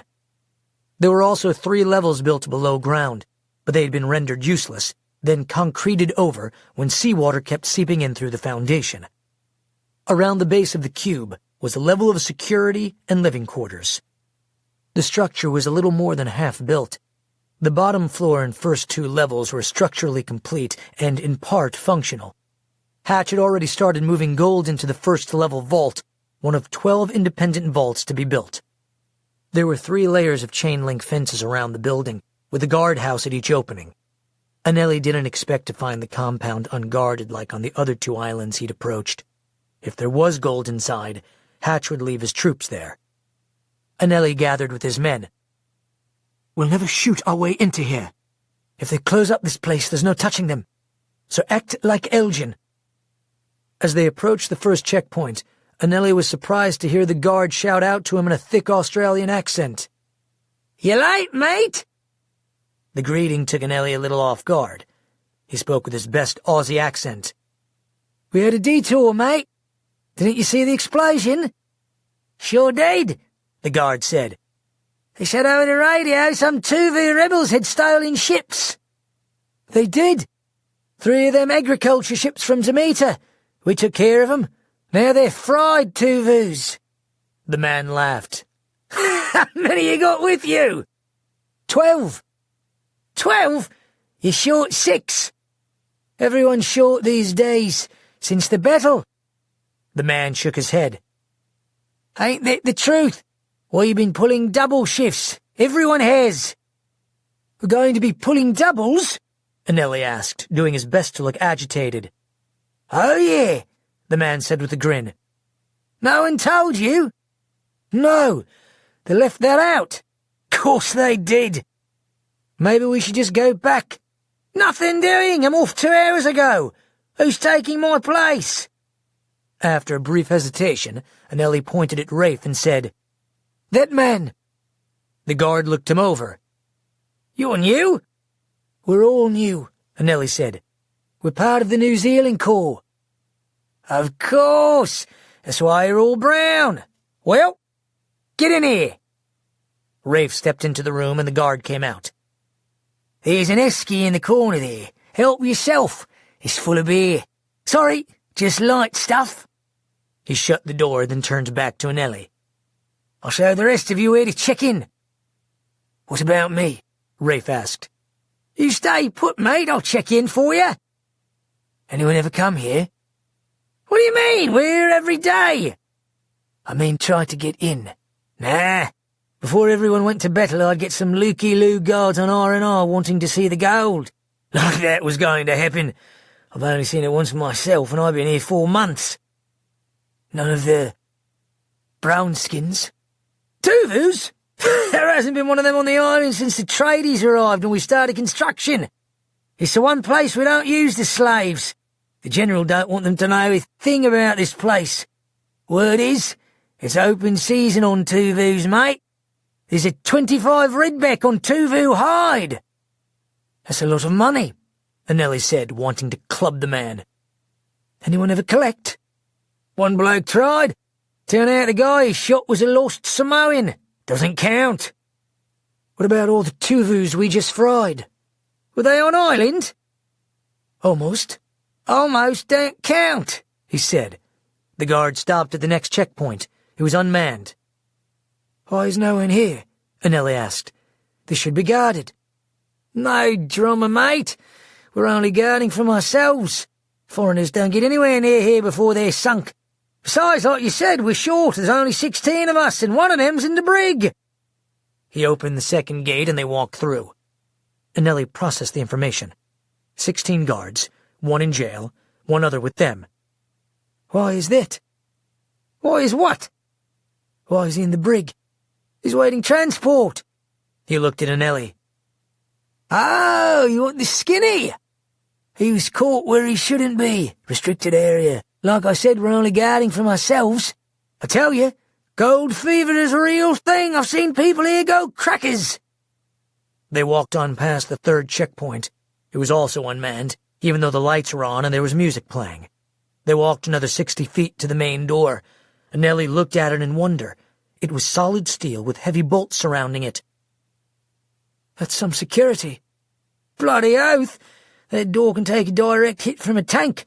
It won't even scratch it." Anelli understood why the elder had directed them to this place. The guard held his key up to a pad, then pushed his fingerprint onto a screen. "Where do we get our keys?" "I'm taking you there, mate. Then I'm going to grab a scotch and go to bed." "Drinking's allowed?"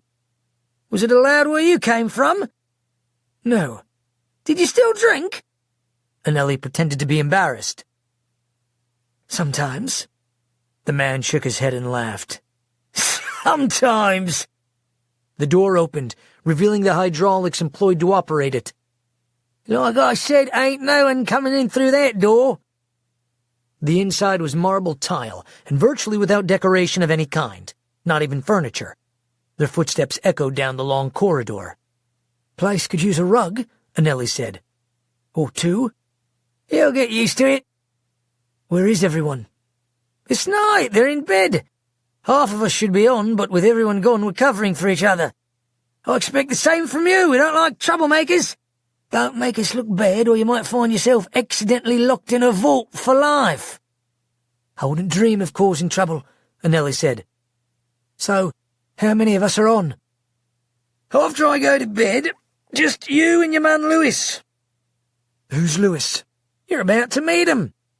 The guard led them to a small, darkened room filled with monitors. "Lewis, here's our replacements." The man turned around.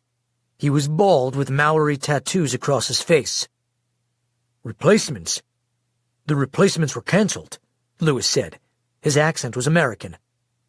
"Who are you?" Anelli pulled his gun and the other Tavaloans followed suit. "Like the man said, we're your replacement. Get away from the console. Now!" Lewis stood. He was shorter than he appeared when sitting down, barely 5 feet tall. "What have you done, Oliver?" "Your name is Oliver?" Anelli said. "Oh, buggers," Oliver said. "I'm in the dunny now. This is going to get me fed to the rats." "Only if the Elgin win," Anelli said. They handcuffed the two men and made them lie face down on the floor of the room. Anelli put the gun to Oliver's head. "Everyone else is in the bedroom?" "Yeah, mate." "Where is that?" "Just straight down the hall, mate." "Where's the brig?" "Opposite end, door at the end, down the stairs." "Peter," Anelli said to one of his soldiers, "check out the brig. The rest of you, come with me." The men walked out of the room, leaving just one soldier behind with Oliver and Lewis. Anelli and his men could have found the sleeping quarters from the snoring. It was seismic. As they positioned themselves outside the door, Peter returned. "I found the brig," he said. "The keys to the cells are in the control room." "How many cells are there?" 3. "Good. That's where we'll put them. Go get the keys. I'm sure that Lewis will know where they are." "Got it." "Ready?" Anelli asked his men.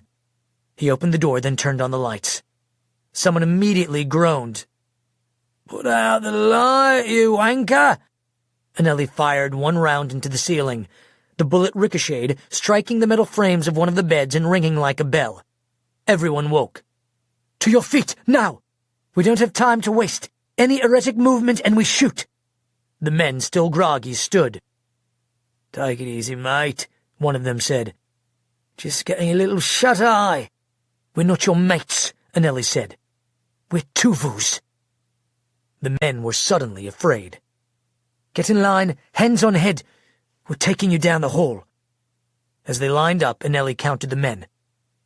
There's only 12. We're missing someone. He pointed his gun at the men in line. Where's the missing man? He's in the dunny, one of the men said. The toilet, one of the soldiers translated. Go get him, Anelli said to the soldier closest to him. A minute later, the soldier came back with a handcuffed man. The man looked terrified. Let's move out, Anelli said. Peter met Anelli as he came out into the hall. I've got the keys. Let's lock them up. They marched the men down to the brig, locking 4 or 5 in each cell. A few minutes later, Oliver and Lewis were brought down as well. Oliver was on guard, one of the Elgins said. You the one who let these blokes in? He's the man, Lewis said. Waltzed them right in here and offered them dinner. Shut up, Oliver said. Shut yourself up, Lewis said.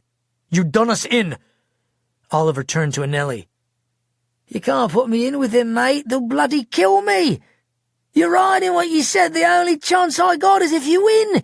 So let me help you win. I know this place inside and out. I know all the codes and tricks.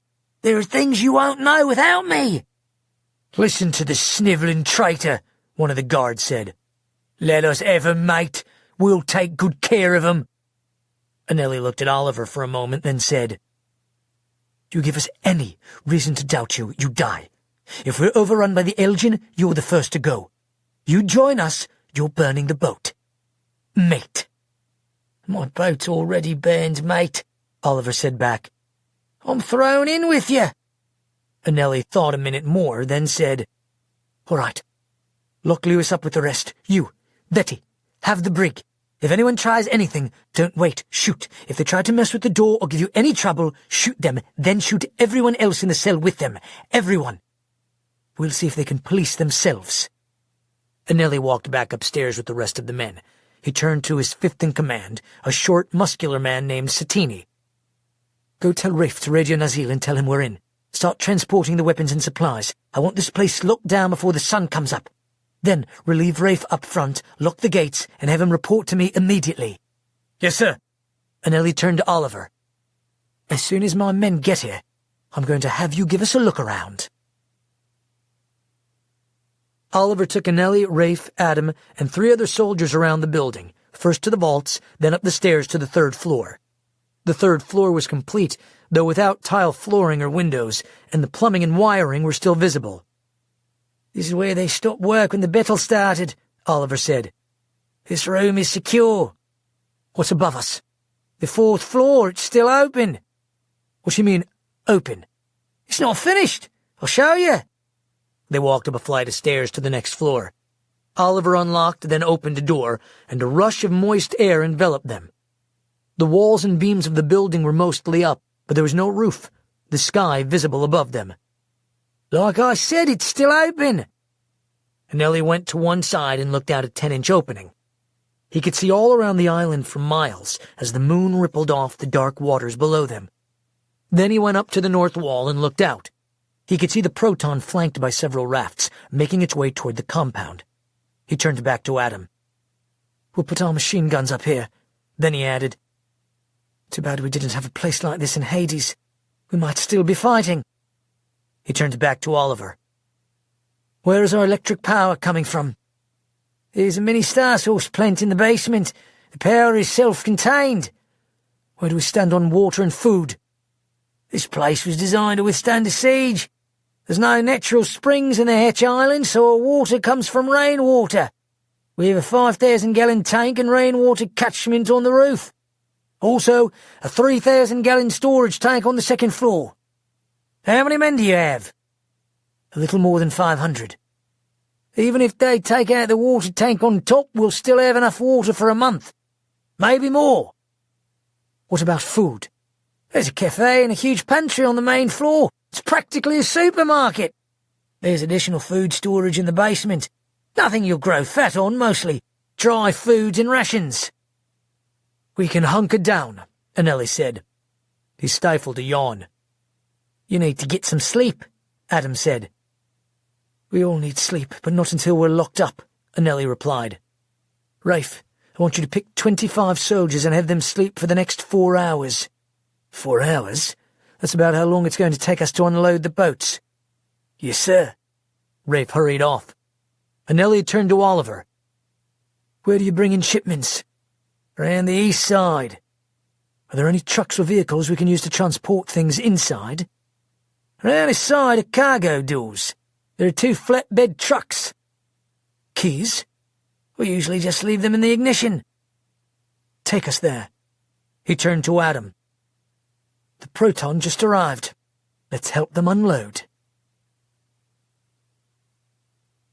21. A new day. Oliver led Anneli and his men back down to the main floor, then down a side corridor to the east of the compound, where the loading gates were located. As he'd said, there were 2 trucks. "Let's drive them around front," Anneli said to Adam.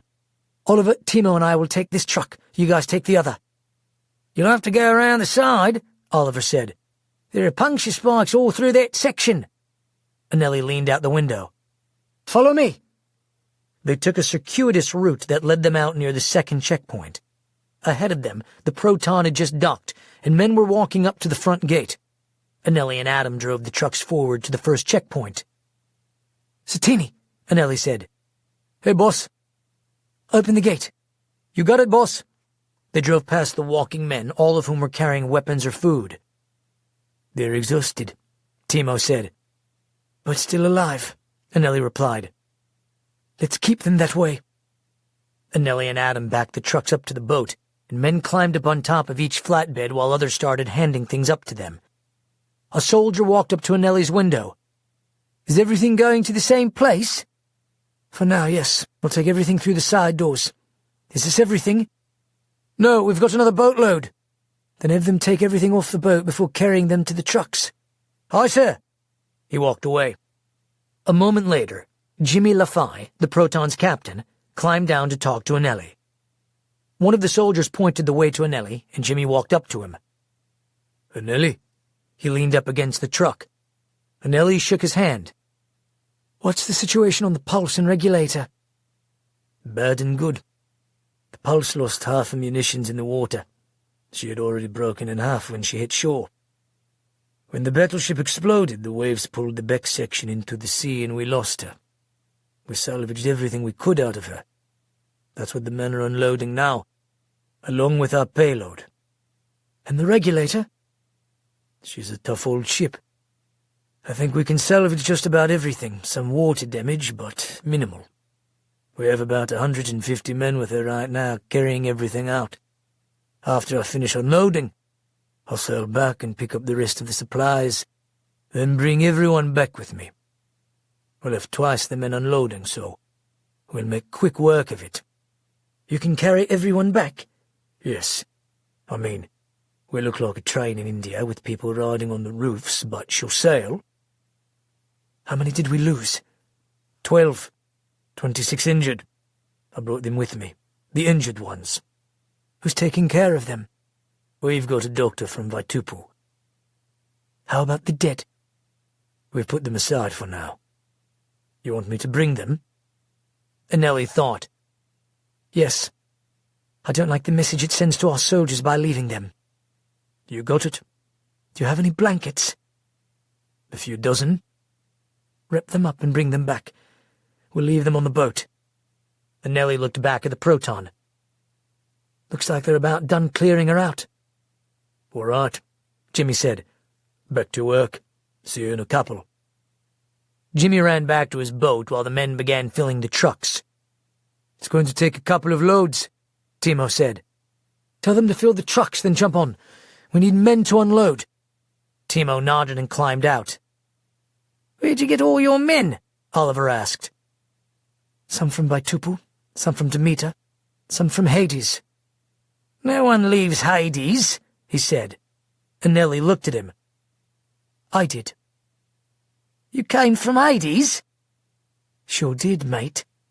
"Crikey," he said. "No wonder you're so tough." Adam's truck started and pulled out ahead of them, the headlights illuminating the way. The truck was piled high with munitions, and men were balanced on top of the cargo in the truck's cab itself. Timo jumped back into Anneli's truck. "We're loaded." and Ellie started up the truck and followed Adam. The trucks made 2 more trips before they had transported everything inside. "You need to get some sleep," Adam said to Anneli as they walked back into the building. "The proton will be another hour. We can handle this." "I'm not going to sleep while my men work," Anneli said sternly, "and we won't sleep until we have fortified ourselves." Just then, Nazil ran in the front door of the compound. "Anneli! Anneli!" "What is it, Nazil?" Nazil had a large smile on his face. "Look who has come!" In through the door walked a soaked Captain Pio. "Pio!" Anneli shouted. He ran to him and they embraced. Everyone turned and looked. They spontaneously broke out in applause. "How are you here?" "Once I knew my path was set. I jumped off the back of the boat and swam for the bottom of the sea." "But the blast!" "Yes. It tumbled me into the reef," he said, lifting his arm to reveal the ragged cut flesh. "But I'm here." "Yes, you are." Anneli turned toward the rest of his men. "Behold the hero!" Everyone clapped again. "This is a good omen," Adam said. "Yes," Anneli agreed. "It is indeed. Now let's get the boat emptied and these doors locked." In spite of their exhaustion, the Tuvaluans finished transporting all the munitions and supplies into the depository, finishing just an hour before sunrise.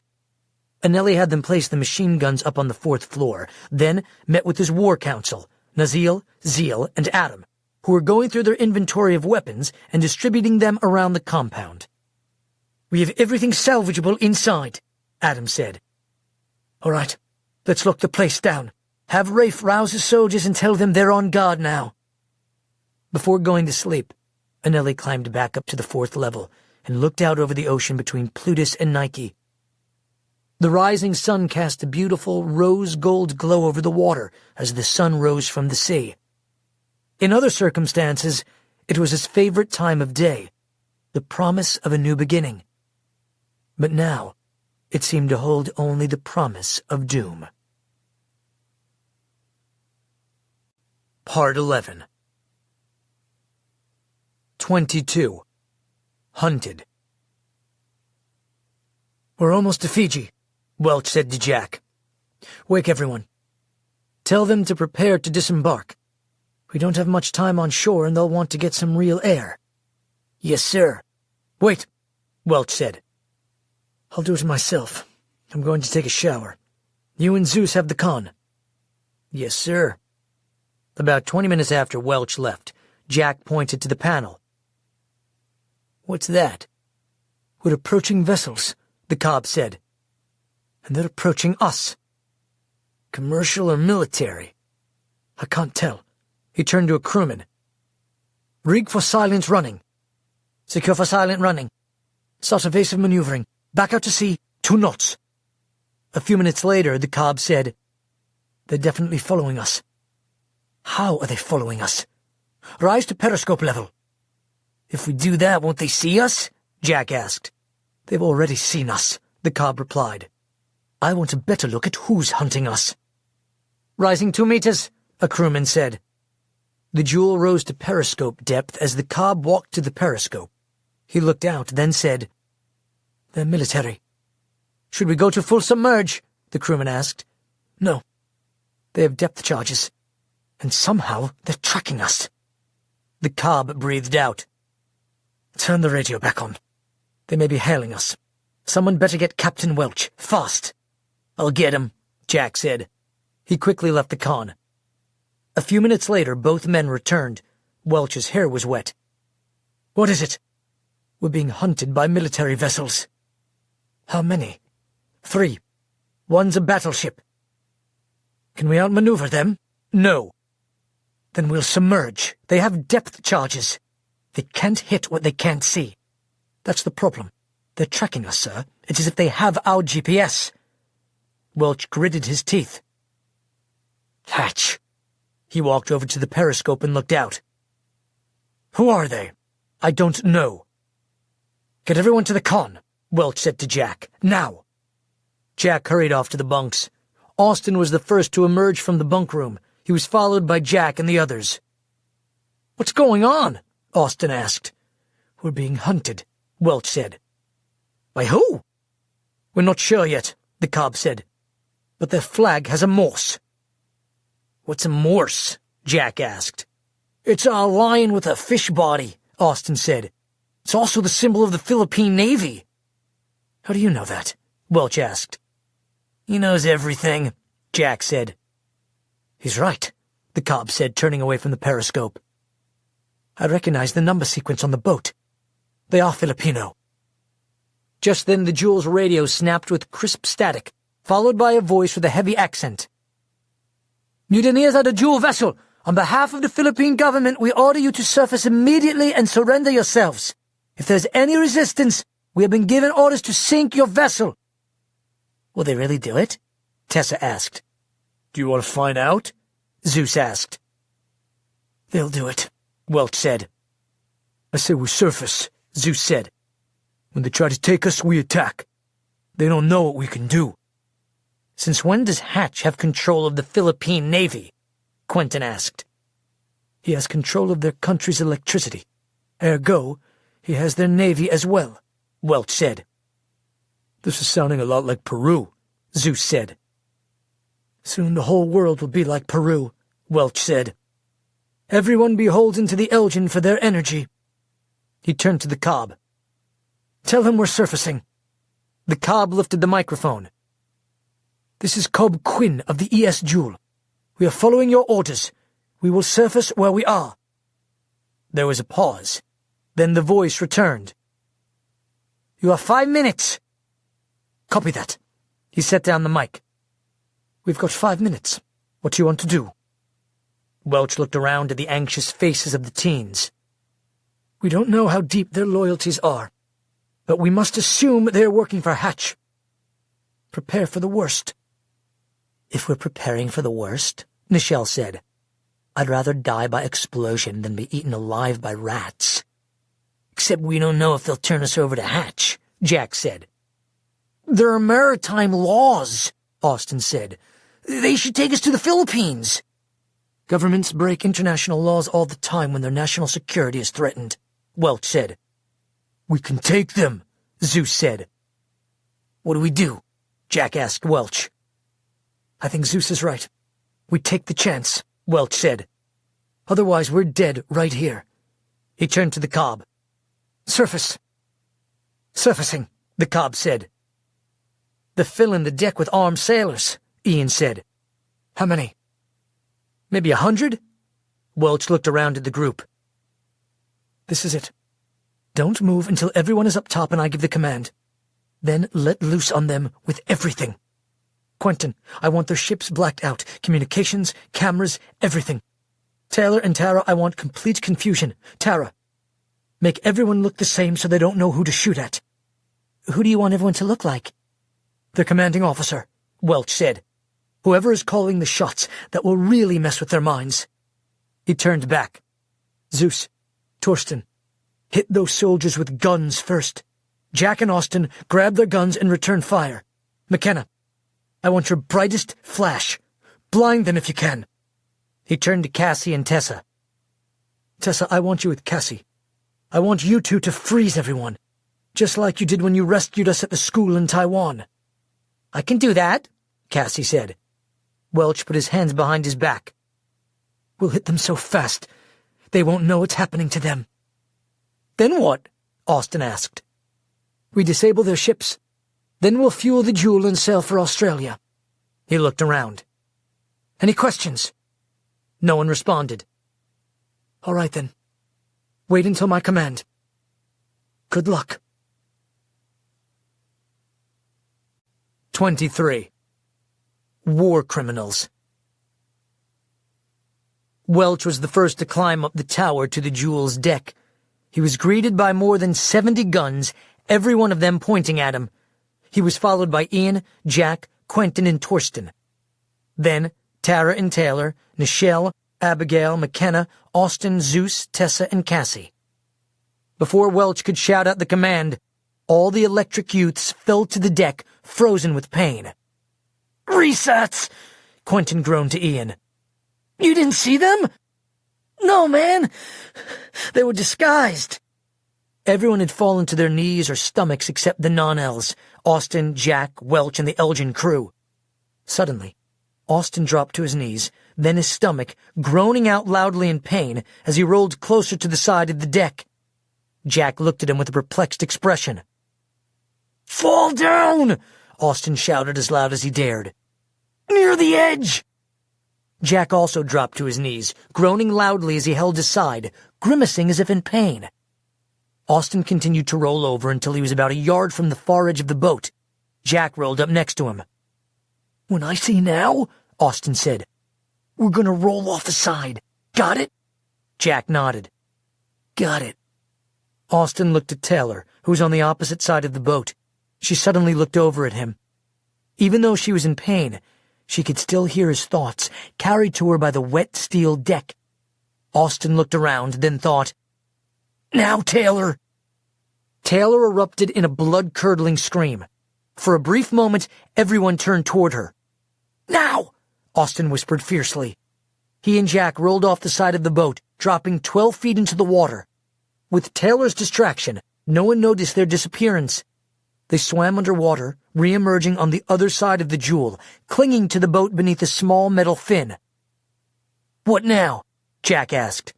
Just stay close to the boat. It will pull us into Fiji. How do you know it's going to Fiji? It's out of fuel. They could tow it back to Tuvalu, Jack said. Let's just hope they don't. While Jack and Austin held their place, the Filipino sailors swarmed the Jewel's deck, handcuffing Welch and the Jewel's crew, while soldiers walked among the youths, strapping resats to them. Since neither Hatch nor the Navy knew how many people were on the boat, no one even suspected that Jack and Austin were missing. A patrol of 6 sailors climbed down the con, looking for anyone left behind. They returned 15 minutes later with Kiki. She's the only one left. She says she's the cook. She's Fijian. Take her too, the commander said. We'll let the Elgins sort them out. The Glows, Welch, and the Jewel's crew were marched single file onto the largest of the ships, then taken below decks, where they were separated by gender and locked in 4 separate cells in the boat's brig. I want to speak to your leader, Welch said from behind bars. The man he spoke to wore a bright white shirt with several gold bars and gold-tasseled epaulets on his shoulders. I am the leader. I am the ship's captain. I demand to be taken to the American embassy. You've illegally taken us prisoner. We've done nothing illegal. You are war criminals. We are returning you to stand trial. We've done nothing against your country. The Philippine courts will free us. The captain shook his head. Yes, but we are not taking you to the Philippines. We have been ordered to return you to the location of your crime. We're taking you back to answer to President Hatch of the Hatch Islands. Part 12. 24. Austin and Jack. By the time the Navy boat started off, Austin and Jack were already exhausted from the ocean waves slamming them up against the side of the Jewel. Fortunately, Jack had found some narrow stainless steel rungs that ran down the side of the ship to hold on to. Otherwise, they would have already been too tired to tread water. As the Navy boat's engines revved, Jack and Austin lowered themselves back into the water so they wouldn't be seen by anyone on the departing ships. As the ships moved out of eyesight, the Jewel began to vibrate in a low, steady hum as its engines began to churn. We need to climb up onto the side of the boat, Jack said. That's too risky, Austin said. Someone might see us. Have you ever tried to hold onto a water skiing rope after you fell? I've never water skied before. Trust me, you can't hold on. Austin did the physics in his head. You're right. They climbed back up the narrow metal rungs until Jack, who was below Austin, was perched just a few feet above the waterline. Still, an occasional wave tried to pry them off the side of the boat. Then the boat began to move forward. As the Jewel picked up speed, it began to plane, spraying a steady stream of salt water against both of them. How good a swimmer are you? Jack shouted. Not good, Austin replied. Why? If they submerge, we're gonna have to swim to Fiji. It's probably 3 or 4 miles. I don't know if I can do that, Austin said. Jack thought a moment, then said, Don't worry about it. We'd probably get eaten by sharks anyway. You're all kinds of sunshine today, Austin replied. About 5 minutes later, Austin pointed toward the eastern horizon. That's Fiji! We're getting close! What's the plan? Jack asked. Why are you asking me? Because you always come up with the plan. I'm the brawn, you're the brains. Austin looked ahead at the approaching island, then said, First priority is not getting caught. We'll have to jump off before we reach port, then swim in. We'll look weird walking out of the ocean all wet. We'll just look like dumb tourists who fell off a boat, Austin said. Then what? We'll need to somehow get a boat to get back to Tuvalu. How do we know they'll take them to Tuvalu? Hatch would have insisted. How do we know Hatch was behind it? They had resats. Oh, Jack said. You're right. But we'll need more than a boat. We'll need weapons, maybe an army. Does Fiji have an army? Yes, it's small, 3,500 soldiers, but Hatch probably owns them too. He owns everyone. Not everyone, Austin said. At least not yet. Austin thought for a moment, then said, We don't need an army. We already have one. Jack looked at him. Yeah? And where are you hiding it, your pocket? The Tuvaluan people! They're like a bomb that just needs to be detonated. They could be like the 18th century French Revolution when the people stormed the Bastille fortress for weapons. The Tuvaluans could attack Hatch at the Star Source plant. Anelli is probably already planning that.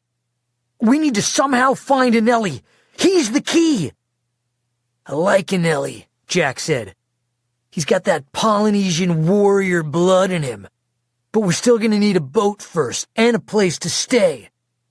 Food would be nice too, Austin said. I'm starving. Just then a fish jumped out of the water, hitting the side of the boat, and then smacking against Austin. Austin swatted it away, almost losing his grip. Jack laughed. Why'd you do that? You said you were hungry. That was sushi-grade fish. I'd rather have a hamburger. Jack shook his head. If I see one swimming down there, I'll let you know. About 300 yards from the dock, the Jewel slowed to a wakeless speed. Ahead of them, there were dozens of commercial fishing boats in the harbor, as well as a few large tankers. That's the port of Lautoka, Austin said. Lautoka is the second largest city in Fiji.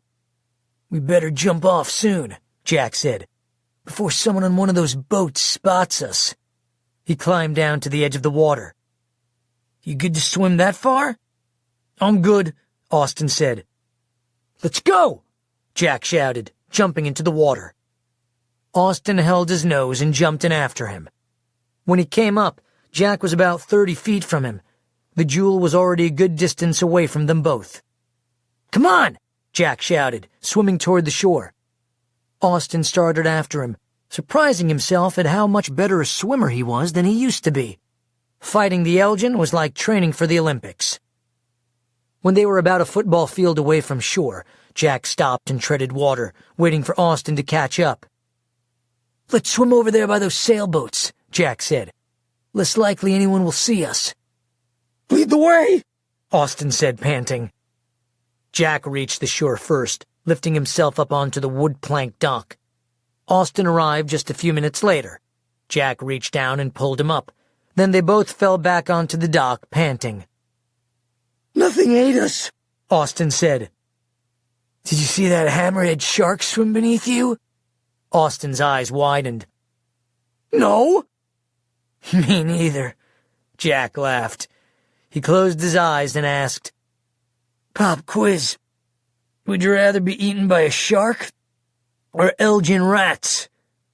Austin was quiet a moment, then replied, A shark. Me too, Jack said. You know, the Fijians used to eat people. They called these the Cannibal Isles. You already told us that. I did? On the plane on the way here.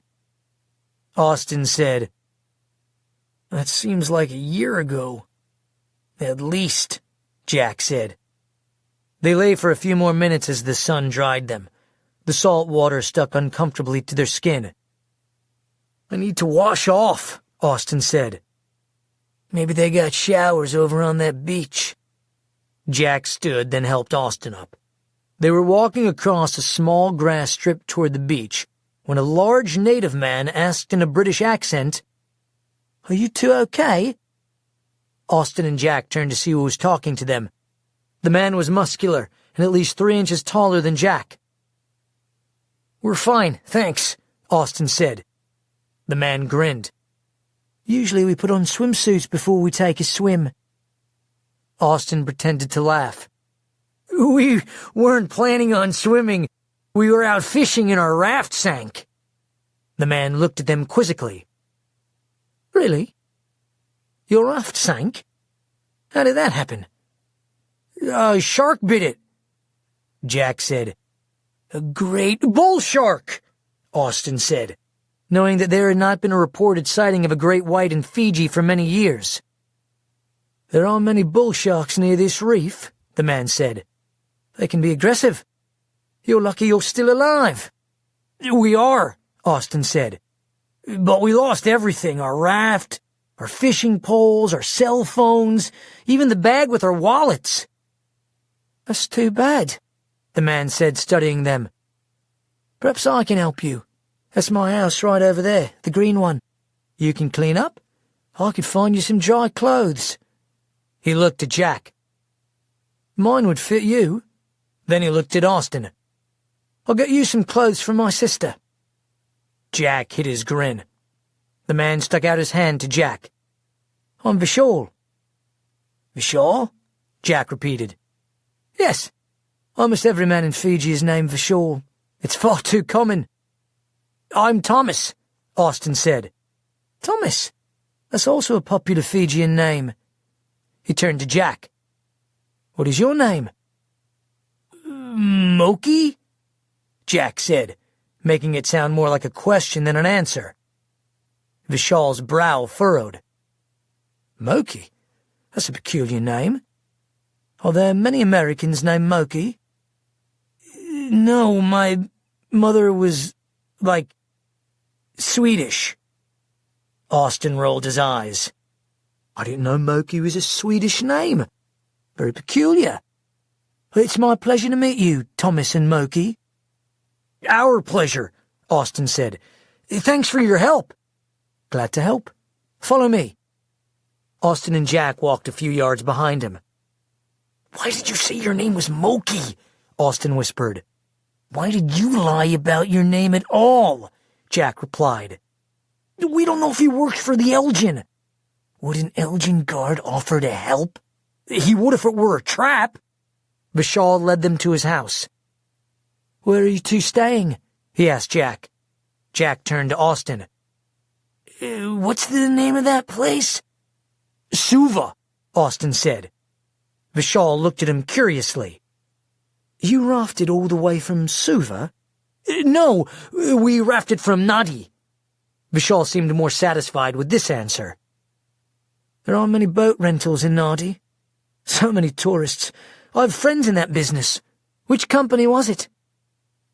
"Don't remember," Austin said. "I just remember where they were located." "And where was that?" Austin paused, then said, "On the beach." A slight grin crossed Vishal's face, and he stopped in front of a small stucco house. "We're here. Come in, please." He opened the door, and Jack and Austin followed him in. The house was simple, with only a few pieces of furniture. There was a large cross on the wall. "Excuse me a moment, please," Vishal said. He left the room. "You're a good liar," Jack said. "I've never been very good at it." "Thank you," Austin replied. "I think?" Vishal returned with 2 towels and some shorts and a T-shirt for Jack. Jack held up the T-shirt. It read, I'm Fijian, but you can call me Awesome." "Thanks," Jack said. "That is awesome." "You'll probably wish to wash the salt water from your skin. You can shower first if you like. The bathroom is right there." "Thank you." Jack went in to shower. Vishal lay an open terry-cloth towel on the couch for Austin to sit on, then sat down in a wicker chair across from him. "So, Mr. Thomas, where in the U.S. are you from?" At first, Austin was thrown by his own alias and looked around to see who Vishal was talking to. "Thomas? Oh, right, I'm from, Idaho." Idaho?" Vishal echoed. "What state is that in?" Austin looked at him blankly, then said, "California." He nodded. "I know California. Hollywood, Disneyland, Richard Simmons." He stood. "Just a minute." After he was gone, Austin looked around the room. There was no art and only 2 framed photographs. As he examined one of them more closely, he realized that the picture inside was really just the stock photo that came with the frame. A moment later, Vishal walked in carrying a bowl and a teacup. "I brought you some Fiji grass tea and fish soup." He set the cup and the bowl on the coffee table. "Thank you," Austin said, sitting back down. He quickly slurped down the soup while the man watched him. After Austin had finished the soup, Vishal said, "You are hungry. I'll get you more." He took Austin's bowl, then walked back out of the room. Just then, Jack walked out of the bathroom. He was dressed in the shorts and t-shirt that Vishal had given him, and his long hair was wet and pulled back. "Seriously, that shower was life-changing," Jack said. "Where's Vishal?" "He went to get me some more soup." Jack sat down next to Austin. "Is it good?" "Yeah, but I'm so hungry I'd call roadkill gourmet." Vishal walked into the room carrying a bowl and a plate of reddish-purple chips with a white dip. "Mr. Moki, you are done." "Yeah, thanks. It's good to get the salt water off. Hope it's okay that I just left my clothes hanging in there. I washed them in the shower." "That will be fine." He set the bowl and plate in front of Austin. "This is Ruru," he said. "Do you know Dallo?"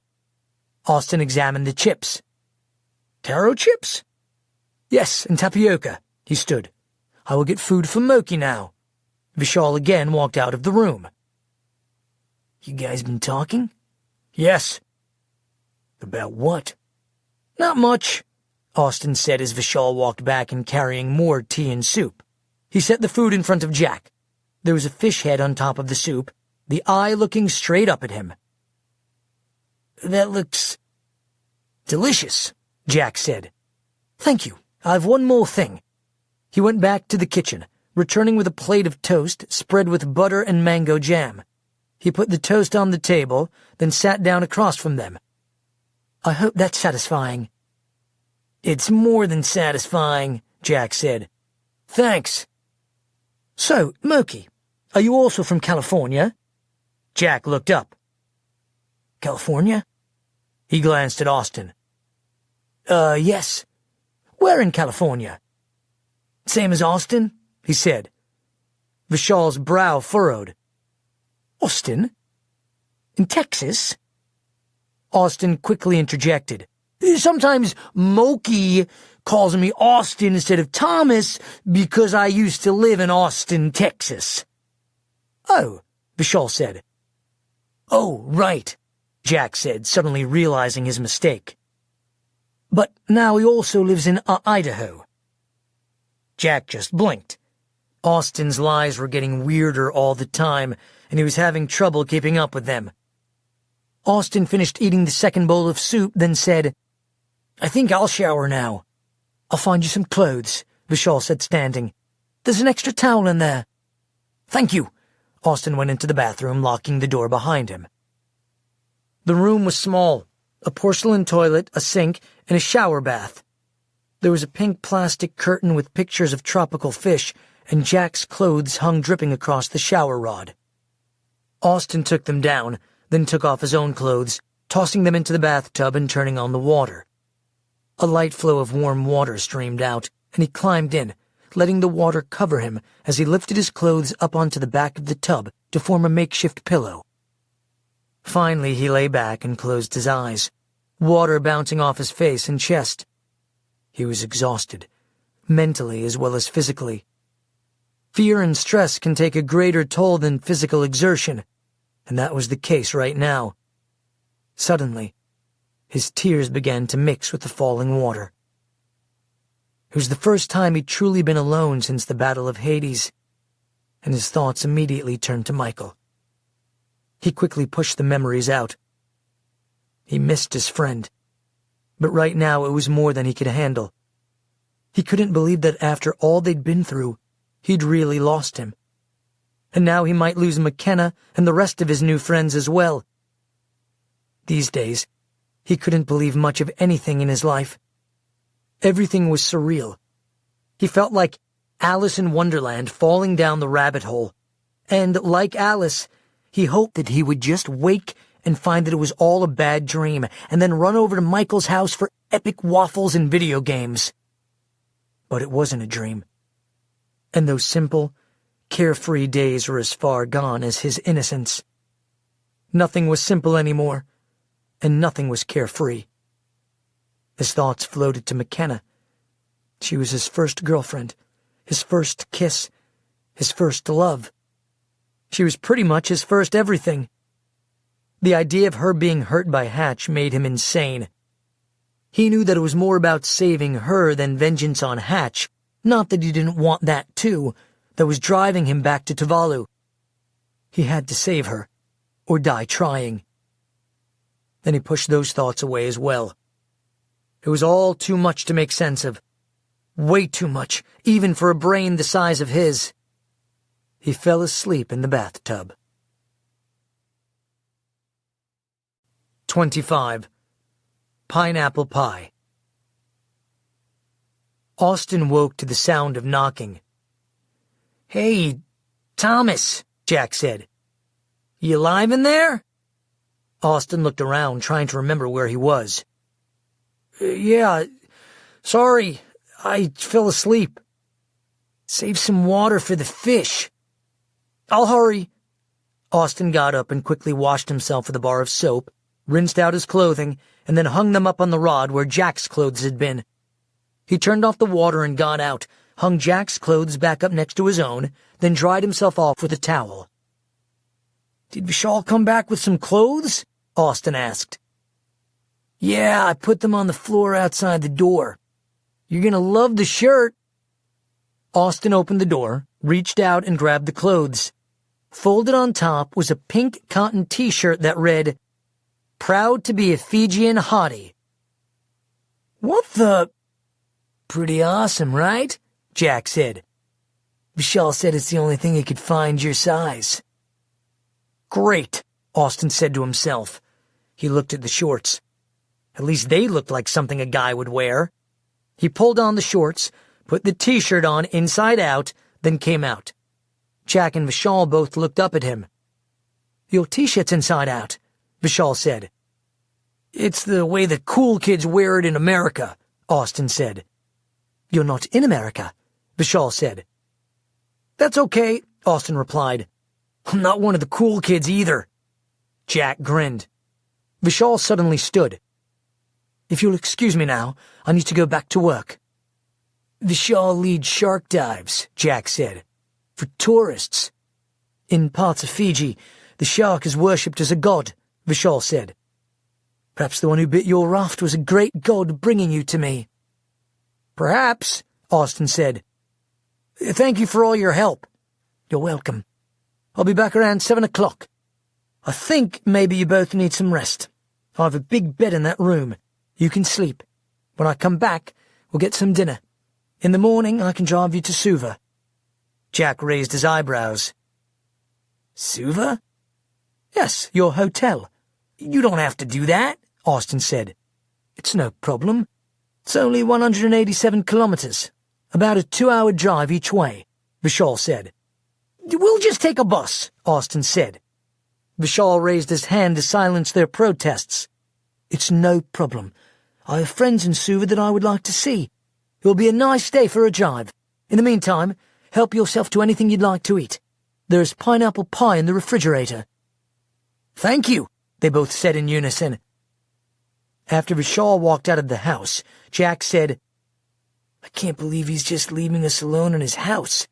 We could totally rip him off." "They're trusting people," Austin said. "They'd have to be to fall in with the Elgin." "Maybe Vishal is Elgin." "Stop that already," Jack said. "That's just paranoid. When was the last time an Elgin fed you anything besides Rabisk?" He stood. "Anyway, he's gone, and I need sleep before stealing a boat." "Me too," Austin said. "Some of that pineapple pie and sleep." They walked into the kitchen and helped themselves to large pieces of pie. After they'd eaten, they went into the bedroom. They both stood there looking at the bed. "Never slept in the same bed as a guy," Austin said. "No big deal," Jack said, sitting down and taking off his shoes. "In the old days, gold miners used to sleep like 6 guys to a bed. Probably sounded like a log mill with all that snoring." "You ever share a bed with anyone?" "No. Maybe with my parents when I was little." "When I was little, we only had room for 3 beds. My parents took one, my sister took one, and I shared a bed with my brother, and he wet the bed." "I could have lived the rest of my life not knowing that," Austin said. "Yeah, now he's a Marine." Jack looked at him. "You don't wet the bed, do you?" Austin looked at him. "No." "Good, because I just got dry clothes." They slept soundly for several hours. It was after sundown when Jack woke to the sound of someone entering the house. Instinctively, his first thought was of danger. He lay quietly with one eye opened, focused on the door, watching it slowly open. Vishal stuck his head inside. "Hello?" He turned on the light. "Wake up, gentlemen, or you won't sleep tonight." "What time is it?" Jack asked. "What day is it?" Austin asked. Vishal smiled.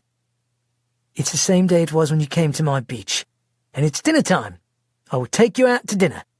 Do you like pizza?" "We love pizza," Austin said, suddenly feeling more awake. "I thought so. Americans love their pizza." 26. Kava Kava.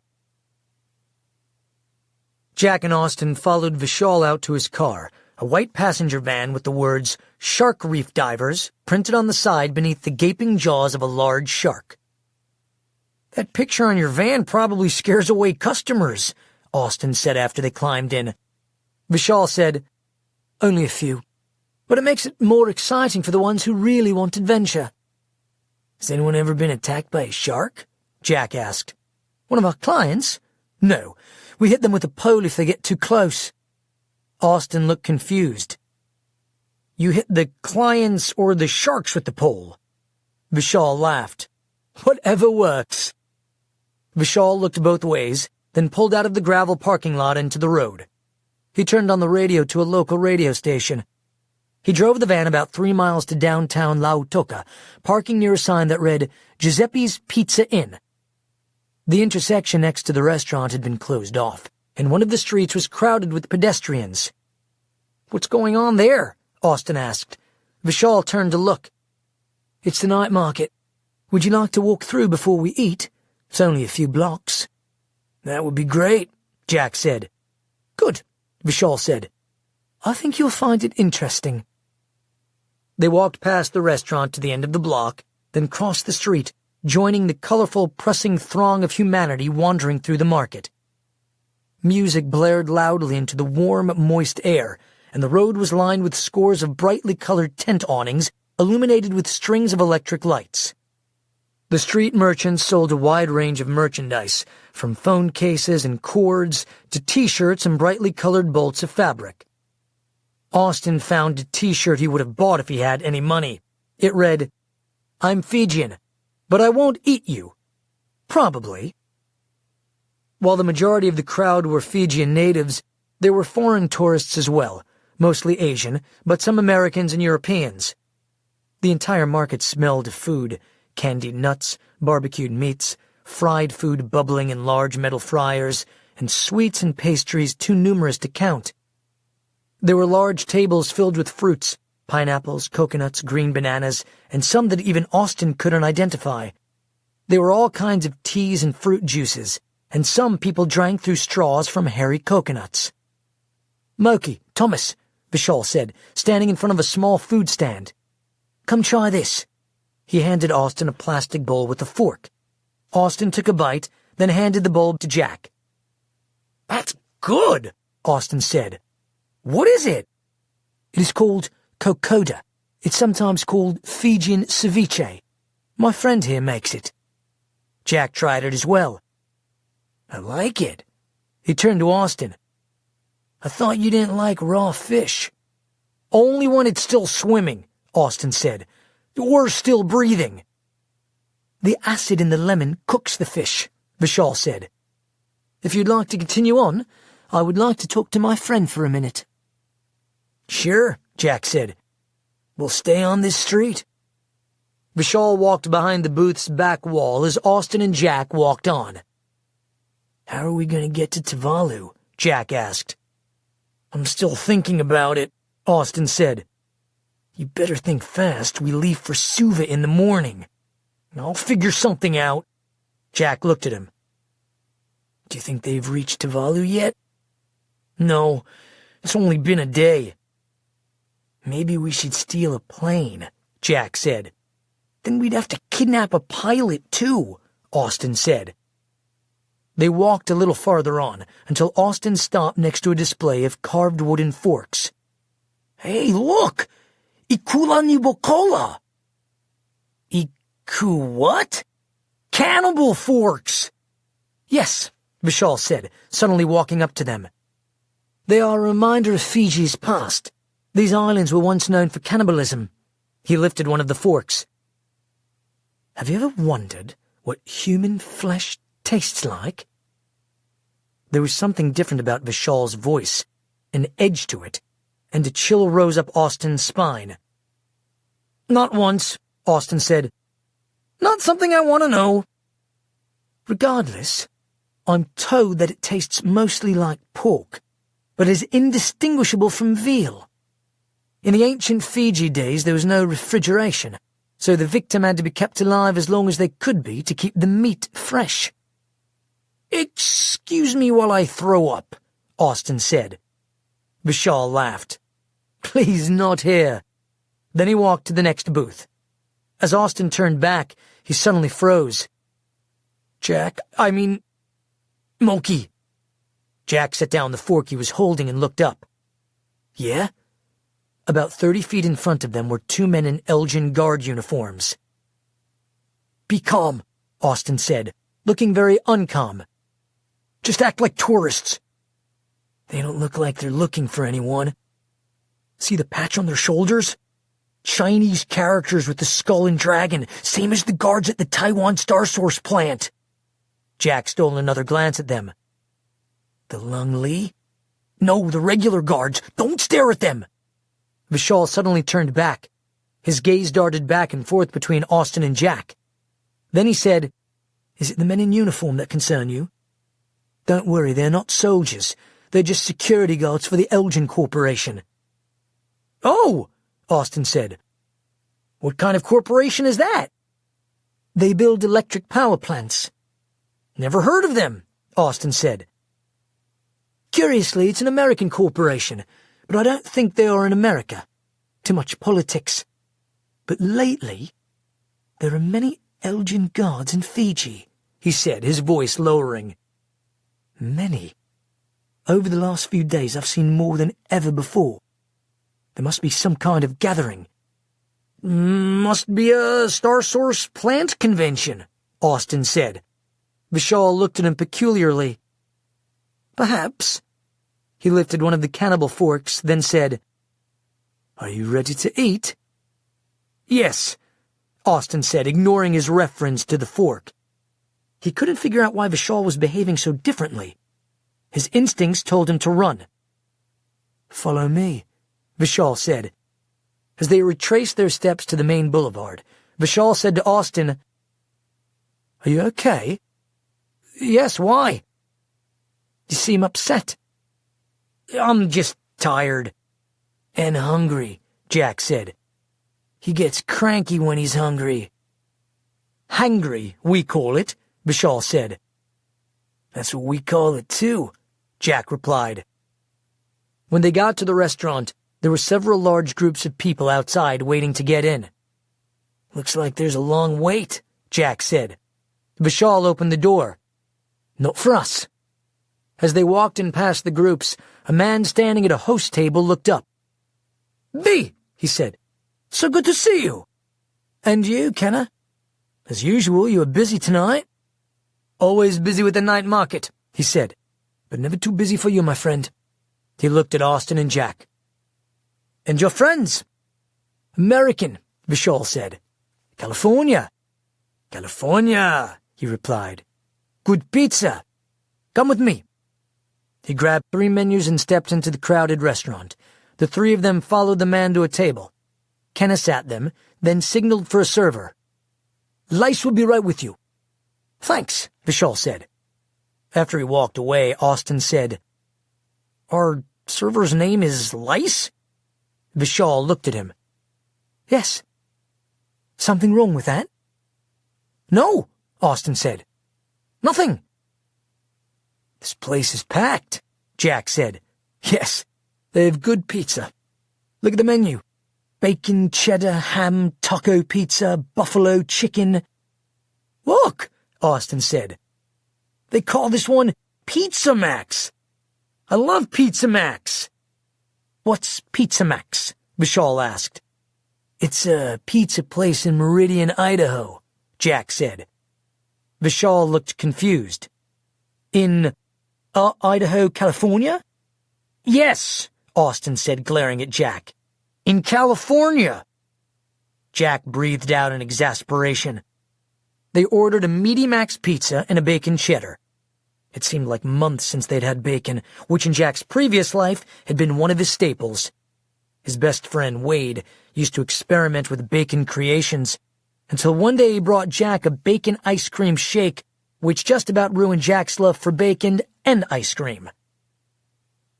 In addition to the pizza, Jack and Austin ordered cheese bread and 2 large sodas. It was a lot of food even for them, but they were hungry and not sure when they would eat again. 40 minutes later, after they had downed both pizzas, Vishal said, "I have something else for you to try." "I don't think I could eat another bite," Austin said. "You won't have to," Vishal said. "It's a drink." "Really? You don't need to." "I insist," Vishal said. He got up and left the table. "I'm so full," Austin said. "I don't think I can put anything else down." "Well, you better," Jack said. "It would be rude not to, especially since he's getting it just for us." A moment later, Vishal returned carrying a bowl and a glass of coconut milk. He set them down on the table in front of them. Inside the bowl was a thick black liquid. "This is something very special," Vishal said. "It's a Fijian specialty." He pushed the bowl toward Austin. "You try it first." Austin's stomach groaned just looking at it. "Please," Vishal said. Austin glanced up at Jack, who narrowed his eyes at him. "All right, I'll try anything once." He put the bowl to his lip, grimaced, and began to drink. He immediately stopped, his face contorting in pain. He had to force himself not to spit out what was in his mouth. When he had gotten it down, he said, "What is this?" Vishal grinned darkly. "What do you think it is?" "It tastes like goat phlegm." "You've tasted goat phlegm?" Vishal asked. "No," Austin said, wiping his mouth with a paper napkin. "Then how do you know what it tastes like?" "I was making a point." "Here," Vishal said, handing Austin the glass of coconut milk. "Drink some of this. It will take away the bitterness." "Thanks," Austin said. He took a drink, then said, "Bitter is kind. More like intensely gross." "You're being rude," Jack said. You try it, Austin said. See if you like it. His eyes suddenly widened. Whoa, my lips are going numb. Vishal smiled. That means it's good. Jack lifted the bowl. My brother and the Marines had to eat raw birds once. This is nothing. Jack tilted back the bowl. He drank more than Austin, but also gagged, setting the still full cup in front of him. What is that? You didn't like it? No, sir. No, I didn't think you would. Non-islanders aren't used to cover. Austin looked at him. Wait, this is kava? You've heard of it? Jack asked, then said, What am I saying? Of course you've heard of it. Kava means intoxicating pepper, Austin said. It's a powerful tea. It can even cause hallucinations. It's banned in some countries. Austin lifted the bowl again and, plugging his nose, took another drink. Then he sat back in his chair. He suddenly felt more relaxed than he had in months. That feels good. He sounded funny saying it, as his lips felt like they were the size of loaves of bread. Yes, Vishal said. It's very relaxing. Have more. Jack took another small drink and gagged again. Still tastes like dirt. Even the natives who were raised with it don't like the taste, Vishal said. But it feels so good. A small price to pay for a second on the lips. Austin took another sip. A moment later he said, I swear my chair is vibrating. Is it just me or is the room getting bigger? That's the kava, Vishal said. How do you feel, Moki? Jack rubbed his forehead. My ears are ringing. He took another drink. Man, I haven't felt this good since Heather Jennings. Who's Heather Jennings? This angel. Austin closed his eyes. Wow, this is so peaceful. I feel so peaceful. It's the cavalactones,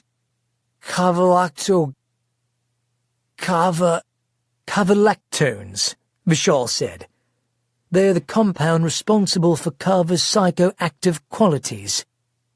Psychoactive, Austin said. I like that word. I've always liked that word. I like big words. They're like those foot-long sandwiches. You sound drunk, Jack said. The people here call it getting crunked, Vishal said. Crunked, Jack repeated. That's a funny word. It's a compound, Austin said. Kava and drunk. He suddenly leaned forward and yawned. Now, don't go to sleep on me, Vishal said. Sorry. So, tell me, Thomas, what were the two of you out fishing for? Fishing? Austin said. When did we go fishing? Fishing, Vishal said. That's what you said you were doing when I found you. Fishing in your raft. Austin laughed a little, then said, All right, we weren't really fishing. No, we didn't even have fishing poles, Austin said. Jack shook his head. We didn't even have a raft. Yes, I know, Jack, Vishal said. I watched the two of you jump off a very odd-looking boat and swim to shore. Hey! You said Jack's real name, Austin said. How did you know his real name?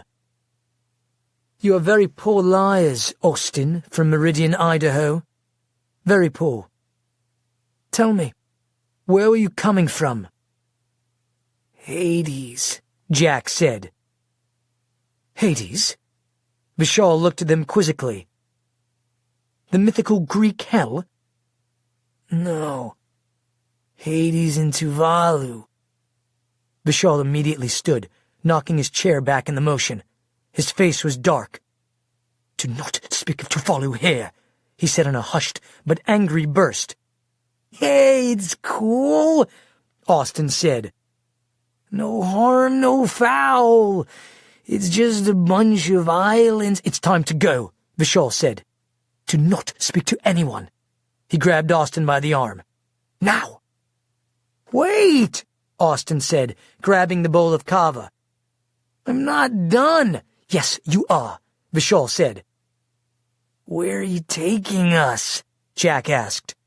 Home, Vishal said. I don't believe you, Jack said. I'm not going. Yes, you are, Vishal said. Who's gonna make me? Jack asked. You and what army? Just then, a massive islander walked up behind Vishal. As large as Vishal was, their host was dwarfed compared to the newcomer. The man was almost a foot taller than Vishal and nearly twice as wide. He looked like a mountain of muscle. The man wore dark-lensed aviator sunglasses, even though it was night. Oh, Jack said, looking the man up and down. That army. Wow! You're a really big dude, Austin said. Like, can you even fit in a car? I think he came to beat us up, Jack said. He looks like he's gonna beat us up. I don't want to get beat up, Austin said. Whether you get beaten up or not, Vishal said, depends on how cooperative you are. That begins by you getting up and walking out with me right now. I'm going, Austin said, practically bounding from his chair. I'll go, Jack said. I'm in no condition to put up a fight. Actually, I've never fought a mountain before. Definitely would lose. The man grabbed Jack by the shirt and lifted him. Hey, easy, man. It's not my shirt. He walked Jack out behind Austin and Vishal. Where are we going? Austin asked. For a drive. That's not good, Austin said. In the movies, that's what the bad guys always say before they kill you. That, or go for a swim. Then let's hope we don't go near water, Vishal said. Kinda hard when you're on an island, Austin mumbled. The two men put Jack and Austin in the back seat of the van. Then, the large man sat in the first bench seat between them and the door. Look, Austin said. Big dude can fit in a car, but technically this isn't a car, it's a utility van. You could probably fit a bull in here. He looked around. Maybe a small bull. Quiet, Vishal said. Sorry, Austin said. He looked at the man who practically took up the entire seat. Hey, big dude, do you have a name? Or does everyone just call you Big Dude? His name is not your concern, Vishal said. That's a really weird name, Austin said.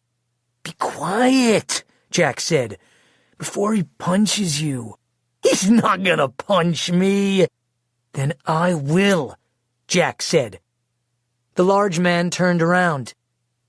My name is Elvita, he said, speaking for the first time in a voice much higher than either of them expected. Elvita, Austin said. Nice name. Yes, now, shut up or I will hit you. Yes, Alvita, sir. Jack and Austin were nearly asleep when they reached an aluminum-sided warehouse near the harbor where they'd come ashore. Vishal got out and opened a chain-link gate, pulled the van through, and then parked behind the building. He shut off the van, then turned back, looking at Austin and Jack. We're all going inside. For your sakes, remain quiet. Yes, sir, Jack said. So let it be written, Austin said. So let it be done. Shut up, Vishal said. Yes, sir, Austin said. It's the Carver. Vishal came around and opened the door. Alvida climbed out first. Come out. Now. Yes, sir, Jack said. As they got to the building's metal door, Vishal turned around and said to Jack and Austin, Let me introduce you to our friends. He took out a key and unlocked 2 locks, then opened the door and stepped inside. He turned on the light as Austin and Jack followed him in. I don't see anyone, Austin said. Alvida shut the door behind them, and Vishal opened a side door. Look in here, please. Austin took a step inside the room, then froze.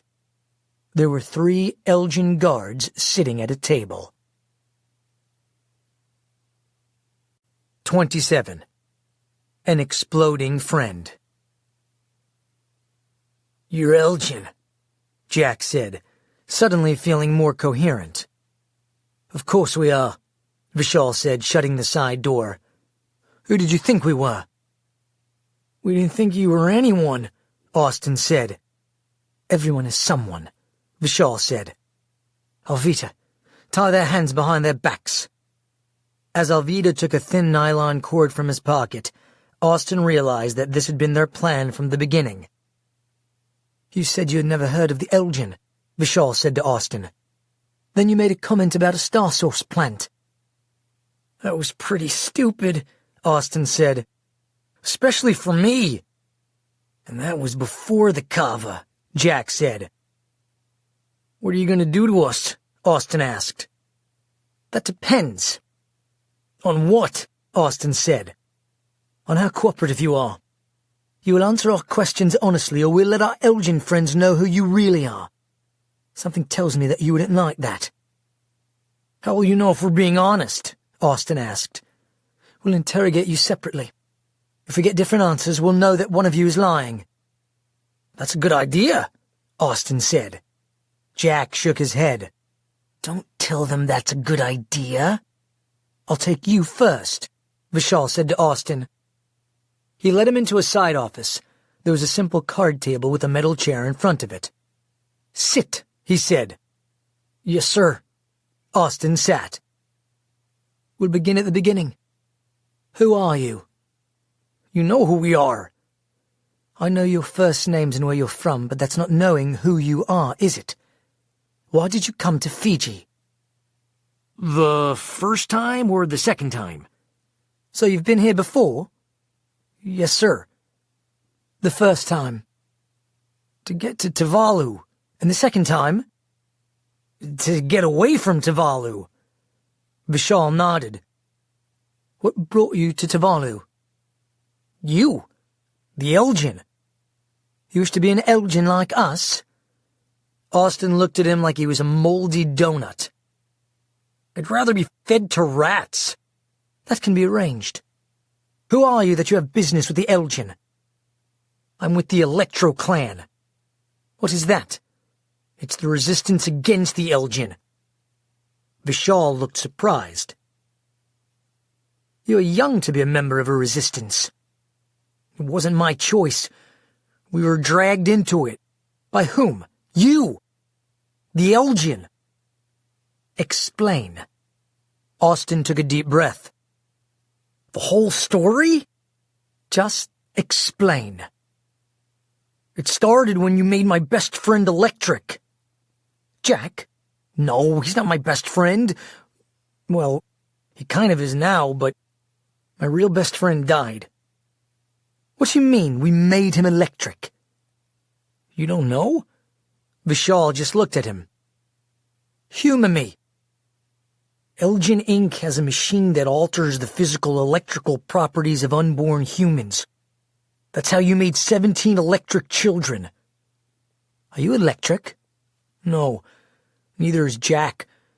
We're the only non-electrics, non-Els. You know what that is. Vishal looked at him for a moment, then asked, Why were you on our boat? We'd stolen it, but the Philippine Navy captured us. Jack and I were able to escape. How? Your guys were using resats to paralyze the electric ones. They didn't know Jack and I weren't electric, so we pretended to be paralyzed. Then, when no one was looking, we jumped off the boat. Where are the others now? We think the Navy took them back to Tuvalu. The Jewel didn't have enough fuel to make it back, so it came to Fiji to refuel. We rode on the side of the ship until we got close to the shore, then jumped off. Why are all these Elgin guards coming to Fiji? Austin looked at him curiously. You don't know? Just answer my question. There was a big battle. Most of the Elgin guards were killed. My guess is that Hatch is trying to reinforce the island before the natives find out. Vishal suddenly leaned back. You're telling me the truth? Yes. We heard rumors that there was a big explosion, a flash that was seen for more than 300 miles. Yes, sir. What was it? Austin looked down. Suddenly his eyes welled up. Well, you won't believe me. Try me. Austin slowly looked up. That explosion was my best friend. 28. Discretion. Vishal gazed at Austin for a long time before speaking. What do you mean the explosion was your friend? Even crunked, Austin knew that whatever he said would not be believed. My friend Michael had a special weapon. When it detonated, it wiped out almost all of the Elgin. I've heard the island is class, Vishal said, almost to himself. He stood. If the Elgin are really that vulnerable, this is good news. It is important news. Wait, Austin said. Are you Elgin or not? Because now you're talking like you're not. Vishal ignored his question. If you're lying, it could cost the lives of thousands of my people, and I guarantee it will cost you yours. I'm not lying. You can ask Jack. I intend to. And if you're lying, the punishment will fit the crime. I'm not afraid to die, Austin said. Really? I've accepted it, he said. I've been lucky before, but luck always runs out, eventually. Vishal looked at Austin. How does a boy from Meridian, Idaho, end up in a battle for the island nation of Tuvalu? I've asked myself that many times. And what's the answer? The Elgin kidnapped my best friend's mother. We went to save her. Vishal was quiet again. May I ask you a question? Austin said. Vishal looked at him. Who are you? Vishal tapped his pencil on the table, then looked up at Austin and said, I'm a Tuvaluan, and the leader of the Tuvaluan resistance.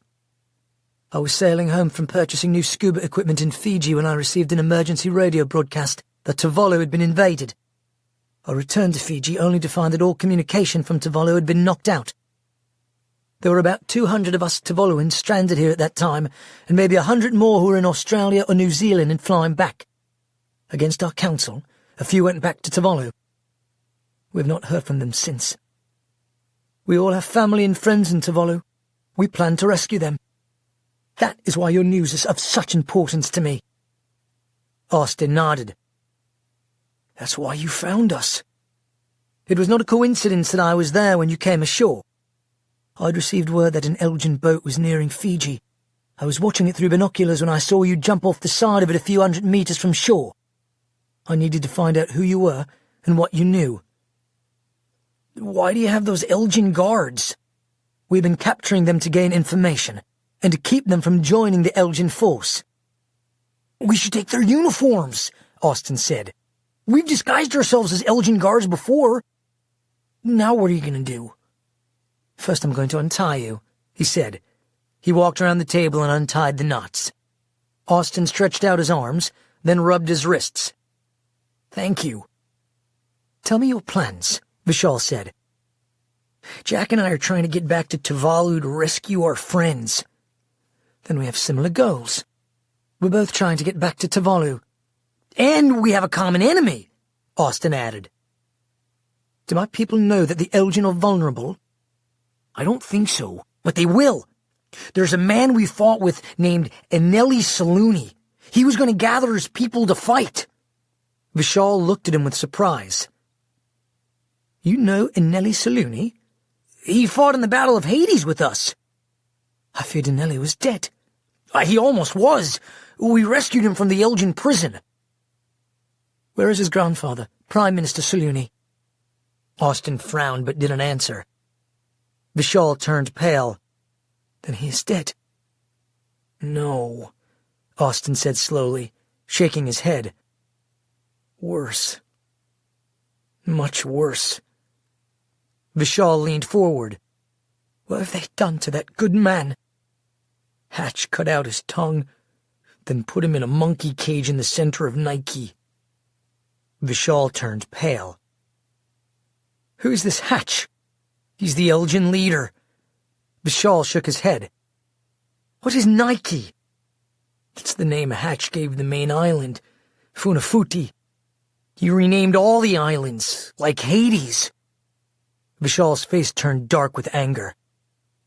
The Elgin are not worthy of being called beasts, he said, choking on his words. Where is Eneli? We gave his men the lifeboat from the jewels so they could return to their homes. He planned to gather the natives and lead a revolution against the Elgin, but he wouldn't know that the Elgin have already begun rebuilding their forces. Then we must hurry to their aid before the Elgin are strong again, Vishal said. He looked at Austin. Will you fight with us? Of course! We were planning to fight without you, Austin said. I need to rescue my friends, but first we need a way back. Vishal stood. If you will fight with us, I will take you back myself. Jack was surprised to see the change in Vishal's and Austin's demeanors as they walked from the office. They almost looked like friends. Alvita, Vishal said. Release Jack. These men are not our enemies. Alvita looked as surprised as Jack did. How do you know this? Because I've questioned him and what he says adds up. And he knows Eneli Saluni. Alvita looked at Austin warily. Why would you trust this boy? He's done nothing but try to deceive us since he arrived. As did we, Vishal said. In such days, discretion is the better part of wisdom. Trust me, he's with us. Alvita walked over and untied Jack's hands. Jack rubbed his wrists. What's going on, man? He asked. If you're not Elgin, who are you? Austin said, They're Tuvaluans. We're gonna help them and they're gonna help us. We need to assemble everyone immediately, Vishal said to Alvita. The Elgin are vulnerable right now. That's why the guards have been gathering. The great explosion we heard about destroyed most of the Elgin forces. I'm going to put out the call. He walked back into his office. After he was gone, Alvita asked Jack, Do you know Eneli too? Jack nodded. We fought together. Is he still alive? He was last time I saw him, Jack said. You know him? He was my friend, Alvita said. We went to grade school together. He fought bravely, Jack said. He helped us hold the prison. You were fortunate to have fought with him. You get to know a man in battle? Something tells me you'll be getting to know us all better real soon, Jack replied.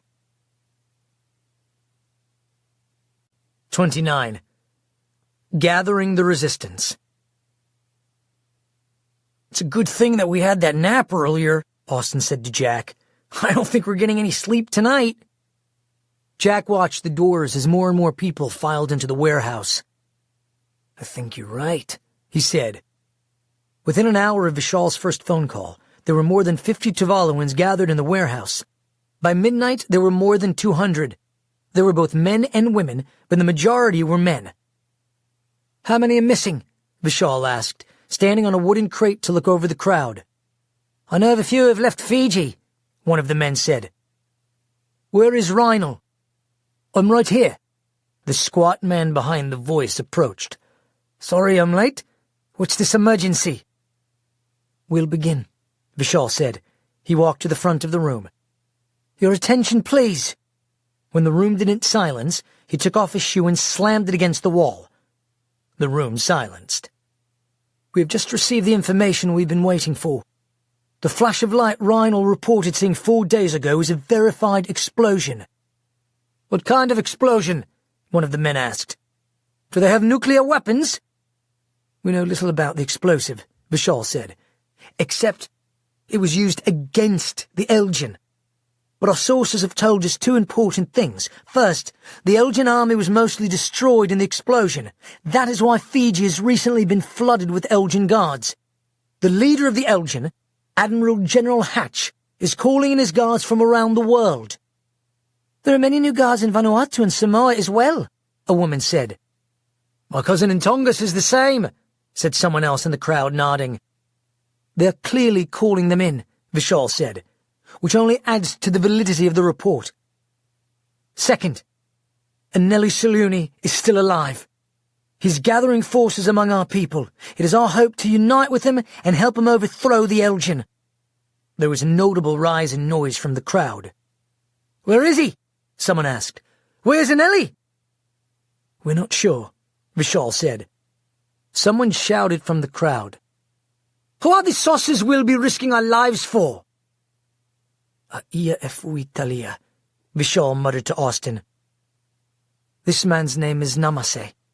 He agrees with much difficulty. Who is it? Namase repeated. I can't tell you, Vishal said.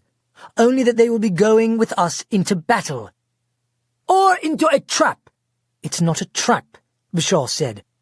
Do you know that? Who are these sources of yours? How could they know what's going on in Tuvalu?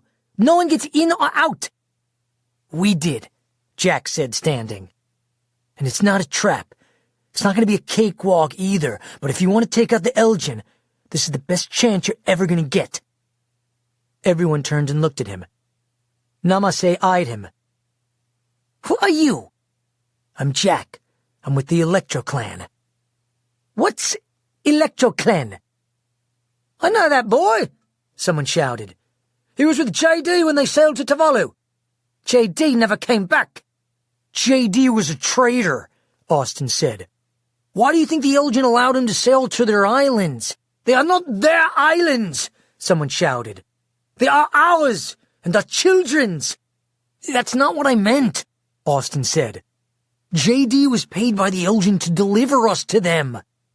Why would the Elgin want you? Namase asked. They don't want me. They want the rest of our group, the electric ones. The boy in the girl's shirt that makes no sense. It's not my shirt, Austin said. The Elgin accidentally created 17 electric children. They have been gathering them. We went there to rescue them. And how did you get out? We stole their submersible boat, but before we got here, we were stopped by the Philippine Navy. I can verify that, Reinl said. I flew over them. There were 3 Navy ships, one of them a full battle cruiser. They had surrounded a strange-looking boat. They were taking people off of it. And I saw them jump off the boat, Vishal said. That's when we escaped, Austin said. We're the only 2 who weren't electric. Where is the boat now? Namase asked. It left this afternoon, Vishal said. I would guess back to Tuvalu. Namase exploded. You think we're fools? You think we believe this crazy story of submerging boats and electric children? Why would we listen to this boy in a girl's shirt? Enough with the shirt already, Austin said. Vishal turned red in the face. I don't care what you believe, Namase. Stay here with the cowards, but you'll never return to Tuvalu with your head up. None of us with a head on our shoulders will ever return to Tuvalu, Namase said. And those of you fool enough to believe stories of electric children are just fools who are going to follow this man into slavery or death. Suddenly, a low voice from the back of the room said, The electric children are real. Everyone turned to see who had spoken. An elderly silver-haired man stood against the back wall leaning on a cane. One of his legs was in a cast. He was Matiamani, a respected Tuvaluan elder and former government minister. He had been meeting with Fijian officials when the Elgin attacked Tuvalu, but it was not respect for his government office that silenced the crowd. It was respect for his position as island elder. There were only 3 elders left in Tuvalu, and they were regarded with deity-like respect. Everyone silenced to hear what he had to say. Mattia blinked as he panned the quiet room with his ancient, dark eyes. The electric children this young man speaks of are real. I have seen them with my own eyes. He said something to the young man next to him, then began limping forward, leaning heavily on his cane, with the young man at his side. The crowd parted for him as he hobbled to the front of the room. When he reached the front, he bowed slightly to Vishal, then turned back to face the crowd. The month before the Elgin attack, I was riding my bicycle on Funafuti, near the Elgin power plant, when I came upon 2 Americans, a boy and a girl about these young people's ages, he said, pointing at Jack and Austin. They were throwing stones at a dog, hurting the dog. I told them to stop. They were very disrespectful and told me to mind my own business. They called me many names that I think they did not think I would understand. I told them that they had poor manners and should respect the elderly. The young woman said to me, Maybe you should respect the young, or you might get hurt. Then she reached out her hand, and like magic my bike was pulled out from under me, as if she were a powerful magnet. I fell hard to the ground. That is how I broke my leg.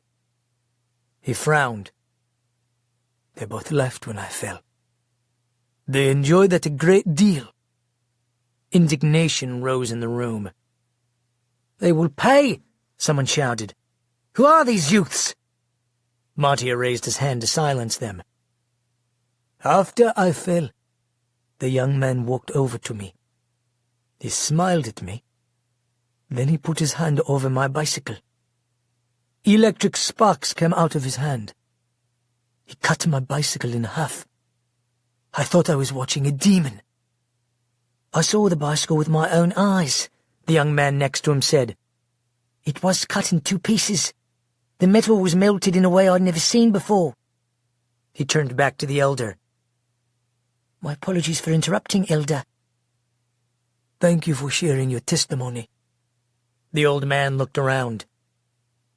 I've seen many peculiar things in my life, but nothing as peculiar as those 2 youths. That would be Kylie and Brian, Jack said. They're 2 of Hatch's glows. They're bad news.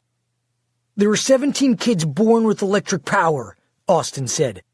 Each of their powers is different. Some of them are with the Elgin, like Brian and Kylie. The rest are now against them.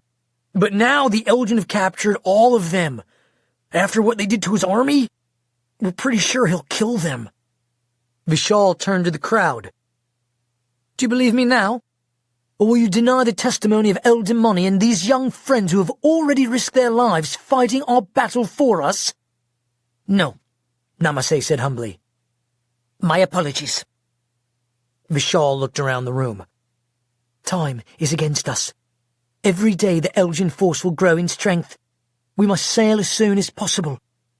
Nikhil, you have the fastest boat. Alvita, the Americans and I will go with you and your crew. We will find an Ellie, then radio everyone to join forces. Do we have weapons? Jack asked. We have some, Vishal said. The Elgin have enough weapons to equip a large army. Vishal looked at Jack as if he were unimpressed.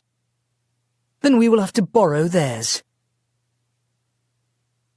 The Tuvaluans spent a sleepless night gathering weapons and supplies for the 3-day journey to Tuvalu. As the dawn sun began to rise above the turquoise-blue South Pacific, there were, in all, 164 men and 8 women who had volunteered to fight. The remaining 46 women and 12 men joined together to make a plan to slow the Elgin Guard's departure from Fiji to Tuvalu, using Fijian travel regulations. This was Elder Mani's idea. Even the smallest of us can keep 10 or more Elgin Guard from joining the battle through paperwork and regulations, or whatever means available, the elder said. Oftentimes in war, more damage is done by a bureaucrat with a pen than a soldier with a rifle. One of the young women added. Or a woman with a smile. It was a pretty woman who kept the British from attacking the American colonial army when they were at their weakest. The elder nodded. A pretty face is a powerful weapon indeed. While the Tuvaluans made their preparations, Austin and Jack spent most of the night with Vishal, writing notes on the island maps, detailing what they knew of where the Elgin strongholds were. The most important question they couldn't answer was where Anelli was and how they would find him. If I were him, Jack said, I would first rescue my grandfather. Austin shook his head. I don't think so. Nike is the Elgin stronghold. With a force that small, even surviving Elgin guards could stop them. I think Anelli is patient. He will gather men and weapons first, then free his grandfather. Prime Minister Saluni has already been in prison since Hatch took over. What's a few more days? Alvida nodded. I think little Austin is right. The Anelli I know is not one to let his heart outrun his brain. Austin looked at the map of Tuvalu. He put his finger on Hades, then moved it down. If I were him, I would go to where the largest potential number of soldiers were located. He touched the map. That would be here, the closest island, Nanumaga. That's where the Elgin grow their food. It will be filled with hundreds of young, strong workers. They'll also need food and water. Both would be plentiful there. The only thing they won't have is weapons. Then where? Jack said. Austin studied the map again, then said, The next closest island is Nui, the Elgin Science Island, where the Volta is docked. But there's nothing there for them except scientists. Like I said, they may gather people on Nanumaga, but without weapons they're not soldiers. The most likely way for them to secure weapons would be to sail south to Vaitupu. That's where the Elgin trained their guards and docked their warships. Before the Battle of Hades, it would have been suicide to go there. But I'm guessing that it's probably only guarded now by a skeleton crew of a few dozen guards. Jack said, Anelli's forces would probably land there after dark, when they're less likely to be seen. Austin's forehead furrowed. Not necessarily. The Elgin have advanced night vision technology, which would give them the advantage.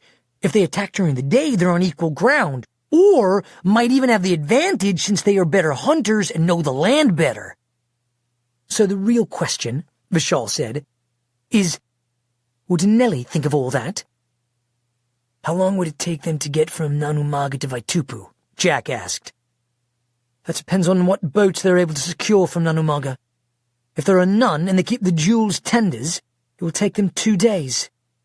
Jack nodded. After Vaitupu, where would he go? The only other island between Vaitupu and Funafuti is Nukufeta, Austin said. The one Hatch renamed Plutus. That's where the Jewel was docked, but there's no reason for them to go there, so I'm guessing that Anelli would bypass it and sail directly to here. Austin drew his finger in an arc around the east side of the island. Landing on the northeastern side of Funafuti. That side of the island is very much jungle, Alvida said. Yes. If they have many people, it would give them the cover to land and move in toward the Star Source plant. And, Austin said, looking at Jack, rescue his grandfather. I do not think they will stop in Vaitupu, Vishal said. Family is all in Tuvalu. Anelli might stop in Nanumaga for supplies, but then he would go to Funafuti to rescue his grandfather. But would he go without weapons? Austin said as he looked away from the map. Would they not find weapons on Nanumaga? Where there are Elgin, there are weapons, Jack said. If we sail to Vaitupu, they've already started to attack Funafuti, we will be too late to help, Alvida said. Austin rubbed his head. We could really use Ian right now. Who's Ian? Vishal asked. He's one of the electrics, Jack said. He can see for miles and miles. I can see for many thousands of miles, Alvida said. Austin looked at him. You can? Yes. Every night I look up at the stars. Not what we meant, Austin mumbled to himself. All right, Vishal said, looking exhausted. We sail to Funafuti and hope he is there. What do you think of that? Jack quietly asked Austin. Austin rubbed his chin, then said, I just hope that Anelli is a better strategist than Vishal. With the exception of those still loading the boats, the Tuvaluans met for a final time in the warehouse. "Talofa," Vishal said to those gathered before him.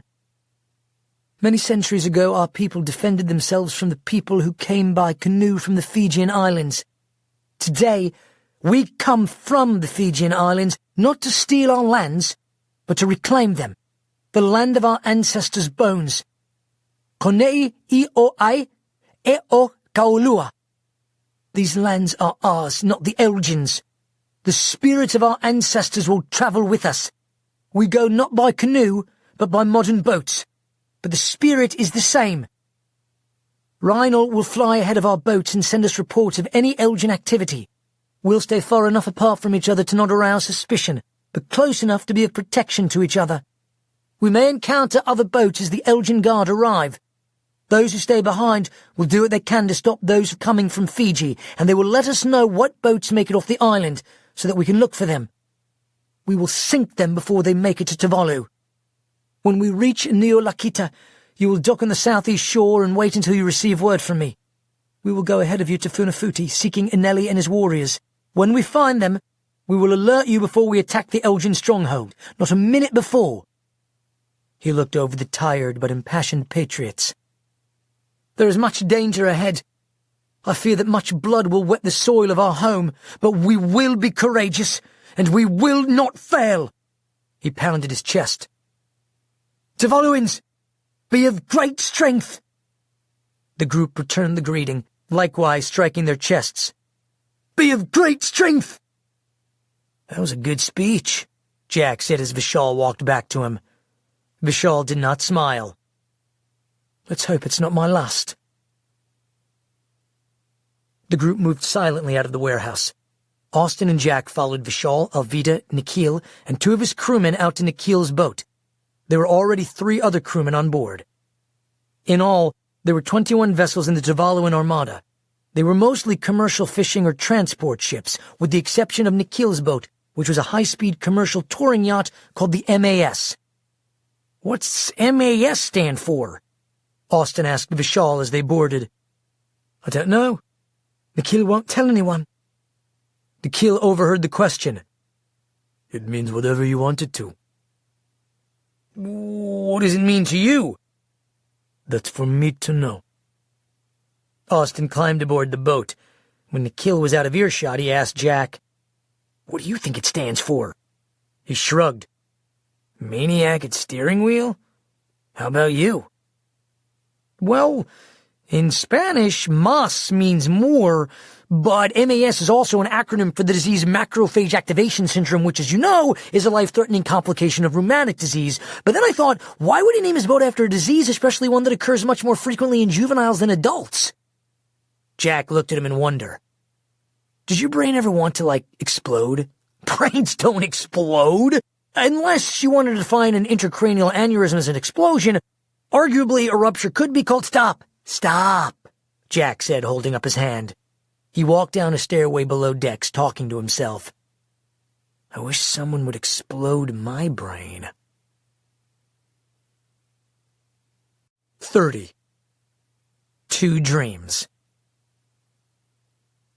The sun had just begun to creep above the horizon as the boats, one by one, headed out to sea. The sea was as calm as it had been the day Jack and Austin had arrived in Fiji. Vishal spent most of the day in the cabin with Captain Nikhil, studying maps and communicating with other boats. By the end of the first day, the fleet was spread out more than 10 miles. No Elgin were spotted, but there was one incident that slowed the fleet down. One of the older boats broke down and had to be abandoned, its passengers, cargo, and fuel distributed among the other ships. The atmosphere on the MAS was tense, and most of her occupants kept to themselves.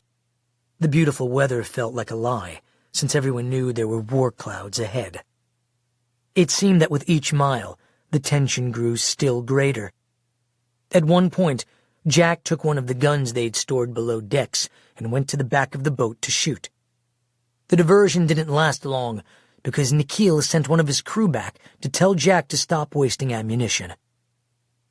Austin was glad when the sun began its descent into the rippling orange sea, and he and Jack went below decks to the berths. Austin lay on the middle of 3 bunks. Jack lay on the bottom. An hour after they'd gone to bed, Austin rolled over in his bunk toward the outside edge. "Jack, you awake?" There was a long pause. Then Jack said, "If I said no, would that stop you from talking?" "That would be illogical, because—" "Stop," Jack said. "What do you want?" "I was just thinking they should almost be there by now." Jack didn't respond. "What do you think Hatch will do to them?" Jack was silent for a moment, then said, "I don't want to think about it." "Me neither." "Do you think we're going to live through this?" "I don't know." "What's your gut feeling?" "You don't want to know," Jack said. "I really do." "I didn't think we were going to live through the Battle of Hades." "Me neither. If it wasn't for Michael, we wouldn't have." Jack sighed.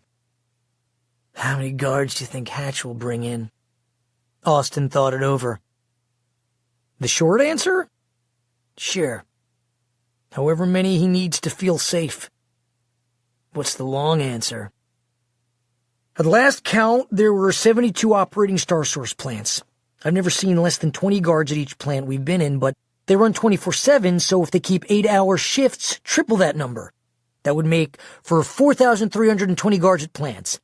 If Hatch keeps a skeleton crew on each plant and pulls in 2/3 of them, that would be approximately 2,880 guards on their way to Tuvalu. Of course, that's all speculation." Jack groaned.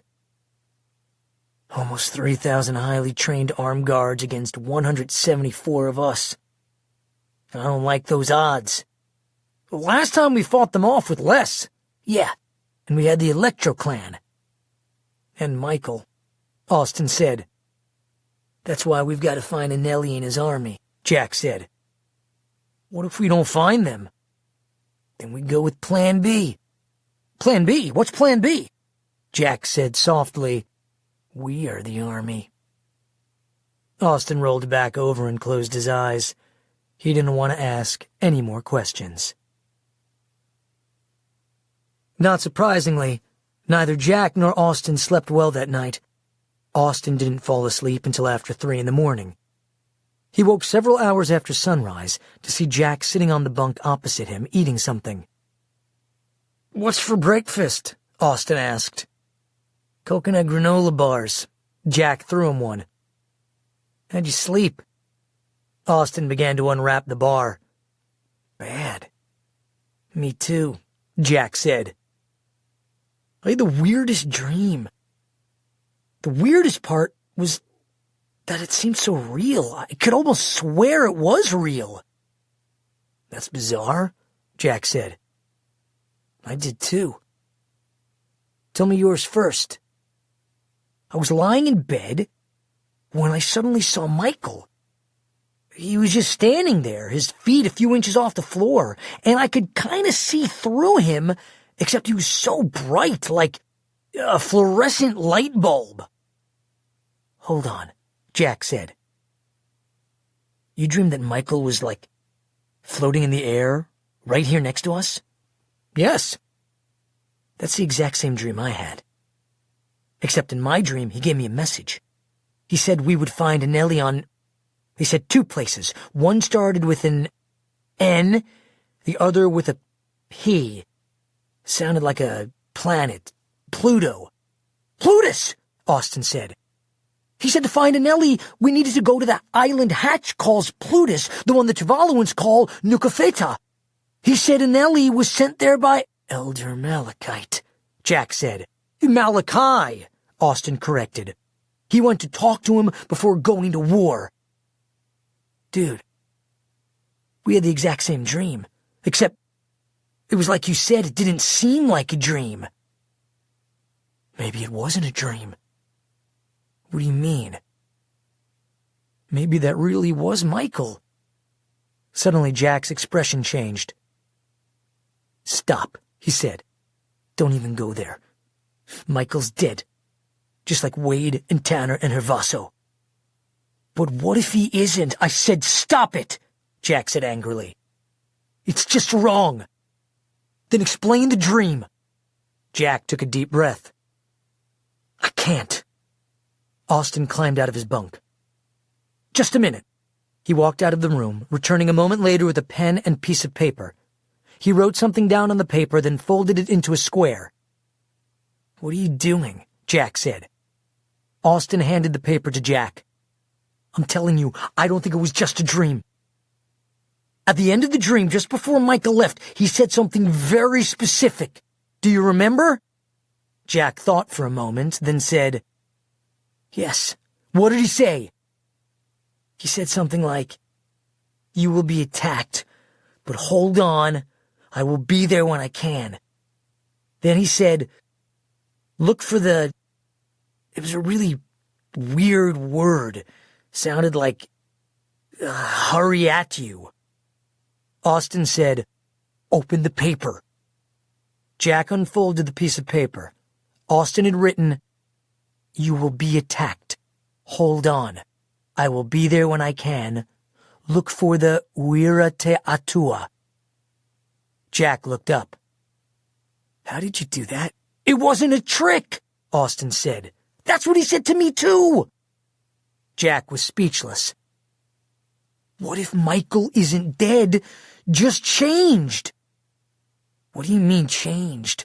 Energy can't be created nor destroyed. It just changes from one form to another. Just like chemical energy can't be destroyed, but it can be converted into kinetic energy. I don't know what you're saying, Jack said. What's kinetic energy? It's energy in motion. For instance, if you take nitroglycerin, a chemical compound, and detonate it like in dynamite, you've changed chemical energy to kinetic energy. What's your point? Hear me out, Austin said.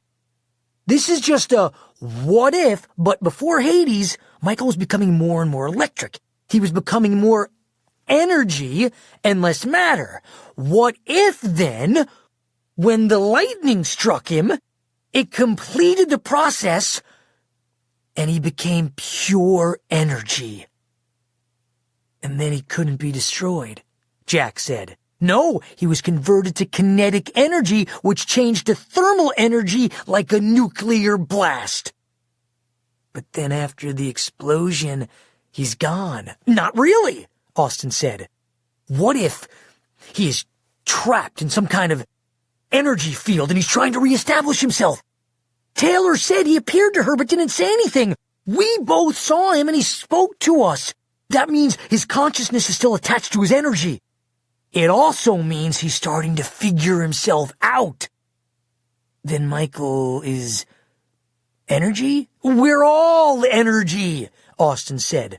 Michael's just pure energy. Einstein believed that energy could be turned into matter, which, in 1997, was proven when a linear collider using a high-powered electron beam and an electric field was able to collide the photons in a way to produce matter. Jack shook his head. I have no idea what you just said. What I just said is that I believe that Michael is pure energy trying to convert himself back into matter. You mean, you think Michael's trying to come back? Austin looked at him. I think he already has. 31. Changing course. The problem now, Jack said, standing up from his bunk, is how do we tell Vishal we need to change destinations? We just tell him the truth, Austin said. Jack frowned. The truth? You want to tell Vishal that Michael appeared to us like a ghost? He'd have us thrown overboard. Austin thought on that. Yeah, he wouldn't go for that. We could tell him that we suddenly remembered that Anelli told us he was going to Nukufeta. We just suddenly remembered? He's not going to buy that. That's not something you'd forget. Austin thought a little more, then said, I think we just tell him that we both had the same dream. A dream. How's that any different from a ghost story? Austin shook his head. These native guys put a lot of stock in dreams. After a moment, Jack said, Can't hurt. Then added, too much. Austin pulled on his shirt. Then they both walked up to the boat's cab. Nikhil was wearing aviator sunglasses and was seated in the captain's chair holding the wheel. Vishal was seated a few meters from him. Both men looked tired.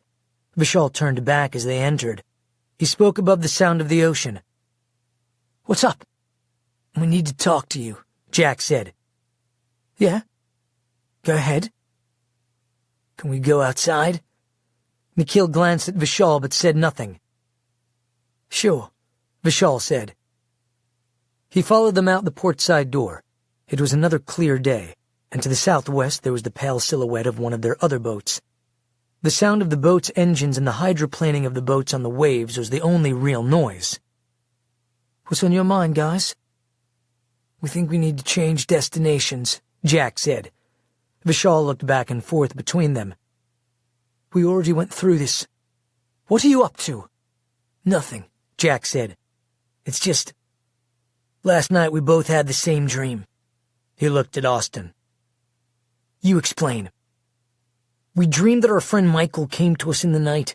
He told us both the exact same thing." Vishal looked at them skeptically. "Which was that we will find Anelli on Nukufeta." Vishal shook his head. "Why would you go to Nukufeta? There's no reason at all for them to go there." He frowned. "We already spoke of this back in Fiji. It was either Vaitupu or Funafuti. We're sticking with Funafuti." "But we had a dream," Austin said. "A dream?" Vishal said, his voice sharp with annoyance. "Shall I lead these people to their deaths because of a dream you had? We've made our plans. We'll follow them." "It was a dream we both had," Jack said. "Okay, shall I lead them to their deaths because of a dream you both had?" Jack shook his head. "You've got to admit that's weird. In the world of dreams, everything is weird." Austin said, "In the dream, our friend said that Elder Malachi sent Anelli to Nukufeta." Vishal's expression suddenly changed. "Who did you say?" "Malachi, the Elder." "How did you know that name?" "It was in the dream," Jack said. Vishal suddenly looked worried. "Malachi is a name only known by a few. You could not have known that name." "In our dream, Michael told us that Anelli had gone to see Malachi in Nui." Again Vishal looked surprised. "How did you know that the Great Elder was on Nui? That is information that had been kept very secret." "The dream," Austin said. "He said Anelli went there to get Malachi's blessings before going to war."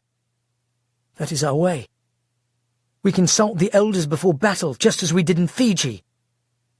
Vishal looked back and forth between the two of them. "Did he say anything else?" "He said something about the Uira Te Atua." Vishal turned white. "How do you know that phrase?" "It is sacred in an ancient language known only to a few." "We told you," Jack said. "That's what he said in the dream. We're not making this up," Austin said. "No," Vishal said. "No one could have made that up." Jack looked at Vishal seriously. "What do you think?" Vishal took a deep breath, then breathed out slowly. "I think we better change course to Nukufeta." Part 13. 32. The Rebels. EGG Eamon walked anxiously into Hatch's office, carrying news he didn't want to share. "Admiral General, sir. I have 2 messages to deliver." Hatch looked up from the financial report he was reviewing. "Give me the bad news first." Eamon took a deep breath, subconsciously preparing for Hatch's explosion. "We've just received notice that the Edison has been sunk." Hatch stared at the EGG in disbelief. "By whom?" "The rebels." "The rebels?" Hatch's face began to turn red. The rebels were on unarmed, slow-moving cattle ships. The Edison is a Kirov-class anti-ship, anti-submarine battle cruiser. Hatch slammed down his fist. "You don't sink a battle cruiser with a cattle boat!" "It was a suicide attack, sir. One of the rebel boats was filled with explosives and managed to get behind the Edison." Hatch walked over to his bar and poured himself a scotch, downing the drink in one gulp. Then he turned back to Eamon and, speaking in a more composed voice, asked, "Where are the rebels now?" "They've taken refuge inside the depository." Hatch poured himself another drink and drained it. "You're telling me that they managed to take over one of the most secure buildings in the world?" "Apparently, sir." "Of course they did," Hatch said. "And how exactly did that happen?" "We don't know, sir. We believe human error." "You think?" Hatch groaned loudly. "Human error!" He threw the glass against the wall mirror, shattering both it and the mirror. "The whole human race is in error, which is exactly why the sooner we've eliminated the human being from this planet, the better. What is the status of the rebel boats?" "The Edison managed to take out all the rebel boats except the Proton, the smallest of the agricultural boats. They also have a few lifeboats and rafts." Hatch looked at the map of the islands he'd mounted on the wall. "Plutus is within range of our Apache helicopters. I want you to order an attack on whatever they're floating on. We don't have the men or time to wage war on them right now, but at least we can strand them on the island. We'll make the island itself a prison, like Alcatraz in San Francisco. Once we've rebuilt the Guard, we'll take the rebels apart on our timetable, not theirs." "Yes, sir." "You said you had 2 messages." "Yes, sir. I've also received notice that Captain Schul of the Philippine Navy has reached Nukalele." "Where?" Eamon realized his error and slightly bowed. "Excuse me, Admiral. I meant the island of Dionysus, the island formerly known as Nukalele." "It's about time. Is the Jewel with them?" "No, sir. The Jewel was delayed with refueling. She'll be arriving 4 hours later." "And she's safe?" "Yes. She's being accompanied by one of the Filipino battle cruisers." "Very well. They made good time, sir. Less than 50 hours. Hatch went back to his report without comment. Eamon continued to stand at attention. After another minute, Hatch asked, "What is it, EGG?" "Will you be greeting Captain Schul, sir?" "No," Hatch said. "It's still too dangerous for me to leave the plant." "Sir, someone must greet him. It's protocol." Hatch looked up from his papers. "I had no intention of leaving him unattended, EGG. You and a contingency of guards will greet the captain and bring him back to the plant along with their prisoners." "Yes, sir. You mean Welch and the Glows?" "That's exactly who I mean." Then a slow, angry smile spread over Hatch's lips. "You have no idea how excited I am to see Welch again. And my Glows. My only problem is deciding what I am going to do with them. So many traitors, so many possibilities." "Yes, sir." "On second thought, EGG, maybe I will greet the captain. I want to see Welch's face when he comes off the ship. Radio me when they're docking." "Yes, sir." "You can go, EGG?" "Yes, sir," Eamon said. Then he spun around and quickly walked away. 2 hours later, Hatch, flanked by Eamon and a half a dozen guards, greeted the Filipino captain as he walked down the gangplank onto the Elgin dock. "Captain Schul," Hatch said, stepping forward. "Welcome to the Hatch Islands." The captain saluted. "Admiral Hatch, it's an honor." "The pleasure is mine, Captain. You have our prisoners?" 17 of them, Admiral, including the one you call Welch." Hatch smiled. "Congratulations, Captain, on a well-executed operation. Such competency will not go unrecognized. I will see to it that President Bautista is informed of your success." "Thank you, sir. Where are your prisoners now?" "They're still in the brig awaiting your orders." "Very well. Have Welch brought to me immediately. In chains, of course." "Of course, sir." Captain Schul turned to one of his guards and spoke quickly in his native tongue. The guard ran back up the gangplank into the boat. It seems that all went well with the capture of the mutineers. Yes, the machines you gave us were quite remarkable. They paralyzed all of the youths except one. Hatch looked at him. Which one? There was a young Fijian woman who was the ship's cook. How many teens did you capture? Hatch asked. 12. 12, Hatch repeated. I guess they didn't all make it off of Hades, then. At that moment, 2 burly, heavily armed Filipino soldiers walked down the plank, escorting Welch between them. Hatch looked up at him with a grim smile. There he is. The one you call Welch, Shule said. Traitor, Welch, Hatch said. The soldiers dragged their prisoner in front of Hatch. So the prodigal returns, Hatch said. Not by choice, Welch said. I expect not. What traitor wants to be held accountable for his cowardice? One man's traitor is another man's hero. Don't fool yourself, Welch. You're no one's hero. He looked him over. You've looked better. You didn't really think you could escape, did you? I didn't think we could decimate your army either, but we did, didn't we? Hatch sneered. Michael Vey did, and frankly it was worth the loss just to be through with him. Hatch turned to E.G.G. Amon. Take your former colleague and lock him up in cell 25. Welch looked at Hatch and said, You're not going to win.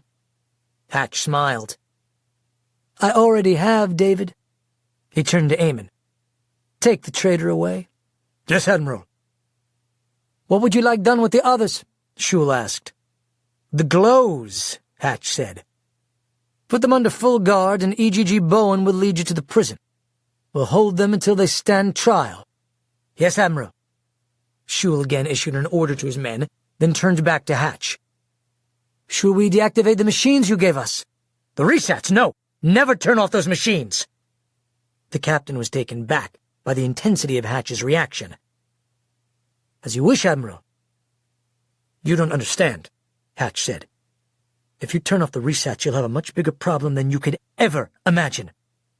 Shule looked unimpressed. They're just teens, Admiral. No, Captain. They're not just anything. You have no idea what you're holding in your brig. Had you attempted to take those teens without the machines I provided you, they would have taken you and your ships. The captain looked at Hatch cynically. You hold us in contempt, sir. My soldiers are decorated, well-trained fighting men of the highest caliber. I meant no disrespect, Captain. I'm sure your men are the elite of your navy. You just don't know what you don't know. These youths are not ordinary humans. They're a science experiment gone awry. In the last week, those youths have killed more than 4,000 of my men and wiped out the whole of my navy. Shule looked at him with amazement. I had no idea, Admiral. Why was I not informed of this danger? If you have to walk a tightrope without a net, it's better not to know how high up you are, if you know what I mean. What about the Jewel's crew, Cobb, Quinn, and his men? They're being held in the brig as well. Would you like me to release them? You release them to Z.C. Denkers, Hatch said. He signaled for the zone captain. Denkers, Captain Shule will be releasing the Cobb and his men into your custody. Take them to the bowl and have the crew prepare them for dinner. Yes, sir, Denkers said. From Hatch's order, the captain assumed the Elgin Cobb and his men would be guests at the dinner, not be the meal. Hatch turned back to the captain. Please, come inside and avail yourself of my hospitality. We have an officers' club that has no parallel in this part of the world. Companionship, and the finest European food and drink, including some of your local favorites. Coconut wine, Tondenia premium rum, and San Miguel for your men, as well as a few imported specialties. Have you ever tasted Karuizawa, Captain? The captain almost laughed. The Japanese whiskey? No, sir. That's a bit above my pay grade. At $40,000 a bottle, I would think so, Hatch said. or the officers of the Philippine Navy would be the envy of the world. I have a lovely 48-year-old bottle in my office that you and I will open tonight to celebrate your success. Now, if you'll excuse me, I have other matters to attend to." "Of course. Thank you, Admiral, for your kindness. I will look forward to seeing you tonight." Hatch started to walk away, then suddenly stopped and turned back. "Captain, have you ever seen how a Star Source plant operates?" "No, sir. It is my understanding that the operation is top secret." "Yes, but you, of course, have top-secret clearance. Tonight you will get a rare view of what few have ever seen. Trust me, you'll never forget it." With that, Hatch turned and walked away. Part 14. 33. The Dinner Jacket. Welch had never been more than a few feet inside Cell 25, but he knew enough about it to fear it. He never imagined he would someday occupy it. The infamous cell was designed to bring its occupant the maximum amount of stress, fear, and pain. Hatch sometimes used Tara to create an added dimension of terror, but even without her contributions, it was horrible. He wondered how long he would be able to endure it. While Welch was locked away by Eamon and 3 guards, the Electro clan was taken to the dungeon with the resats strapped to their chests and their hands chained behind their backs. In spite of Hatch's orders to keep the youth separated, there weren't enough cells to give everyone his or her own, so McKenna and Cassie were kept in the same cell, as were Zeus and Torsten. Once in the cells, their chains were removed, but the resats were only turned down, not enough for them to use their powers, but enough to allow some relief from the overwhelming pain that made it difficult to breathe and kept their hearts pounding at more than 150 beats a minute. Cassie was the only one who had never been inside a Star Source plant. About 10 minutes after being locked in the cell, she said, "At least there's food." On a side table extending from the wall was Rabisk. Cassie picked up a biscuit. "I wouldn't eat that," McKenna said. "What is it? And what are these little fibers covering it?" "It's Rabisk." "What's Rabisk?" "It's what they feed the rats. It's made of ground-up rats. Those fibers are rat hair." Cassie dropped the biscuit, almost throwing up. After a moment, she asked, "Do you think they're going to feed us to the rats?" "Don't think about that," McKenna said. "Where do you think Jack and Austin are?" McKenna spun around. "Shh! They're listening." Cassie looked around the room, then said softly, "Sorry. This is new to me." McKenna walked over to Cassie and put her mouth up to her ear. "They're probably making a plan to save us." McKenna had barely finished whispering when from each corner of the room came an audio blast as loud as the horn of a diesel truck, loud enough to almost knock them over. It was followed by a voice from the overhead speakers. "Prisoners of Cell 17, no talking is allowed. Stay away from each other or you will be punished." McKenna stepped back. "Like we're not already being punished?" The horn blasted again, followed by a sharp pulse in the resat, dropping both girls to their knees. "Enough already!" Cassie shouted. "We get it!" Out of all the surviving Electro clan, Taylor was the least affected by the capture. She had already hit her emotional bottom, and she no longer cared what happened to her. She had lost Michael, and with him, all hope in their cause. She didn't know if her parents or brothers were still alive, and if they were, she assumed that Hatch would find them all and kill them. It wasn't a question of if, only when. No matter what Hatch did to her, she was already broken. Not even the rat bowl held any terror, as there was simply no more pain she could add to what she already felt. As she lay back on the cell's hard mattress, she heard someone call her. "Taylor." She looked over. Michael was standing near the door, or at least what seemed like a projection of Michael, since the image quivered and shimmered in places. "You're not really here," she said, rubbing her eyes. "I know you're not really here." She buried her face in her hands. "It's not over, Taylor. Don't lose hope." Taylor looked up, expecting the image to be gone. Instead, Michael was just staring at her. "Why are you tormenting me like this?" she screamed. The vision faded. Taylor rubbed her eyes again as she lay back on the mattress. "I really am going crazy." The youths had been locked up for about 7 hours when an alarm went off in the cells, followed by a voice coming from the ceiling's speakers. "Enemies of Hatch Islands, prepare for transport. Elgin guards will be at your room shortly. Stay away from the doors or you will be punished." The message was followed by a sharp increase in the resat's amp, dropping all of the youths to their knees. Within a few minutes, 2 guards appeared at each cell, walking them to an electric cart and driving them to a separate part of the building, the curved observatory deck above the bowl. It was the same room where Prime Minister Saluni had been humiliated and dragged away as the rest of the Tuvaluan government learned of Hatch's plans to take their country. The bowl was closed off by a metal screen, leaving the room lit by stark, overhead blue and white LED lighting. There were several long tables set with china, crystal, and silverware in preparation for the evening's feast in honor of Captain Shule. Cassie, who had been separated from McKenna, was the last to arrive. Everyone else was already kneeling on the floor, their hands cuffed behind their backs and chained to a ring on the floor. Cassie was brought over to the last vacant spot, a space between Quentin and Nichelle, and locked down.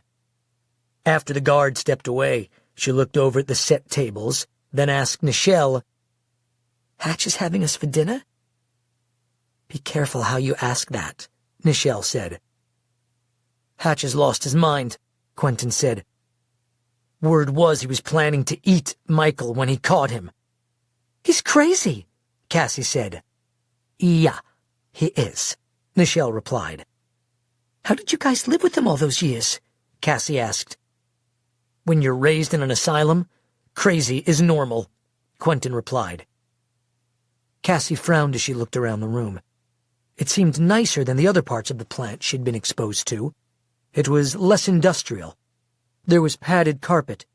The walls were paneled in stained wood, and bronze light fixtures provided soft illumination. "Where are we?" "We're next to the bowl," Quentin said. "The bowl," Cassie repeated. She had only heard of the bowl. Still, the very mention of it made her shudder. "Are they going to feed us to the rats now?" "No, they don't feed from here," Quentin said. "This is where you watch the rats feed." A light alarm beeped, and the massive wall divide began to move.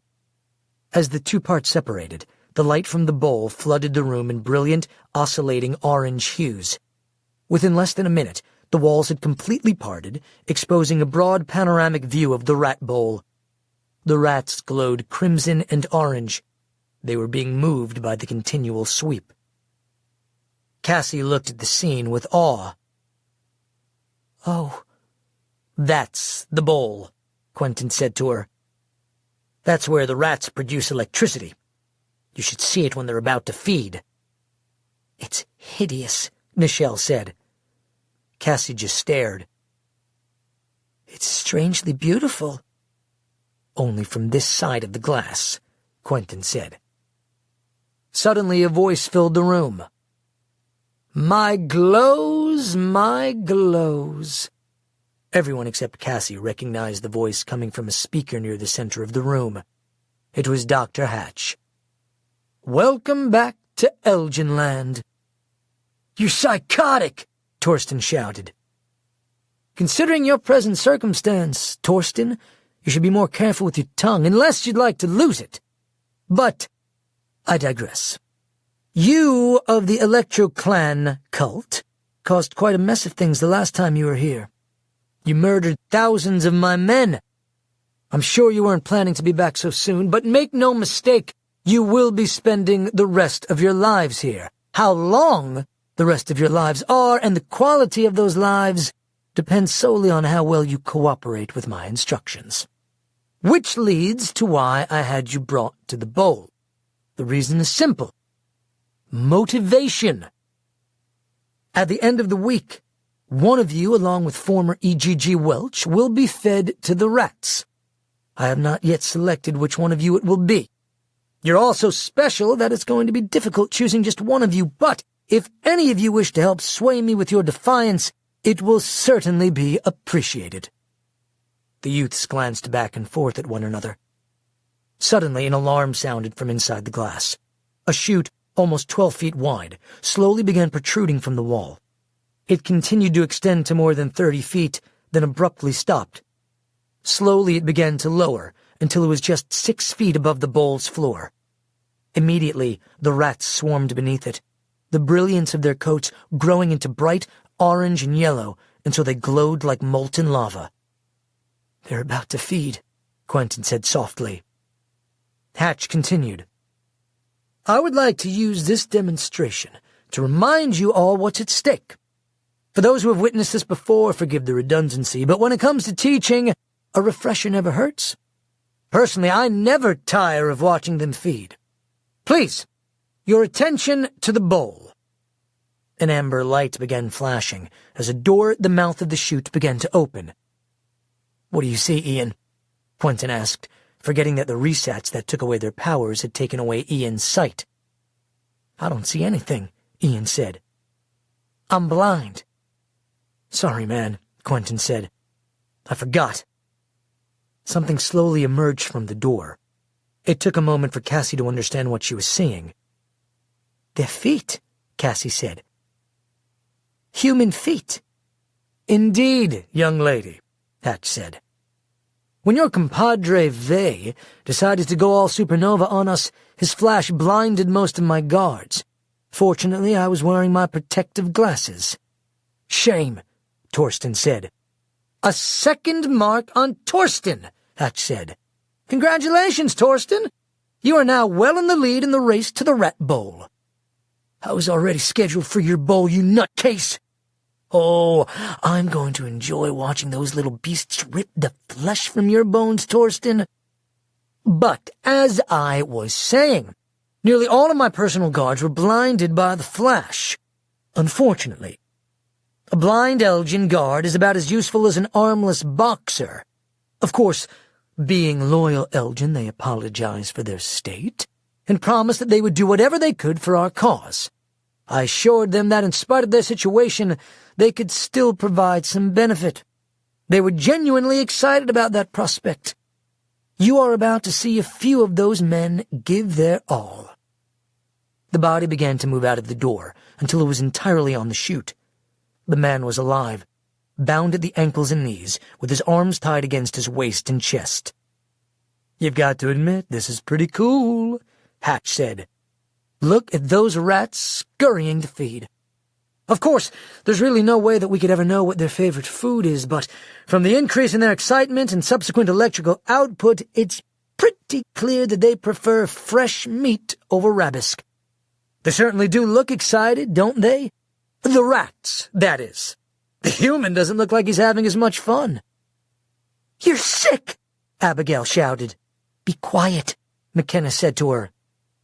"We hear from the gentle Abigail. Torsten, you have some competition, but with your fiery temper, you're up to the challenge." Torsten clenched his jaw but said nothing.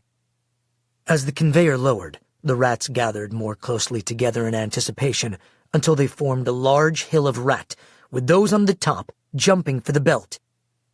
As the man slid down the chute, he continued to struggle against the straps that held him. Then, as his feet extended over the edge of the chute, the first of the rats, in a wild frenzy, flew at him. Within seconds, they were swarming around him as he screamed in pain. "You're lucky to get to see this in person," Hatch said. "I could put it on YouTube and get 1 billion views."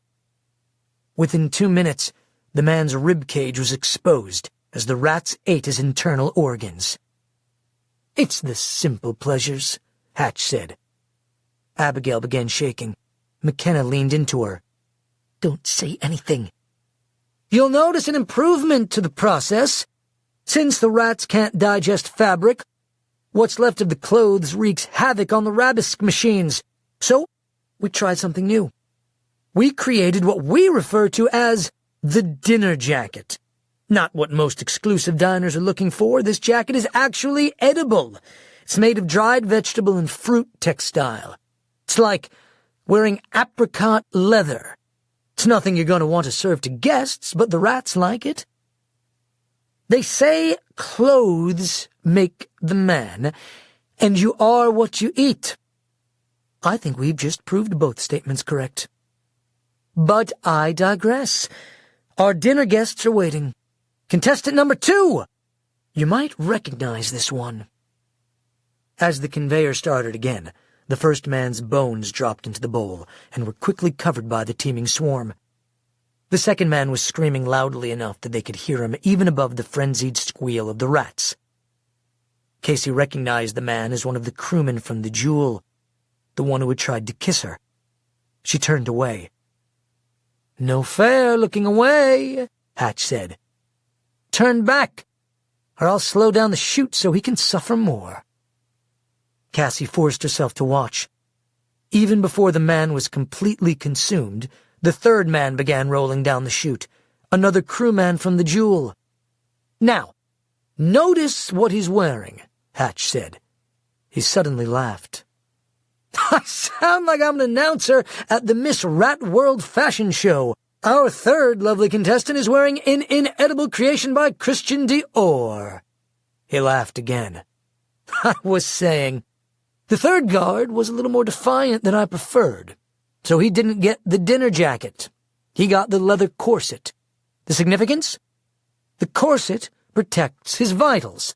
So that means the rats will have to burrow through his body to get to the really juicy stuff. It also means that he will be fully alive and feeling all of it.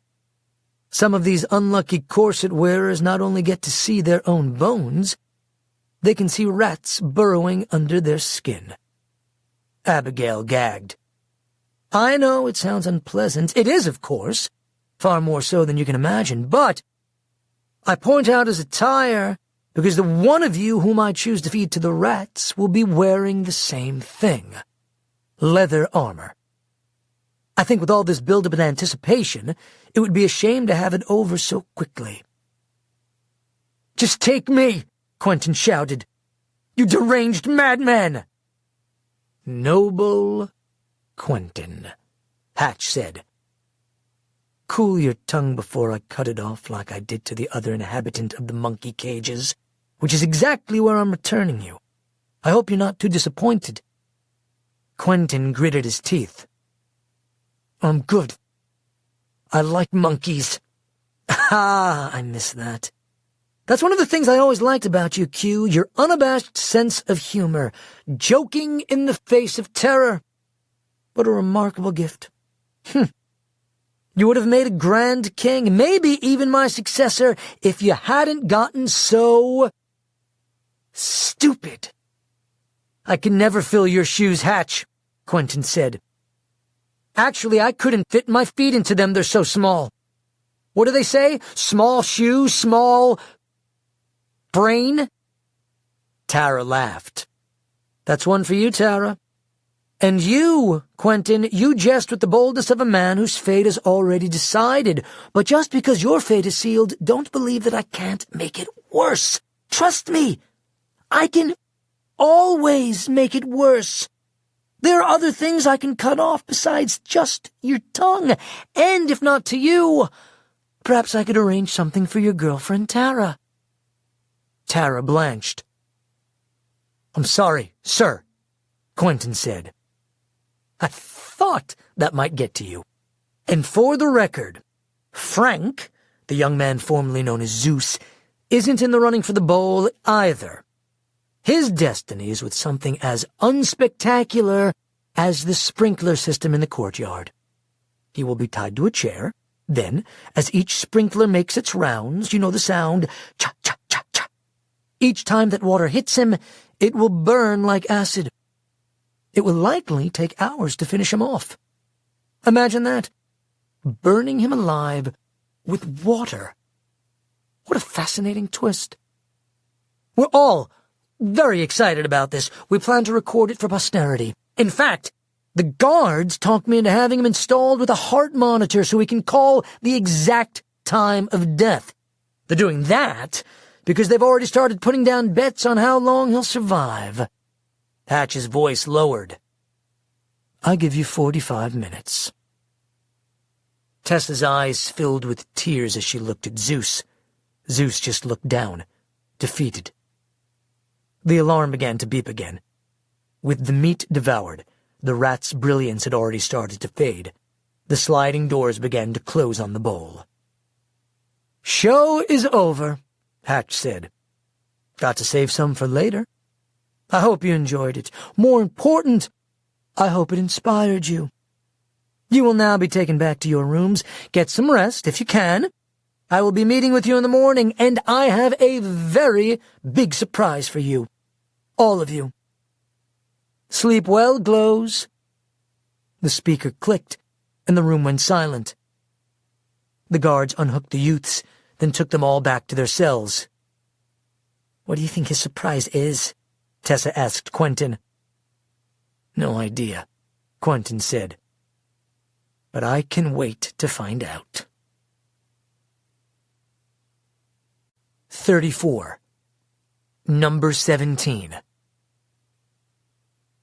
Just an hour after sunrise, the Electro Clan was brought back to the same room above the bowl. It was the one room designed so that all of them could be chained down together. After the guards had again chained them to the floor, the lights were turned off. The room was lit only by the dim, combined glow of the youths. It was a full hour later when a door opened, and a voice spoke from the darkness. I'll never get tired of saying that. Dr. Hatch stepped forward, followed by 2 guards, Brian, Kylie, and a young woman none of them had ever seen before. You really are remarkable creatures, Hatch said. Granted, trying to control you is like herding cats, but as physical specimens, you are truly remarkable. Hey, Q-Tip, Brian said to Quentin. Hey, moron, Quentin said. Still wetting the bed? Brian blushed. He turned to Hatch. Can I hit him? No, Hatch said. You always were such a lapdog, Quentin said. All right, go ahead, Hatch said. Brian walked up to Quentin and slugged him in the stomach. Quentin's hands were tied behind his back, so he was unable to completely double over. When he could speak, he said, What a coward! You wait to hit me when my hands are tied? What did you call me? Brian asked. Quentin looked up at him. I don't know. I called you so many things. Did you mean lapdog, moron, or coward? Brian slugged him again. What did you call me? What? You want me to come up with something else? Stop it, Hatch said. Get back over here. Brian slapped the top of Quentin's head, then walked back. Chicken, Quentin said. I told you I had a surprise for you this morning. I think this one is really gonna blow your minds. Who's the girl? Zeus asked. You always were one to jump the gun, Frank. This young lady is the surprise I promised you. Come up here, darling. Let's give these glows a look at perfection. The young woman stepped forward. She looked to be the same age as them, only there was something older about her. She was tall and shapely, and had long black hair that fell to the middle of her back, with a magenta streak running down the middle. Her face was narrow and pretty, with pale skin and radiant blue eyes. She wore tight designer jeans and knee-high leather boots. She carried herself with a confidence that can be construed as arrogance or cruelty. It was obvious that she looked down on the other glows as inferior. It's been written that the first will be last and the last will be first, Hatch said. You knew there were originally 17 electric children. You've met 16 of them. Let me introduce you to number 17, Zara. The youths all looked at her, wondering where she had come from. Did you know about her? Tara asked Quentin.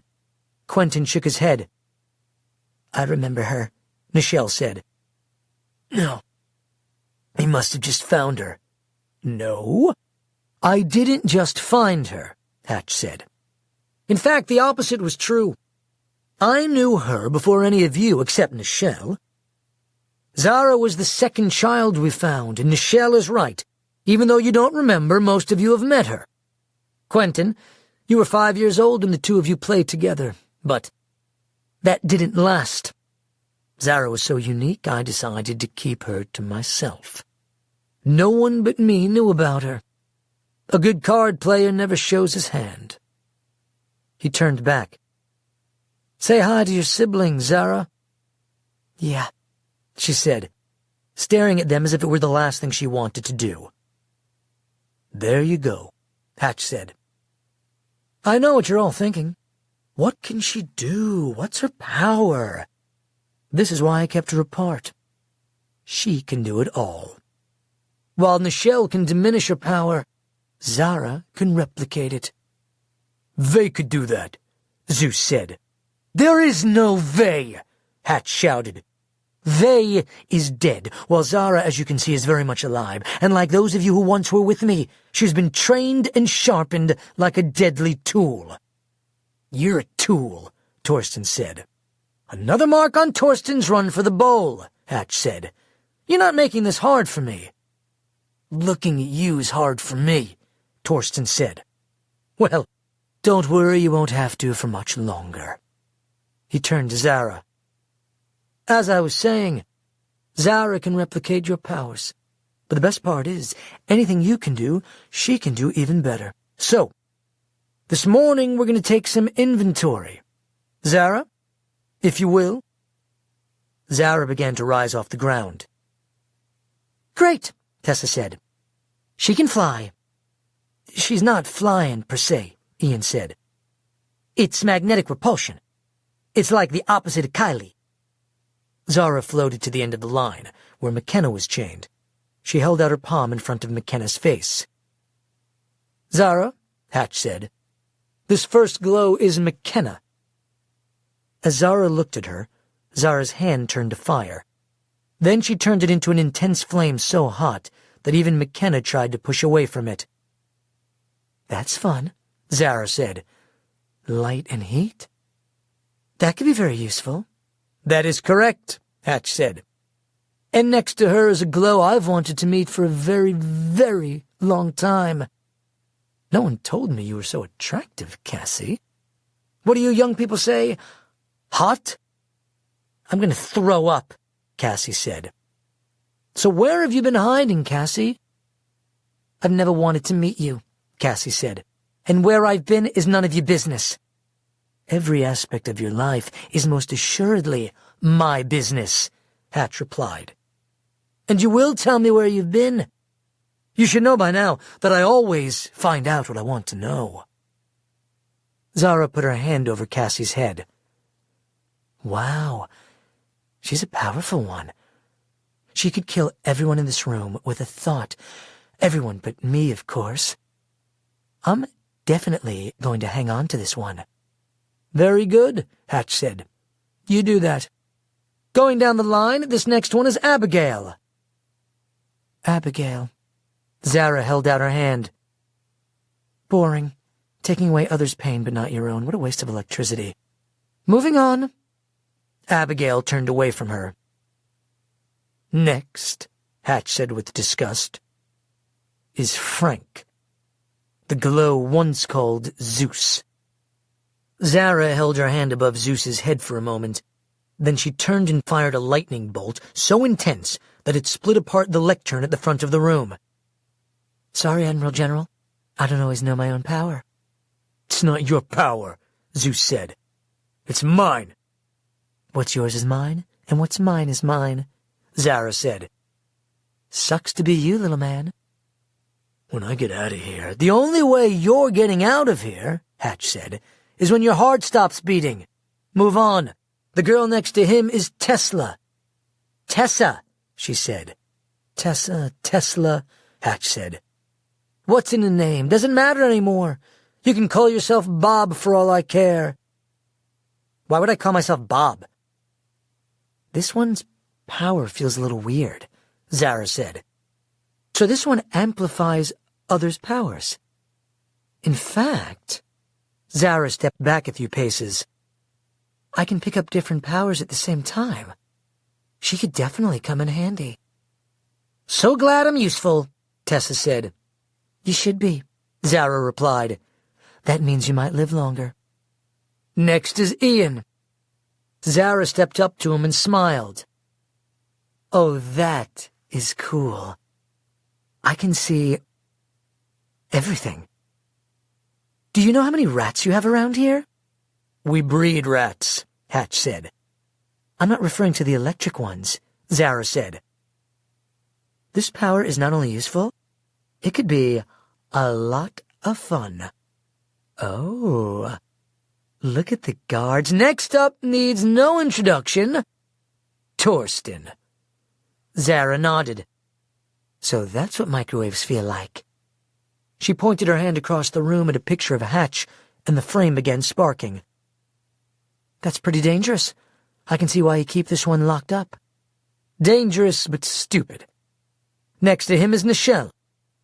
Zara closed her eyes as her hand fluttered around Nichelle's head. So that's what you do. You're basically a black hole. I'd love to shove something up your hole, Nichelle said. Zara laughed. Crass little emo. I could use her power against any of these losers and kill them with it. Next is Tara. Tara, Zara said. I've heard of you. Zara suddenly changed her appearance to look exactly like Tara. She then changed to look like Dr. Hatch, Justin Bieber, and then Michael Vey. Stop that! Taylor shouted. Zara turned back into herself, then stepped past Tara to Taylor. So you're the other half of the twins. You don't like that, Mind Scrambler? You and Vey were tight? As she moved closer to Taylor, Zara began to grin. Oh my. Oh my, oh my. That is going to be so useful. What's going to be useful? Hatch asked. Zara turned back. The prettier twin can read minds. Hatch looked at Taylor in amazement. Oh my, indeed. That explains a lot. Will the revelations ever cease? Hatch said. Take her power, now. Yes, sir. She turned back and held her hand a few inches above Taylor's head. Done. We're going to find out some things right now. We'll start back here with Cassie. I thought she was dead. Let's find out where she's been hiding. Or who's been hiding her and where. I'll never tell you, Cassie shouted. Zara walked over and held her palm over Cassie's head. She's been in a secret compound in France. Stop it, Cassie shouted. She's very afraid. She doesn't want you to know that she's been living with the one they call the Voice. Has she now? Hatch said. A broad smile crossed Hatch's face. He turned to the two guards next to him. Bring her to the interrogation room. We're going to have a little discussion. Stop it, Cassie shouted. Leave me alone. You're asking me to walk away from a diamond mine, Hatch said. Come with me, Zara. Brian and Kylie, you're dismissed. Hatch and Zara left the room. Come on, one of the guards said to Cassie. No, Cassie screamed. Leave her alone, Abigail shouted. You're coming one way or another, the guard said. I'm not going. Not your decision, the guard said. The two guards unchained Cassie, then lifted her, carrying her down the hall to a small mirror-walled office where Hatch and Zara were sitting. They dropped Cassie in a sobbing heap onto the floor. Shut the door, Hatch said. Then take the others back to their cells. He pointed at one of the guards. You stay. Yes, sir. Hatch sat back in his chair. You can read her from here? He asked Zara. Yes, sir. Then we'll start. He leaned toward Cassie. All right, hot little Cassie. You're being recorded, so everything you say will be captured. And I think you have a lot to say. I know I have a lot of questions. I won't tell you anything, Cassie said. You can't make me talk. You don't have to talk, Hatch said. You just need to think. So let's begin with a softball question. Tell me, Cassie, who is the voice? Cassie struggled with the restraints. You can't make me tell you. Zara turned to Hatch and nodded. Got it. I'm afraid you already did, sweetheart. Who is it, Zara? Some man named Dr. Coonrot. Hatch almost gasped. Coonrot? I didn't see that coming. Well, well. Dr. Coonrot is supposed to be dead. How clever of him. The doctor was a very intelligent man, but I don't see him starting a revolution. Where is Coonrot holed up? Zara turned back to Cassie. France. It's hard to believe I was so close to him all along. Tell me about the compound. Where is it exactly? Please let me go. I will, once I've milked you for all you know. Now, where is this compound? Zara shook her head. She's trying to think of different things. Just wait for her to slip. There's no better way to get someone to think of something than to tell them not to think of it. Tell her not to think of a pink flying monkey, and what have you got? She just thought of a pink flying monkey, Zara said. Exactly. Now, pretty little Cassie, tell me exactly where we'll find the Resistance's compound. Cassie closed her eyes and bowed her head. She's reciting Bible verses, Zara said. Interesting, Hatch said. I like Bible verses. Do you like the Psalms? How about this one? They gaped upon me with their mouths, as a ravening and a roaring lion. I am poured out like water, and all my bones are out of joint. My heart is like wax. It is melted in the midst of my bowels. My strength is dried up like a potsherd, and my tongue cleaveth to my jaws, and thou hast brought me into the dust of death. Stop it! Cassie shouted. I can see it all, Zara said. I need something to draw with. Get her a pad, Hatch shouted to one of the guards. The guard found a pad in the desk and carried it over to her. Zara immediately began drawing. There's just one outer wall. The building's a mansion. It's 3 stories high. I can draw it. How is it protected? Zara hesitated. Mostly by her. There are 14 guards. They're well-trained, fairly well-armed, automatic weapons, Uzis. Nothing we can't take out. Keep drawing, Hatch said.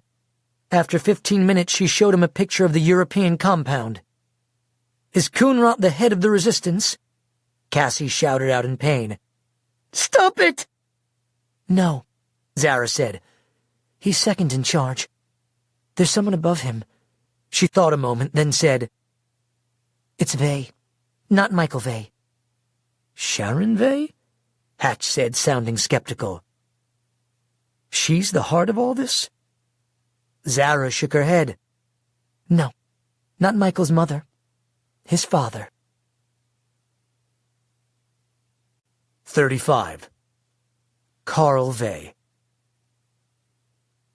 Hatch slammed his fist down on the table with delight. Jackpot! This is too much. You're telling me that Carl Vey is also alive? And I thought Coonrot being alive was a mind blow. That's unbelievable news. Well played, Vey, well played. From the very beginning, he's been orchestrating the rebellion from his grave. Cassie closed her eyes as tears streamed down her cheeks. She had just betrayed the one secret that had kept the Resistance alive. Where is he? Hatch asked. Where's Vey? Zara turned back. She doesn't know. It's their prime secret. Ask her who does know. Zara struggled briefly with Cassie's thoughts, then said, Dr. Coonrot. He's the only one who knows. Then we'll start with him. So, Cassie, where's the rest of the Resistance based? It can't all be in France because we found one of their bases in Mexico and burned it down. Stop it! Cassie shouted. There's a ranch, Zara said. I know, we attacked it. There's nothing left. There's another. The first ranch was called Timepiece Ranch, Hatch said. Yes. The second one, where the rest of the Resistance is right now, is called Christmas Ranch. Clever. Where is that located? Zara closed her eyes for a moment, then said, It's on the east side of Zion National Park in southern Utah. Utah, Hatch said. Who would ever think to look in Utah?" He smiled. "Now, Cassie, tell us everything you know about Christmas Ranch." "I don't know anything about it," Cassie said out loud. "I've never been there." "She's telling the truth," Zara said. "Ask her who knows." Zara got up and knelt in front of Cassie, gently stroking her fingers through the sobbing girl's hair. Then Zara slowly looked up. Pretty much every one of the clothes but her.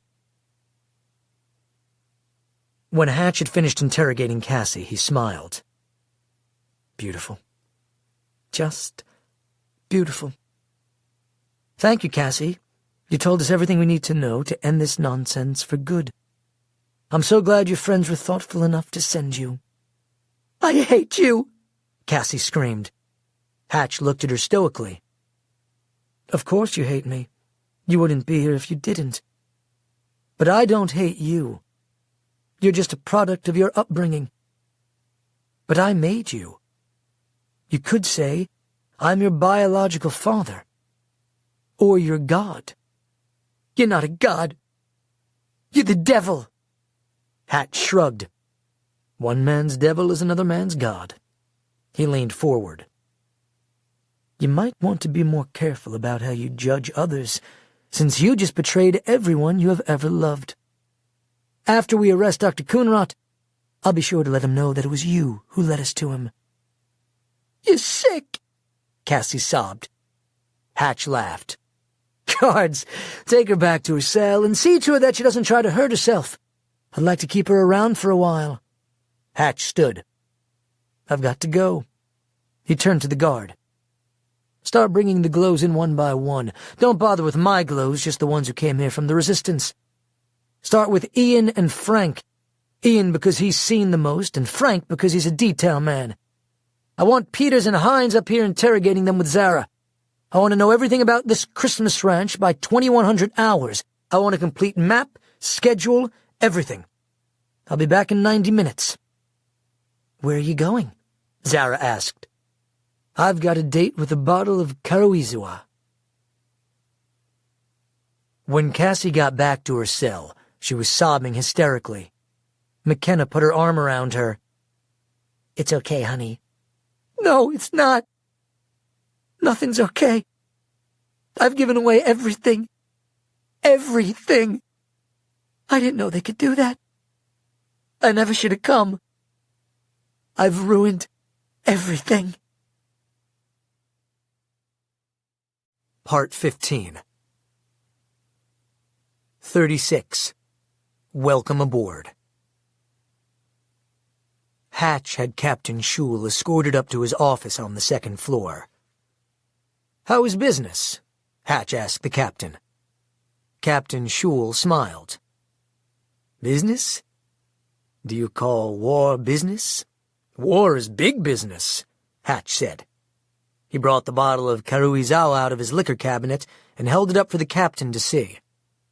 "Imagine, this liquid costs more per ounce than gold." He opened the bottle and poured liquid into 2 shot glasses.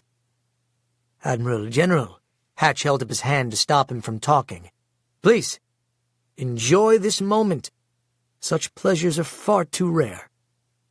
Both men lifted their glasses and drank. "Magnificent," Hatch said. "Worth every penny." "Indescribable," Captain Schul said. "Then let me pour you another." Hatch refilled the captain's glass, then his own. After they had drunk the second glass, Hatch's face had a red glow. "Did you know that the distillery where this nectar was produced was on the slope of an active volcano?" "No, Admiral. Unfortunately, it is no more. The distillery was closed more than a decade ago, which makes this magnificent liquid all the more valuable. Life is like that. The most precious things are fleeting. Do you agree, Captain?" "Yes, I agree." Hatch again lifted the bottle to top off the captain's glass. "Thank you, Admiral, but I think I've had enough."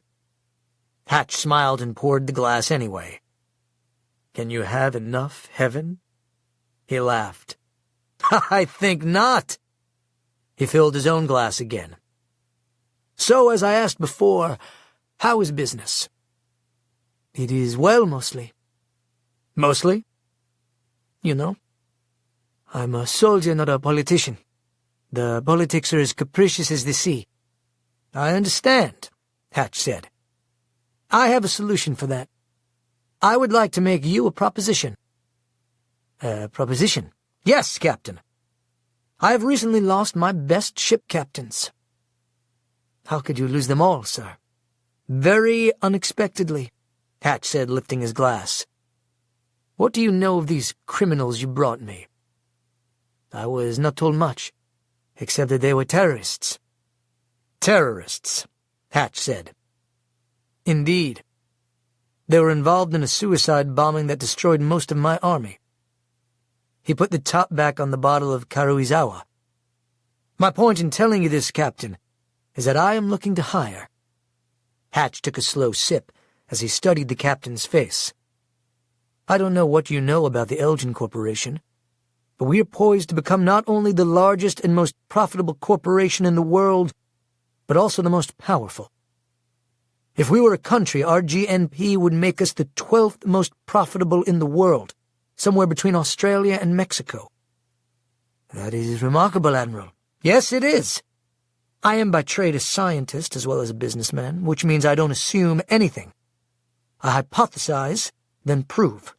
I research. And I've researched your career, Captain. You are from Quezon City, the most populous city in the Philippines. Your father was a bureaucrat. Your mother, who is Vietnamese by birth, was a professor of international law. You have never been married. You have been quoted as saying that you are married to the Navy." Captain Schul smiled. "That is all true, Admiral." "You are also the captain behind one of the most controversial operations in all of Philippine history, as you put down the president's rival with a significant number of civilian casualties." Captain Schul downed the rest of his glass. "I was following orders." "Exactly," Hatch said. "Exactly. Which makes you precisely what I'm looking for.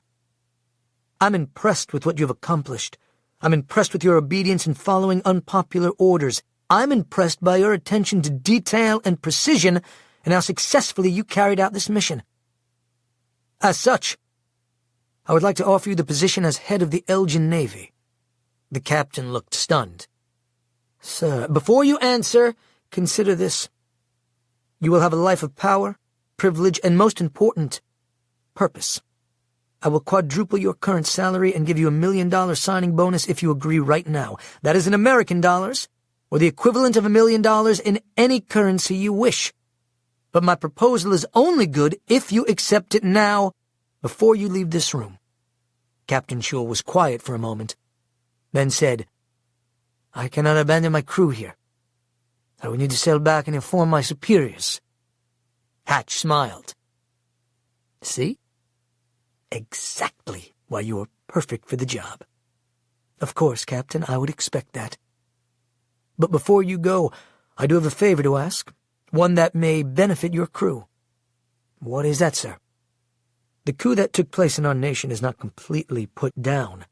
The rebels have taken refuge inside our national gold depository just 60 kilometers from here. Unfortunately for us, I built the depository to withstand any land assault." "Of course you would," the captain said. "Being indestructible is, of course, only of value if you have control of the building. But currently I do not.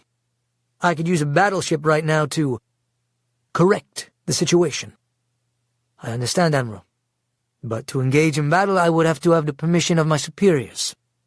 Hatch took the top back off the bottle of whiskey, then said, "Unless, of course, it was only a training exercise. It's not often you get the opportunity to engage in a real-life shelling of infrastructure. Far too costly." Captain Schul thought for a moment, then said, "It could be done?"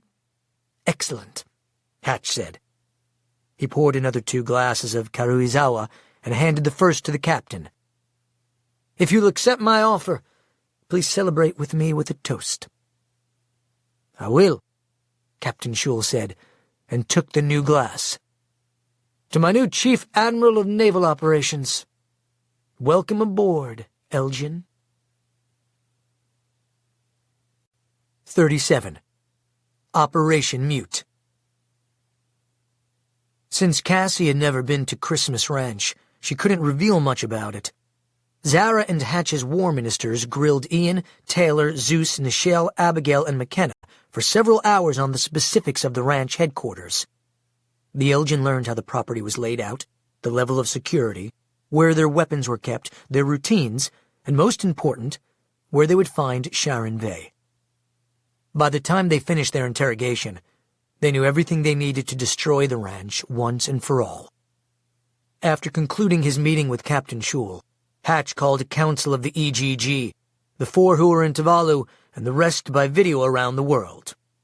"Gentlemen," Hatch said, "the Resistance has made a fatal error and handed us the rope we need to hang them. Yes, we are weakened, but fortunately, we still have guards abroad, and, as luck would have it, not far from where we require them." He walked to an electric screen, and a map of the world appeared. "The last of the Resistance resides in 2 places." He pointed to the map with a laser pointer. "Their main headquarters and hiding place of the Voice is here, a secret compound in the northeastern mountains of France. The second is a ranch in southern Utah, where the Resistance Council and Sharon Vey are hiding. That is where they went after we destroyed Timepiece Ranch."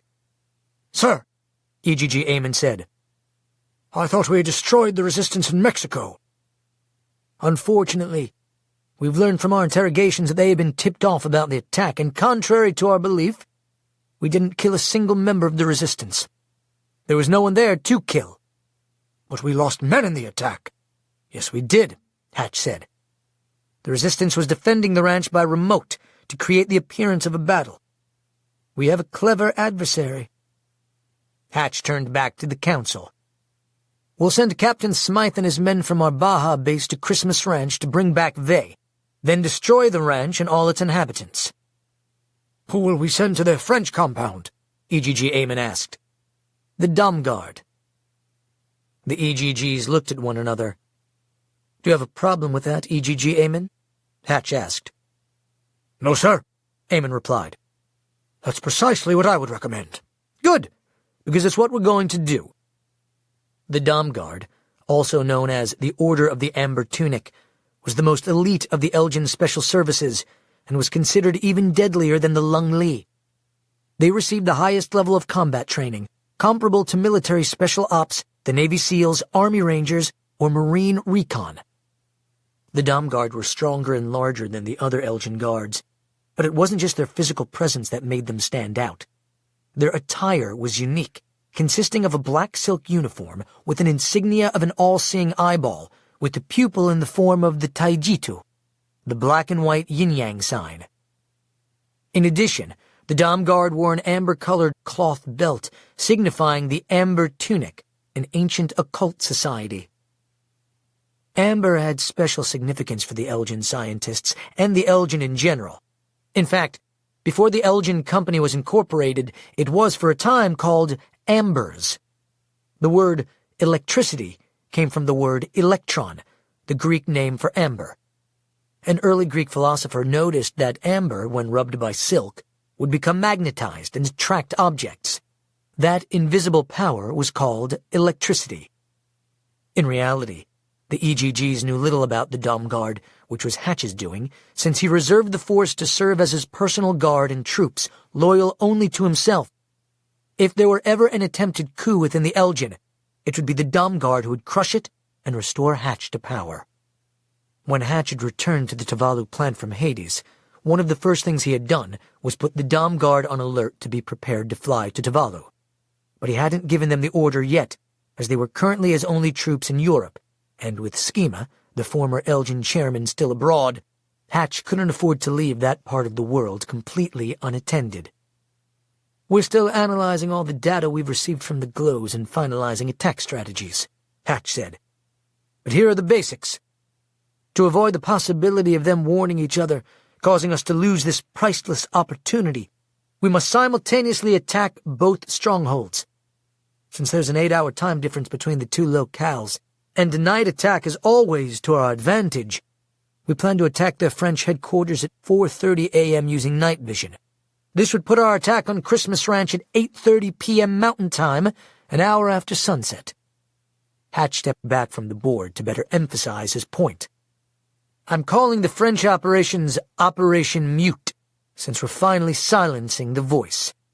I'm calling the Utah sortie Operation Christmas Eve for obvious reasons.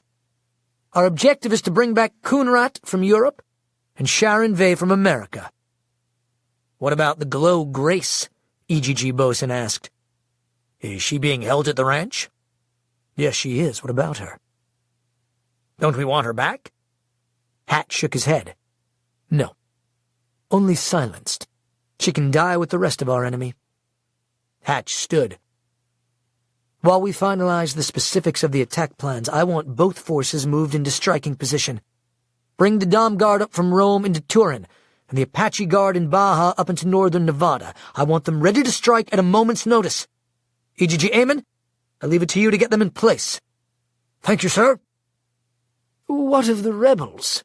Despain asked. They are, for the time being, stranded on Plutus and holed up in the depository, a situation we will soon remedy. Captain Schul of the Philippine Navy has agreed to shell the depository and deliver our army to the island to reclaim our property. He has also agreed to come on as our new Chief Admiral of Naval Operations. EGG Despain clapped, followed by the other EGGs. Well done, sir, he said. Thank you. Hatch looked around the table at his council. Does anyone else have anything to add? Eamon raised his hand. Yes, sir. I thought it might be appropriate at this time to invoke the words of the Elgin Handbook. A new day has dawned, not just for the world, but for us. Rise up to this morning of a new dispensation, the Novus Ordo Glorificus Elgin, and personal glory will follow. Thank you, Hatch said. And allow me to complete the charge. Elgin, I salute you. 38. The Dom Guard attacks. Hatch considered it a gift of fate that the Dom Guard were still stationed in Rome, so close to the Resistance's European compound. The Dom Guard flew 2 Black Hawk helicopters from Rome to Turin, then refueled and waited for their final orders from EHQ. The order to attack came at 2 in the morning, and the helicopters lifted into the moist night air, flying north over the Italian Alps toward France. Unlike the Apache attack helicopters that the Elgin had used in the assault on Timepiece Ranch, the Black Hawks were designed for speed and troop transport, which at the moment was what was required. The sun was still an hour from rising when the 2 helicopters descended in unison a quarter-mile north of a thick forest of spruce and fir trees that surrounded the Resistance's compound. The heavily wooded forest that had served to conceal and shelter the Resistance now worked against them, as it provided cover for the Elgin force. On their flight from Rome, the Dom Guard had been given a complete briefing on their mission, as well as electronic plans of the compound's layout and security, a detailed sketch derived from Cassie's thoughts. 25 Elgin Dom Guards, using night vision goggles, surrounded the compound. They set explosives and simultaneously blew up 3 different sections of the outer wall and the outside guard booth, killing the guard on watch. The blast set off the compound's first alarms and effectively divided the Resistance's security forces as they broke up to cover the 3 breaches in the walls. The Resistance's headquarters relied more on secrecy than security, and without Cassie to help defend the installation, they were undermanned and outgunned. They were vulnerable. The wall breaches were a diversion and a trap, resulting in 12 of the Resistance's guards being taken out immediately by the waiting snipers. It was 2:15 in the afternoon in Tuvalu when the Dom Guard started their attack, and Hatch, along with his EGGs, Eamon, Grant, Bosun, and Despain, watched the covert operation unfold in his office, the attack playing out on 12 different monitors, captured by the night vision cameras the Dom Guard wore on their helmets. It was like watching a video game, except that the action figures and the blood were real. The Dom Guard moved silently to surround the exits of the French chateau, the soft, rubberized soles of their boots barely making a sound on the mansion's black cobblestone driveway. Samantha Scholes, Dr. Coonrot's personal assistant, had heard the explosions and, wearing only her nightgown, walked out onto the patio to see what was going on. She was immediately grabbed from behind by one of the Elgin guards. Since Hatch had ordered the guard to avoid non-combat casualties, Samantha was zipped up in a specially designed body bag and left in the yard. The body bags, called PEQs by the Elgin, an abbreviation for polyethylene quad, were an ingenious Elgin invention. They were basically pocket jail cells. The bags were lightweight, less than a pound, and folded up into a canister the size of a flashlight. The bags effectively bound, blindfolded, and muffled their victims, allowing just enough oxygen for the occupant to breathe if she didn't put up too much of a fuss, which worked well to control the captive inside.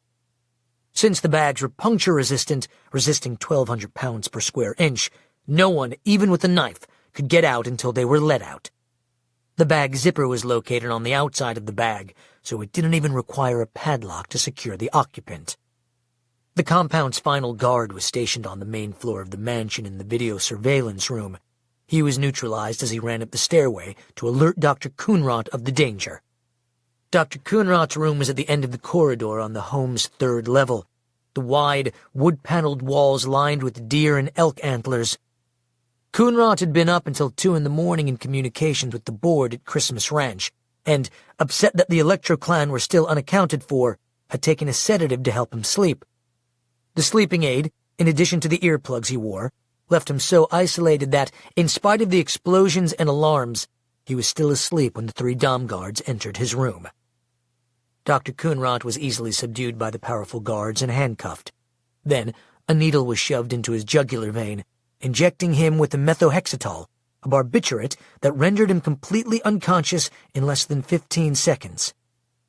He was then placed face up on the bed for Hatch to identify. It had been years since Hatch had seen the scientist, and seeing him brought back a flood of anger. "That's him," Hatch said. "That's Coonrat. Bring him to me." The guards radioed for transport. Then they slid Dr. Coonrot into a PEQ. A guard carried him out of the room, with a guard in front and back, their weapons drawn, prepared for any resistance. As they were descending the third-story stairs to the second floor, another occupant of the house walked out of his bedroom into the hallway. The man in shadow kept close to the wall, working his way toward the stairway. The guards crouched and silently watched him, giving command time to identify the individual. When Hatch realized who the man was, he was as thrilled as a child finding a new bicycle under the Christmas tree. "That's Schema," Hatch said, his voice shrill with excitement. "Bring him to me." Hatch then said to the EGG, "If there were a god besides me, I'd say he was on our side." The guards ordered Schema to his knees, and Hatch's former boss knelt without resistance, in part because he was still half asleep and terrified, but also because he had subconsciously resigned himself to the fact that he would someday be captured by the Elgin, who had put €1,000,000 bounty on his head. Schema was also injected with a barbiturate and placed into another PEQ. Then the 2 men were carried out of the mansion. With the compound cleared, the first Elgin helicopter landed in the yard next to the house, and the dom guard stowed their precious cargo inside. 10 other guards hurried in after them. Then the helicopter quickly took off. The second helicopter landed a minute after the first had cleared the space, and the remaining 15 guards climbed inside. Then she too lifted off, leaving the compound smoking and violated, and Samantha wriggling helplessly in her PEQ bag, looking like an oversized rubber caterpillar. After years of battling the resistance, the entire operation had taken less than 40 minutes to complete. The Black Hawks could cruise at speeds upward of 183 miles per hour, so it took less than 3 hours to return to Turin. Dr. Coonrot and Schema both woke during the flight, but since they were still confined in the PEQs, they were unable to resist or communicate. That, too, was Hatch's plan. Hatch was worried about Dr. Coonrot's intelligence and his power of persuasion, so the guards had been ordered not to communicate with their prisoner. After refueling in Turin, the helicopters flew to Rome, where Coonrod and Schema were transferred to an Elgin jet. Once on board, they were let out of the PEQs, but handcuffed and hooded. They were flown to Dubai, where the jet refueled, then Hong Kong, and then to their final destination in Funafuti, where Hatch was waiting. 39. Christmas Ranch. While Operation Mute was being carried out on the other side of the world, Captain Smythe, the same commander who had led the attack on Timepiece Ranch in northern Mexico, had commenced his own operation. Smythe's helicopter squad had been static since the Timepiece attack, awaiting a transport to Tuvalu, which would require a boat since it was much too far for the helicopters to fly. Again, fate seemed to favor the Elgin. After 3 delays caused by weather, the squad was still in Mexico and ready for the mission Hatch was sending them on. The helicopter squad not only had experience in attacking the Resistance's ranch, but they were also the only unit within 3,000 miles of the target. The 2 operations were launched simultaneously. Prior to the attack, Smythe's squad made the 375-mile flight to northern Nevada, where the helicopters landed at a private airport and refueled. From there, it was only 160 miles to Christmas Ranch. If all went according to plan, they would fly in from the south over the Vermilion Cliffs and attack the ranch just after nightfall. At 7:45 p.m. Mountain Time, Captain Smythe received GPS coordinates for the ranch, detailed attack plans, and orders to attack. The 11 Elgin helicopters flew across the Nevada border, closely following the rugged desert canyon terrain. It took them just 34 minutes to reach the ranch, the only structures within miles of the national park. With Hervaso and the youths gone, and no advance warning, Christmas Ranch was ripe for picking. Even less well-defended than the European headquarters, with only 3 men on guard duty, 2 guarding the outer roads and 1 on the water tower. The Elgin's attack orders were simple. Capture Sharon Vey, then destroy the ranch and all its inhabitants. The battle plan was to silently take out the water tower guard, then drop 3 teams of jumpers to capture Vey. The guards had pictures of Sharon taped to their forearms. Once she was secured, they would attack the ranch by air with their full payload of Hellfire missiles and napalm. "This is Elgin 1. Destination is 1 mile ahead," Captain Smythe said. "Prepare jumpers, release on my command." In the dark, Smythe's helicopter dropped lower than the rest until it was only slightly above the tree line. It quickly approached the west side of the ranch, carefully following the contour of the land until it was about 1,200 yards from the water tower, and an Elgin sniper with a night vision scope silently took out the watchman. The helicopter quickly gained altitude, then did a flyby over the quiet ranch. There were enough commercial tour helicopters flying over Zion that the helicopter's presence did not alarm the ranch's inhabitants, but Smythe wasn't taking chances. Still, there was no movement below, and most of the buildings were dark. "Drop jumpers," Smythe said. At 10,000 feet, 12 paratroopers jumped with ram chute parachutes from 4 of the helicopters. It was higher than their usual drop, as the helicopters were still hoping to avoid detection. The Elgin jumpers free fell until about 2,000 feet before pulling their chutes and landing just 50 yards south of the water tower, 300 yards from the main ranch house. Only one of the Elgin had a problem as his chute caught in a cedar tree and he had to cut himself down. Captain Smythe and Elgin 1 continued north to the Resistance's road outposts, where he flew down on the 2 guards, neutralizing them with machine gun fire. The ranch had gone dark earlier than usual. It had been a hard day, and Sharon Vey had been crying for most of it.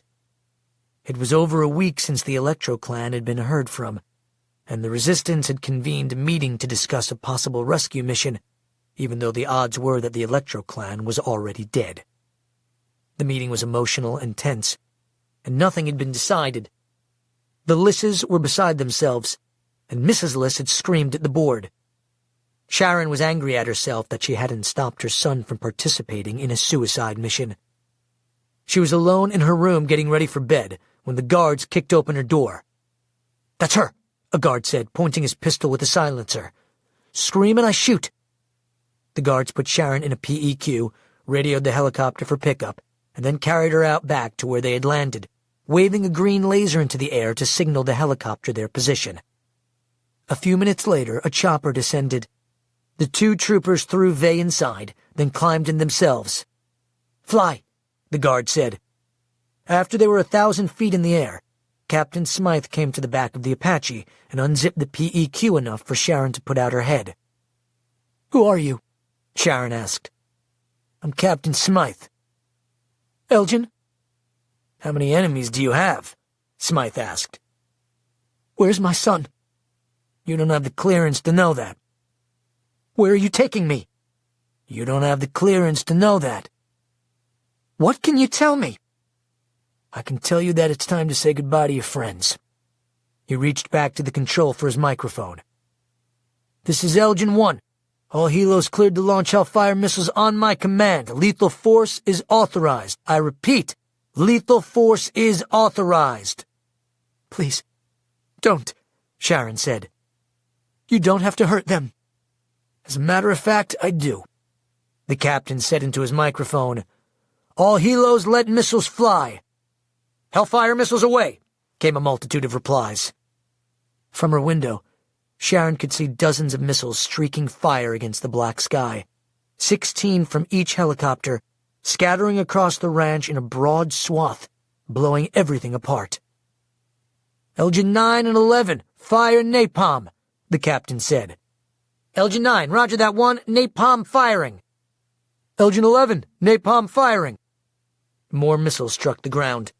Only these lit up the sky with a row of flames 300 yards long and more than 100 feet high, the tops of the flames curling with the helicopter's downdraft. "God's wrath," Captain Smythe said. "Thank you, 9 and 11. The captain set down the microphone and turned back to Sharon. "Are you a God-fearing woman, Mrs. Vey?" Sharon said nothing, though tears streamed down her cheeks. Her lips were tight with anger. "You might not believe this," Smythe said, "but I was an altar boy.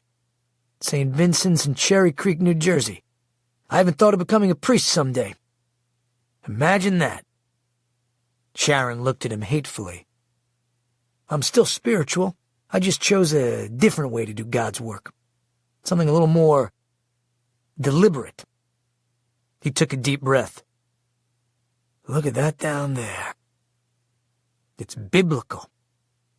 The heavens shall pass away with a great noise, and the elements shall be dissolved with fervent heat, and the earth and the works that are therein shall be burned up." He shook his head. "We are the destroying angels. Unfortunately, your friends are no more." He lifted the microphone. "This is Elgin 1. Mission accomplished. All helos return to Vegas base. Let the beer flow, boys. Tonight, it's on me." 40.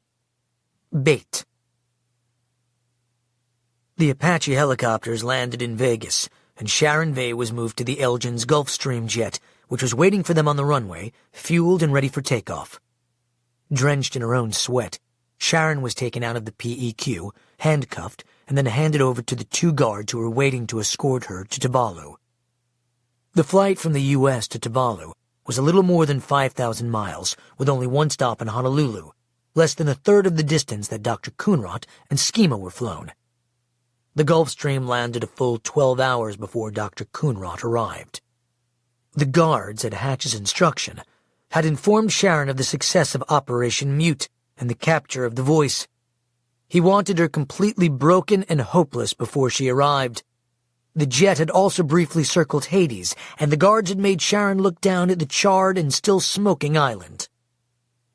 "What happened down there?" Sharon asked. "You'll find out soon enough," the guard next to her answered cryptically. 22 minutes later, the jet touched down on the Nike runway. Hatch, with his newly received information about the whereabouts of the Tuvaluan rebels, was no longer worried about leaving the Star Source plant, and he, along with 6 of his guards, met the plane as it landed. The jet taxied up to where Hatch stood, and the door opened. A guard was the first to emerge, followed closely by the still handcuffed Sharon, and then another guard. Her eyes flashed when she saw Hatch. "Where's my son?" she shouted. Hatch grinned. It's good to see you too, Sharon. When was the last time? Peru? Where is he? I knew you'd ask. That's why I had the pilot make a brief flyover of Hades. Did you look out the window? Where's my son? That's what I'm trying to tell you. That smoking, burning island? That's your son. At least, what's left of him. He went supernova on us and destroyed the island. He killed thousands of my men. He killed his friends. Like a suicide bomber with a nuclear weapon strapped to his back. You've got to hand it to him. He really went out with a bang. You're lying. I wish I was. But we both know I'm not. Michael killed some of my best soldiers and sank almost all of my boats. In its own way, it was a valiant last stand. A Hail Mary pass of epic proportions. So you can at least find solace in the fact that no one killed your son. He did it himself. Misguided as he was, you could even call him a hero. No, Sharon shouted. I know it must be painful to hear all this, but it's about choice, Sharon. Michael's choice. Parents need to let their children make choices, and now you're going to make choices. Why did you bring me here? Why didn't you just let me die with the rest of my friends? Leverage, Hatch said. I needed a little leverage, or perhaps I should say bait. Bait for whom? Sharon said. You've already killed everyone. Not everyone, Sharon. Not yet, at least. But with your help, I soon will. He turned to her escorting guard. Take her to cell 9 in East Block. 41. Truth Serum. Dr. Coonrot's plane landed at 2 in the morning. Hatch didn't meet him, not because he was worried about being out of the protection of the Star Source plant. Rather, he didn't want to extend the courtesy to Dr. Coonrot or disrupt his own sleep. Hatch gave the guards specific instructions. After the exhausting flight, Coonrot was not allowed to lie down to sleep. He was taken directly to a cell and strapped to a chair with the cell lights on. He was to be given nothing to drink, nor was he allowed to leave the chair for any reason, even to use the toilet. It smells in here, Hatch said, walking into the cell. Coonrot looked at him angrily. That's because you just walked in. No, Hatch said. That's because you have soiled yourself. He walked over next to his prisoner. So, news of your death was premature. Coonrot glared at him, but said nothing. Really, Stephen, I've got to know. Did you honestly send your electric kids here to steal my boat? Coonrot didn't answer. I probably wouldn't answer either if I were you. It's hard to imagine such cowardice, even from you. Sending kids to do something you wouldn't do yourself. They should hate you more than they hate me. If you were half a man, you would have come yourself. Hatch looked into Coonrot's eyes. But that's all you are. Less than half a man. Maybe I should dress you in a diaper and bonnet and put you on display. Hatch condescendingly patted Coonrot on the head. You know, that might have possibility. I've considered creating the world's first human zoo. Someday it will be necessary as humans slide off into oblivion. You would make a lovely exhibit. How amusing. You've finally gone mad, Jim. Hatch's eyes flashed. That's Admiral General Hatch to you. Dr. Coonrot grinned darkly. It's telling that you were less bothered by me calling you insane than by me not using your self-appointed title. Mental hospitals are filled with men who think they're kings or Jesus. Make no mistake, Admiral General King of the World or whatever lunatic name you want to call yourself. You're still just Jimmy Hatch from Minnesota, the megalomaniac. The only change I see in you is the extent of your psychosis. Hatch punched him in the face, then grabbed his own hand in pain. Coonrot reeled back as blood trickled down from his nose. Why didn't you just kill me? Everyone keeps asking me that," Hatch said, rubbing his hand. "I'll get around to it, eventually. But after all this cat and mouse, where's the fun of that? Most important, there's information in your head that I need. I won't tell you anything." "You'll tell me everything," Hatch said calmly. "I've got a little help." He pushed a button on his pocket microphone. "Send her in." The door opened, and Zara walked into the room. Dr. Coonrod eyed her carefully, then, when she was a few yards from him, said, "Hello, Zara. How have you been?" Zara looked confused. "How do you know who I am?" "I know all my creations." Zara froze. She turned back to Hatch as if for an explanation, but he just folded his arms at his chest. She said to Dr. Coonrod, "You didn't make me. Dr. Hatch made me." "Jimmy Hatch? Yeah, right. Jimmy couldn't make a tuna sandwich, let alone an electric human. So I'm assuming you borrowed Taylor's powers and you now read minds." Zara again looked stumped. "How did you know that?" "You don't have to read minds to know what Hatch is up to. He might as well have spoken in public. It is not even Tuvaluan. It is from a language even older than ours, long before there was writing, when our history was handed down in stories from the elders. The word refers to an ancient legend that someday a great one would come to save us in our troubles. Uira te Atua, the lightning god." "The lightning god," Austin repeated. "The elders said that when Uira te Atua came to deliver us, we would know that it was time to expel the evil one and liberate Funafuti. Now, you tell me that your friend Michael was struck by lightning and comes to you in dreams?" "We believe so," Austin said. "But he is dead." "Anyone else would be dead, but Michael's not anyone else." "The dream we had," Jack said. "We're not sure it's a dream." Anelli slowly shook his head. "Do you think Michael could be the lightning god?" Austin scratched his head. "I don't know. He's no god, he's just our friend. If he can hold lightning, he is a god. Perhaps not the god, but to us, a god all the same." "So what do we do now?" Jack asked. Anelli shook his head. "I was hoping you could enlighten me." "Logically," Austin said, "Rafe's idea makes the most sense, but it seems counter to the Elder's prophecy." Anelli thought for a moment, then said, "Perhaps it is a problem that people don't have faith in prophecy, so they try to make their prophecy happen instead of trusting in it. Destiny is chasing us, not the other way around. We cannot guess Destiny's mind nor her course. In such cases we must move ahead and make the best decisions we can. Fate has always favored the bold." Jack nodded in agreement. "I agree." "Okay," Austin said. "Then we'll follow Rafe's plan unless something else comes up." "Then it's agreed," Anelli said. "There's no time to waste. We'll send out our first boats tonight." 44. Payload. Anelli's War Council met again a little after sunset.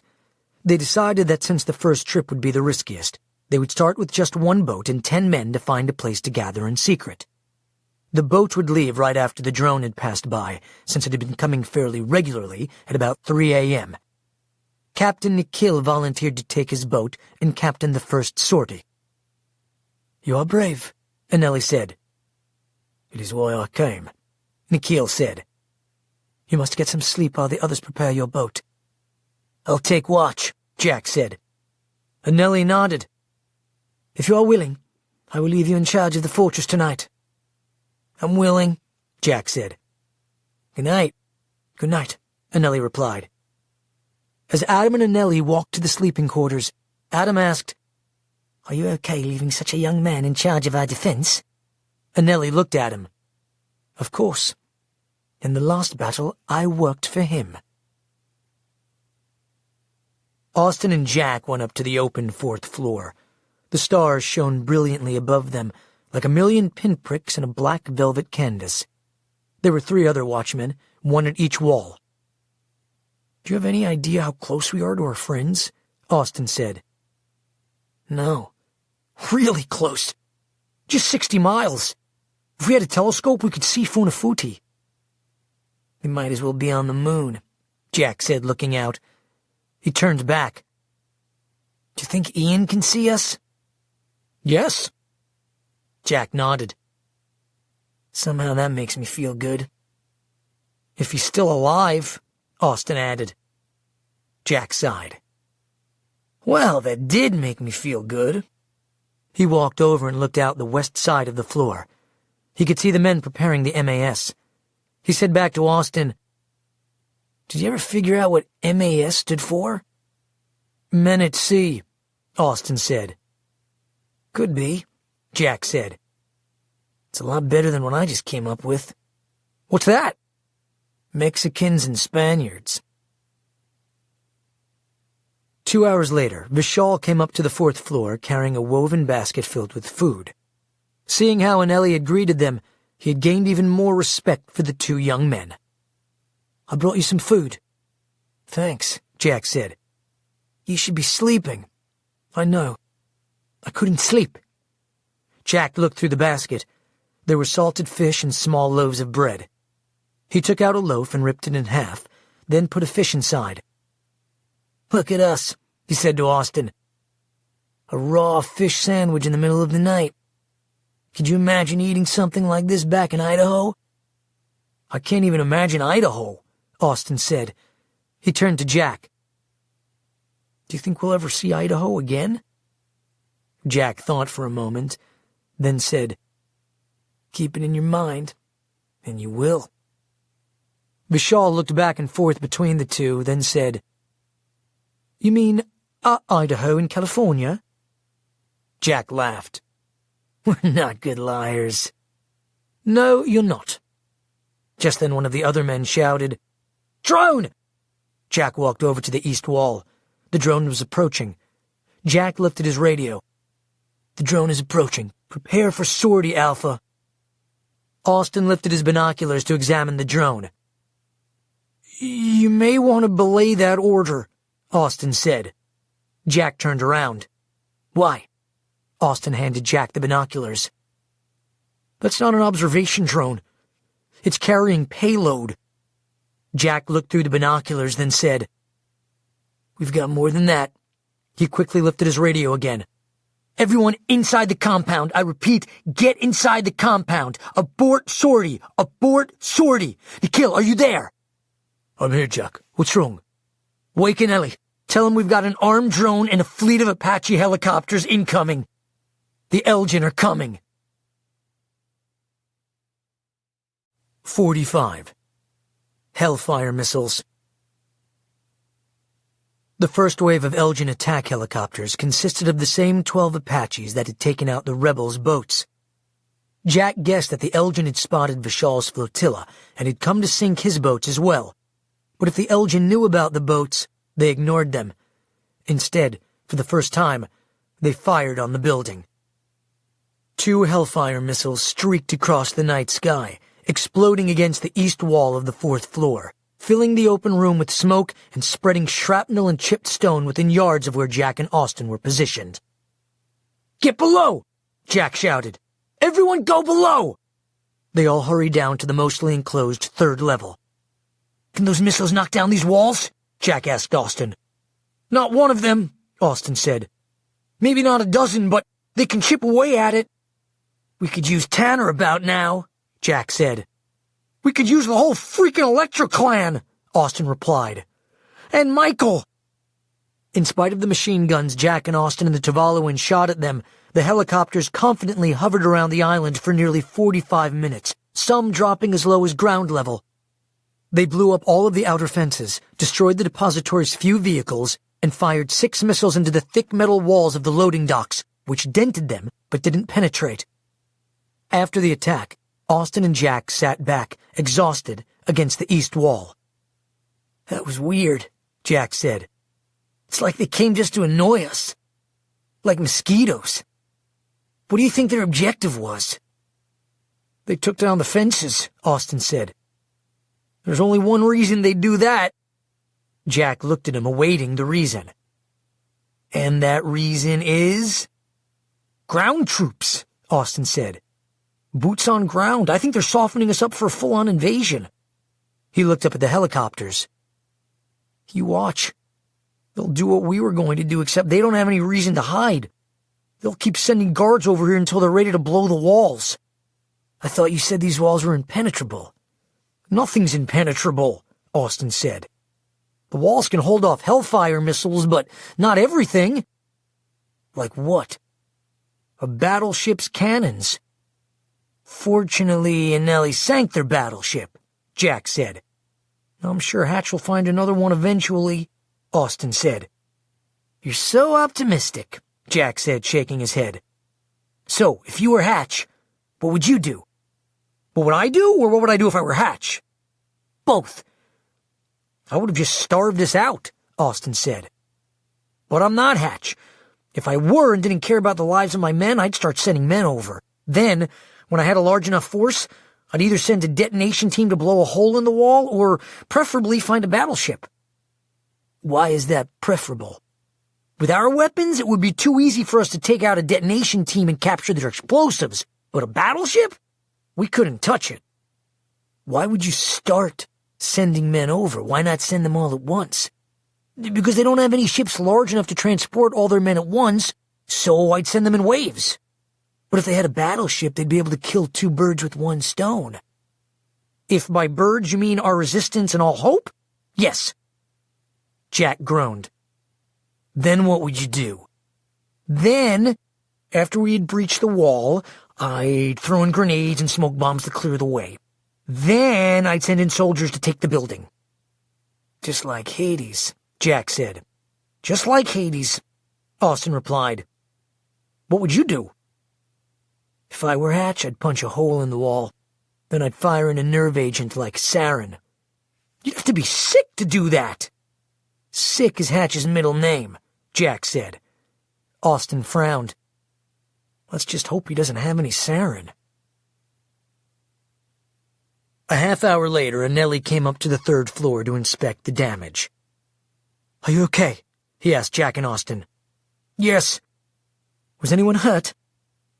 Tomas got some shrapnel in his hand, but nothing too serious, Jack said. He's got it wrapped up. How about below? One casualty, Anneli said curtly. War council in 30 minutes. He turned and walked away. Less than an hour later, the same group from before was gathered for war council in the conference room. Everyone except for Adam. We're all here, Anneli said. Where's Adam? Austin asked. The room went quiet, except for Rafe, who was softly crying, his face concealed behind his hands. He's the casualty, Anneli said, forcing himself not to show emotion. He went out to get a better shot at the helicopters. His face fell. They saw him. Suddenly the anger showed in Anneli's eyes. This is just the beginning. We must accept that the Elgin are preparing for an invasion. This is better than being starved out, but we must also prepare. We've taken full inventory of what weapons and ammunition we have. We are limited and cannot afford to waste, but I believe we have enough. To attack us, their biggest problem is getting inside. They can only do this with explosives. There are 3 ways they can accomplish this. They can drop a bomb from the air, they can, on ground, deliver explosives, or they can shell us from a battleship. We are fortunate in this regard. They clearly do not have aerial bombs, or they would have used them on Hades. We do not know if they have land explosives, but we know we took all they had at Vaitupu, and Captain Pio then used them to sink their battle cruiser. But if they do have more, we will not allow them near the building. Lastly, we do not believe that they have a battleship. As I said, Captain Pio has sunk it, so, for now, we have a short reprieve. In addition to preparing our men for these 3 possible situations, how do we best use that time? We never should have come here, Tomas said. The old man was wrong. Now we're just papaya waiting to be picked. We should have followed our first plan and attacked Funafuti. We would have died on Funafuti, Nazil said. We'll die here, Tomas said. At least we would have spilled some of their blood. And Nellie said, Where we are is all that matters now. We must deal with our present situation, not rethink the past choices. Rafe raised his hand. Sir, is it possible to still move toward my original plan? And Nellie was quiet a moment, then said, Yes. I do not think we will have time to move the whole of our army, but it is still preferable. But the increase in drone activity makes it even more risky. At this point, sir, all options are risky, Nazil pointed out. Well said, Nazil. And Nellie said, I would like to appoint Jack as my second-in-command, in charge of keeping the Elgin away from the building. And Nellie looked at Jack. Do you accept that responsibility? Jack nodded. Yes, sir. I'm honored. I know you will succeed. Nazil, you will be in charge of the troops inside the building. I ask you to design a plan to hold off the Elgin should they gain access to the building. They will likely parachute in. In that case, Jack and his men will be the first line of defense. If they blow a hole with explosives, I would expect them to take aim at our structurally weakest point, the metal gates of the loading dock. I believe that is why the Elgin helicopters targeted them, to test their strength. As we all saw, the gates are vulnerable. Perhaps not to Hellfire missiles, but certainly to something more powerful. Like a vehicle loaded with explosives. Jack, it is your responsibility to keep them away from the building. Yes, sir. Nazil, we must have a plan to protect the north loading dock if they manage to break through. Yes, Nellie. If they are to shell us from the sea, it will be the eastern or southern side of the building that they will target. 46. Why did the Elgin cross the channel?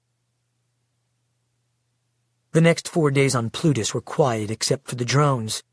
The Elgin had increased the flybys to every 2 hours. On the third day, Jack took a shot at one just out of anger. That's not going to do any good, Austin said. It did me good, Jack said. He put down the rifle. What are they looking for? They're making sure we stay put, Austin said. Or trying to drive us mad. It's working, Jack said. They're not bringing men over. Which means Hatch is waiting for a ship. Then the drone did a second flyby. That's new, Jack said. He lifted his binoculars. It's circling. Is it carrying payload? No. Then Jack lowered his binoculars to the eastern horizon. Then he groaned. It doesn't need it. He turned back to Austin. You were right. Hatch found a battleship. And a few others. Austin lifted his own binoculars. Oh no. A moment later he said, Wait, we know those ships. I recognize the flag. They're Filipino. He lowered the binoculars. They're probably the same ships that captured us in Fiji. Now the Filipinos are helping out, Jack said. Why would they help Hatch? Because he owns them, Austin said, still looking at the ship. It's got 16-inch cannons. He turned back to Jack. We're so screwed. It wasn't a direct hit, but the battleship's first shell exploded with a deafening boom that shook the entire depository. Even though the shell struck the rock shore 20 yards in front of the southeastern wall, it was big enough to rip away pieces of the outer wall and scatter rock higher than the depository. Smoke rose above the building. Anneli and Rafe came running up. What was that? Anneli shouted. They've got a battleship, Jack said, handing Anneli his binoculars. Anneli looked out at the ship and shook his head. There are 4 ships. They're the same ships that captured the Jewel, Austin said. I'm sure the others are carrying soldiers. There was another boom in the distance, and the second shell struck. This one caught a corner of the southeast wall. Jack ran over to the nearest opening and leaned out. They've breached the wall. It's 12 feet up, too high for them to climb. They'll keep firing, Austin said. That particular battleship can hold nearly 1,000 rounds. We are screwed, Jack said. Maybe they'll just shell us into oblivion. If they hit this floor, it will kill us all, Rafe said, grabbing an Ellie. We've got to evacuate this floor. No, Jack said. Once they blow a hole in the wall, the soldiers are going to pour in. We need the machine gun nest to stop them from getting inside. Then we can come back up after they've landed their men and have stopped shelling. He's got a point, Austin said. They'll stop shelling after they land their own men. We can watch from the 3rd floor. As they evacuated the 4th floor, Austin said to Jack, "Why did the Elgin cross the channel?" Jack looked at him. "Why?" "To kill us." 47. Losing Faith. As the ships neared the island, the shells fell with greater accuracy. The 4th and 5th shells struck within seconds of each other, creating a hole big enough for a dozen men to enter at once. "They got their front door," Jack said. "She's still coming closer," Austin said. "And the other ships are turning north." "That's where the dock is," Anelli said. "They're preparing to land." Then Nazil and Tomas came up to the 3rd floor. "Anelli, they've opened the wall," Nazil said. "Your orders?" "My orders remain as before. We know where they are coming. Prepare your men to hold the fortress." "We are prepared," Nazil said. "We have a machine gun nest in place." Just then another shell struck. It was well placed and landed a few yards inside the hole they'd blown in the wall. It shook the building and filled the lower level of the depository with smoke. "Anelli, you need to get below to the vaults," Rafe said. "They can withstand the ship's cannons." Anelli didn't move. "Sir, why?" "So Hatch can put me in a monkey cage like my grandfather." "No. I'll fight to the end. I will stand here when the Uira Te Atua comes in his glory." He looked out over the ocean and the nearing ships. "Uira Te Atua, do not let our faith be in vain." Then he said, "Why is he waiting?" "Because he is not coming," Tomas said. "Because it is all just myth." "Do not speak so," Rafe said. "We are doomed," Tomas said. "Go below with your troops," Anelli ordered. "Troops," Tomas said. "They are basket weavers." Nazil and Tomas left the floor. Austin said to himself, "Michael, if you're coming, now would be a good time." The good news was that the battleship stopped shelling the depository. The bad news was that it was because the other 3 Filipino ships were about to dock and release their troops. Looking out the north wall slot of the 4th level, Jack could see the ships lined up, the men on dock armed and ready to swarm the island. He estimated that there were at least several thousand soldiers just on the first ship, half Elgin, half Filipino. Hatch had efficiently brought in his guard from around the world. "Here they come." He turned back to Austin. "It's déjà vu." "Yeah," Austin said. "Hades all over. Except this time it's without Michael." He breathed out heavily as a gangplank began to extend from the ship. "At least we'll be with him soon," Jack said. "What do you mean?" Jack pointed skyward. "In heaven." "You think there's a heaven?" Austin asked. "There's gotta be." "Why is that?" "Look around you. We know there's a hell.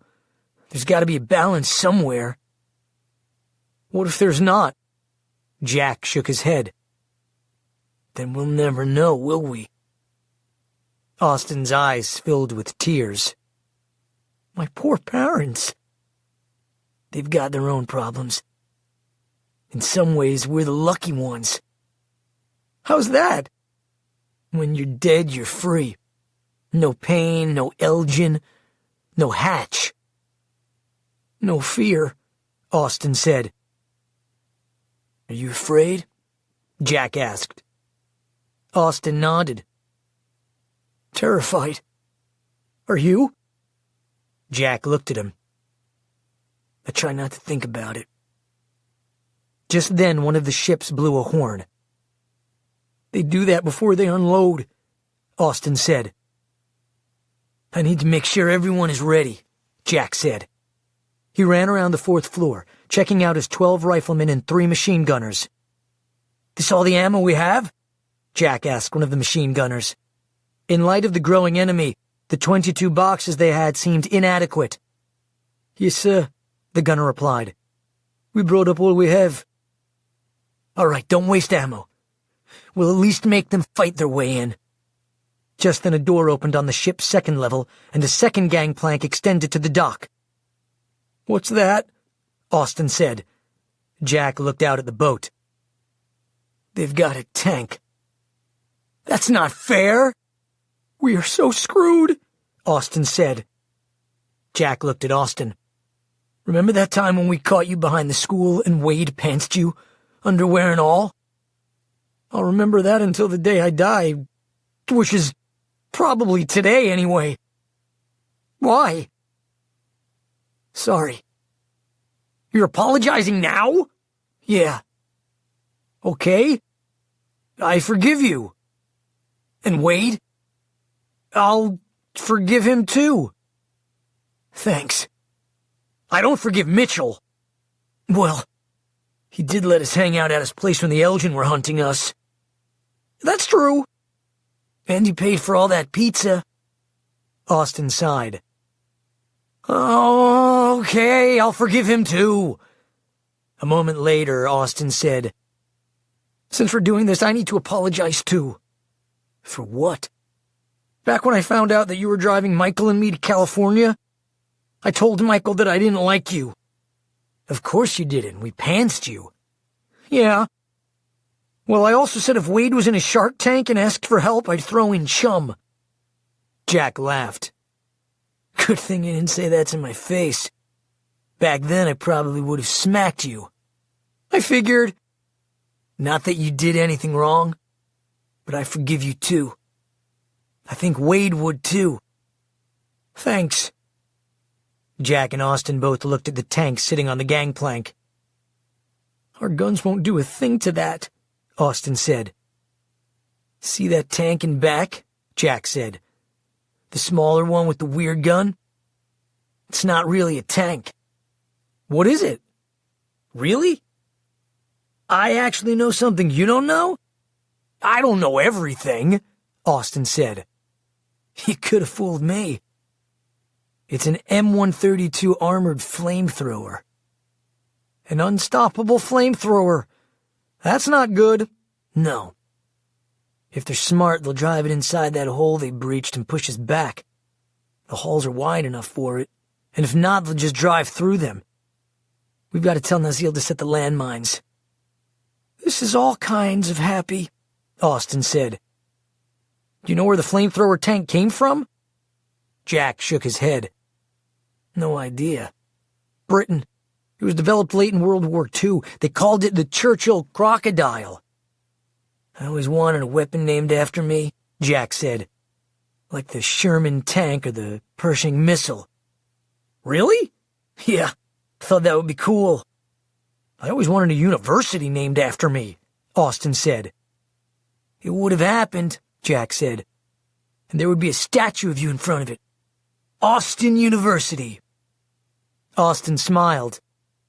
"People would get it mixed up with the University of Texas at Austin. Maybe it would have to be Liss University." "That's a good name," Jack said. "I always thought you'd receive the Medal of Honor someday," Austin said. Jack looked at him. "You did?" "Yeah. Maybe you still will. Posthumously." Jack was suddenly quiet. "That may be the best thing anyone has ever said to me." He looked back toward the enemy boat. "Why is that tank not moving?" "No idea," Austin said. He breathed out heavily. "How do you think the girls are?" "I try not to think about it." "Me neither." "I wish they were here with us." Austin frowned. "No, actually, I wish they were with us, but we were like 5,000 miles away." "Back in Meridian, Idaho. Pizza Max." "Not there," Austin said. "I don't think I could go there without Michael. Too many memories. I wouldn't even mind being at school. Austin smiled. Remember Principal Dahlstrom? Yeah, what a tool. It's hard to believe that I was actually afraid of him. Yeah, that's weird. I think if I ever see him again, I'm gonna punch him, for old time's sake. He'd expel you. Oh, I'm afraid. Austin laughed. Put me in his cell 25. Yeah, doesn't sound that scary, Jack laughed. Just make sure I'm there for it. You can punch him too, Austin said, for good measure. They both laughed. Then their laughter quieted. After a few moments, Austin said, It was a pleasure dying with you, friend. Not the dying part per se, but being with you when it happened. No, Jack said. It was a pleasure living with you. They looked at each other. Then Austin lightly hit Jack on the shoulder. Jack reached over and hugged him. After they parted, Jack said, I can see why Michael liked you so much. You're much braver and stronger than you give yourself credit for. Austin couldn't speak. His eyes filled with tears. Thanks. Jack smiled at him. Then they both turned and looked back out at the ship. The first gangplank had finished lowering, and the men were lined up at the top of it about to come out. Jack sighed again. Here they come.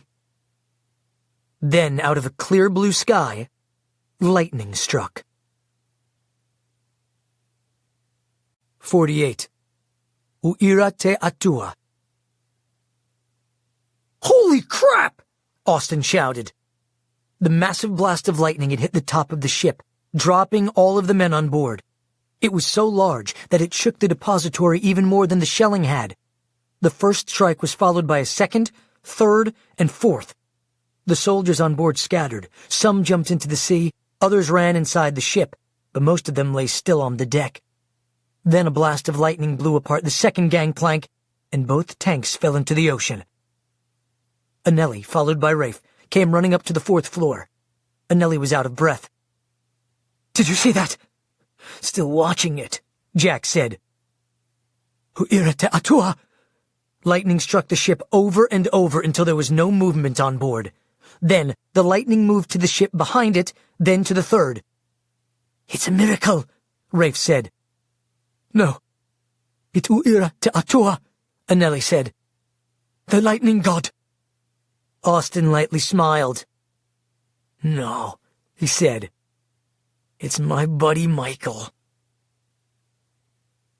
After all signs of life had vanished from the three ships, the lightning began striking farther out at sea, hitting the battleship with such force that after just 3 strikes, the ship was on fire. If that's Michael, Jack said, he's pissed. Wow, Austin said. That's what vengeance looks like. Then a strike pounded down through the center of the boat. That was huge, Jack said. Jack lifted his binoculars. He sunk it! Austin lifted his as well. He did. It's sinking! Go, Michael! The lightning stopped. Let me look, Anneli said. Jack handed him his binoculars. It is going down. U'ira te atua has saved us. Suddenly the sky above them began to brighten, as if collecting the light from the sun itself, then forming into a ball about 30 feet above them. It grew in brightness until it was too bright to look at and they had to turn away. What is that? Rafe asked. Then the ball began to crackle and spark as it slowly lowered to the floor. No one dared speak. Then the light began to diminish and pull in tighter, taking the shape of a human form. When the light had completely gone out, Michael stood in front of them. Austin shouted out, Michael! He ran to him, but Michael held out his hand to stop him. Don't touch me. I'm not safe yet. Austin stopped. It really is you! A smile crossed Michael's face. Who are you expecting? U'ira te atua? You're a what? Nothing, Austin said. It's just so good to see you! It's good to be seen, Michael said. He looked past Austin. Hey, Jack. Jack looked at him in awe. Yeah, it's weird, I know. But it's me. That was also me on the boat. Our dream. That really was you. Yeah. I was still figuring out how to get back to being human. It's a little hard to explain where I've been. Well, you could have come a little earlier, Jack said, joking. Maybe before we said our goodbyes to each other? No, that was good. People say things too late. It's better this way. And you both got to apologize. You heard us? Every word, Michael said. But that's not why I waited. I knew you'd need the boats to get off the island, so I waited until they delivered them to you. And don't worry about the crew on board. I visited them. They're going to cooperate fully. Michael laughed. At least, once they get off their knees. They think I'm a god. You're not? Anneli said. No, Anneli, Michael said. I'm Michael, and I'm proud of you. You have risen to greatness. It's dark times like these that present us the canvas where we paint our own greatness. Wow, you're like a poet now, Austin said. I think the electricity opened up parts of my brain, Michael said. I might be as smart as you. Austin just stared at him. But probably not, Michael said, smiling. Enough of this. We don't have much time. Anneli, take your men and get on the boats. I will meet you in Funafuti. Hatch is about to hurt our friends, and I need to stop him. Michael, Austin said. Yes? Thanks for what you did on Hades. Michael smiled. That's what friends are for. He waved. See you in a few hours. Part 17. 49. The Brick. 36 hours after speaking with Michael Vey, Hatch ordered the ElectroClan brought to him in the massive, concrete-floored storage room beneath the rim of the rat bowl. The room was cold and humid and smelled of fish and seawater, since this was where the food for the rats was brought in. This time, Hatch had ordered everyone to be present, including Sharon, Coonrot, and Welch. They had no idea why they were assembled. Strangely, there was a long, horizontal pile of bricks on the ground in front of them. Just as strangely, the ElectroClan's resats had been turned down to the lowest level they had experienced, and the youths could even feel some of their electric power. Ian could see more than 12 feet, and Zeus could make electricity spark between his fingers.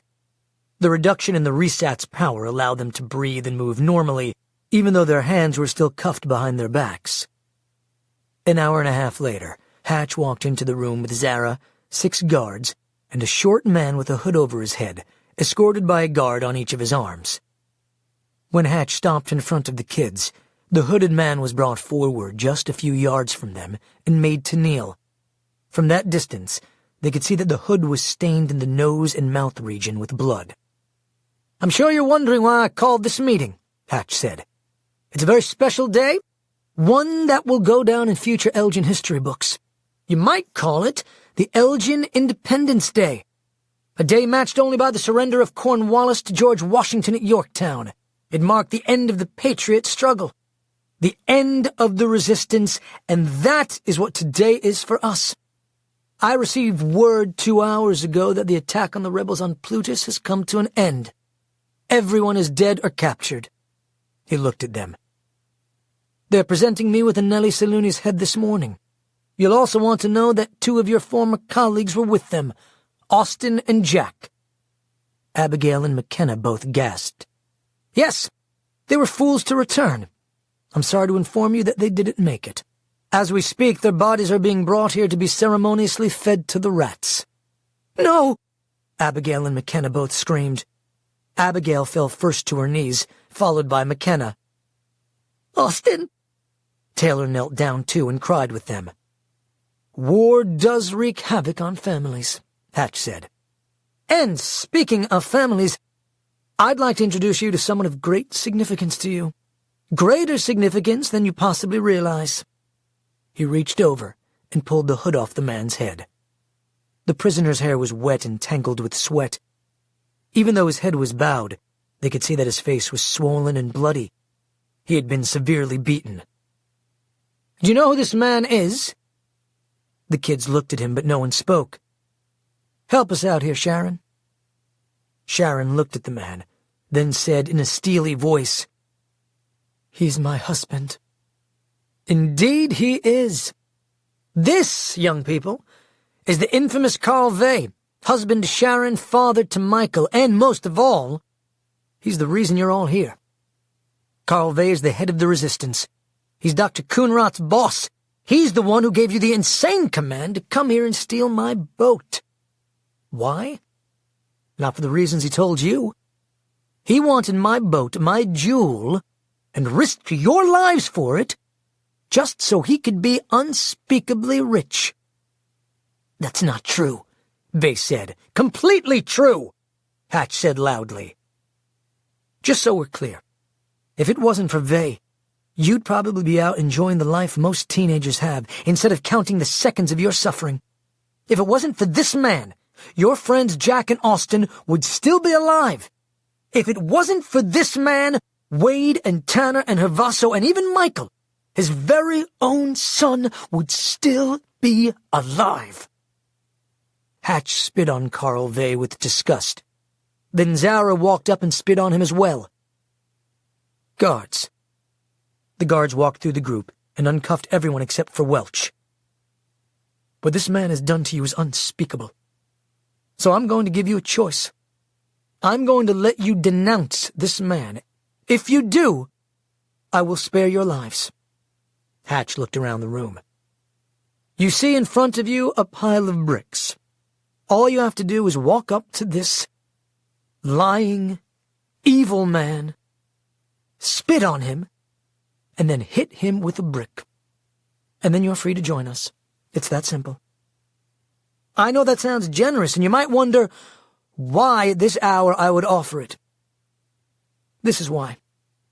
I've come to the conclusion that it's not your fault you're here. It's his. And now is your chance to repent and be clean, to put your sins where they belong. On him.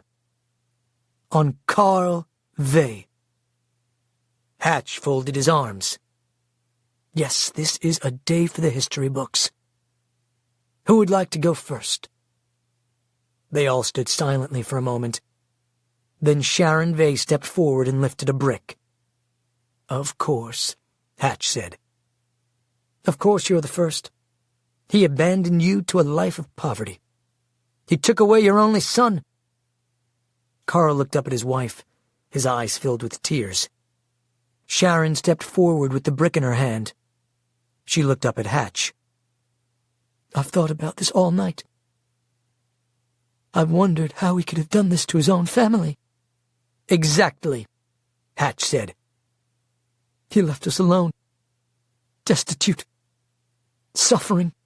"Yes," Hatch said. "Incredible suffering." "And now my son is gone." Her voice cracked, and fresh tears fell down her face. She cocked the brick back in her hand. "I'm so sorry," Carl said.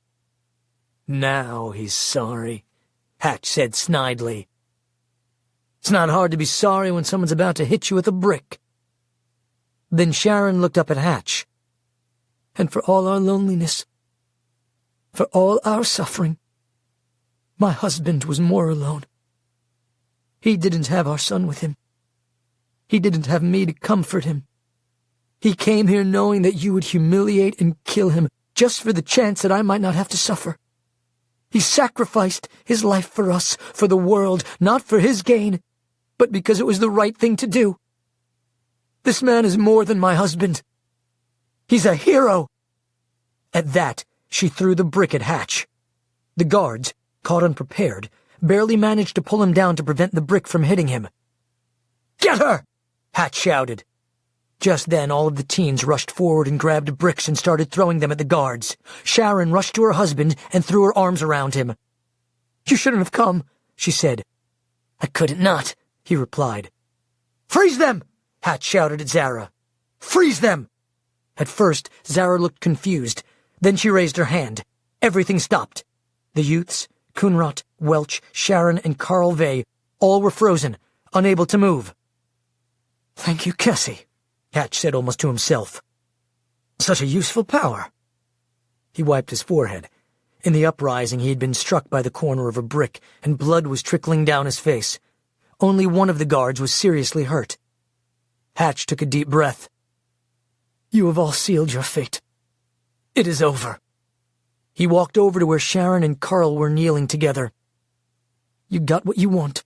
You get to die together." Sharon just looked at Hatch defiantly.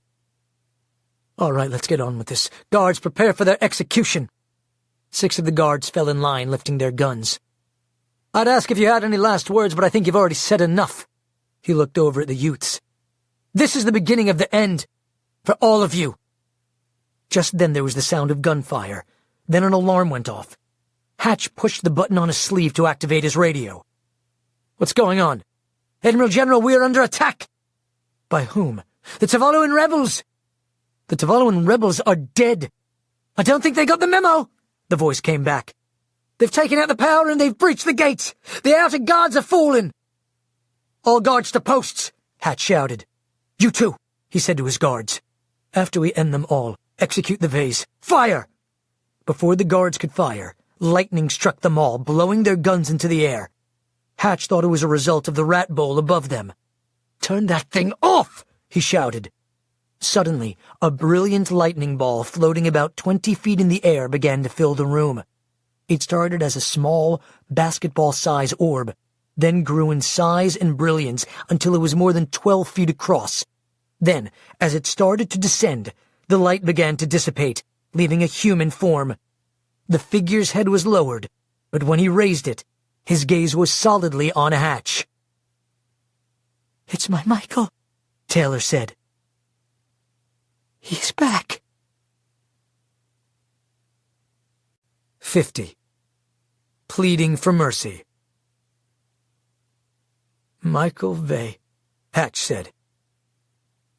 "What's with all you people being dead than not being dead? Can't you just stay dead?"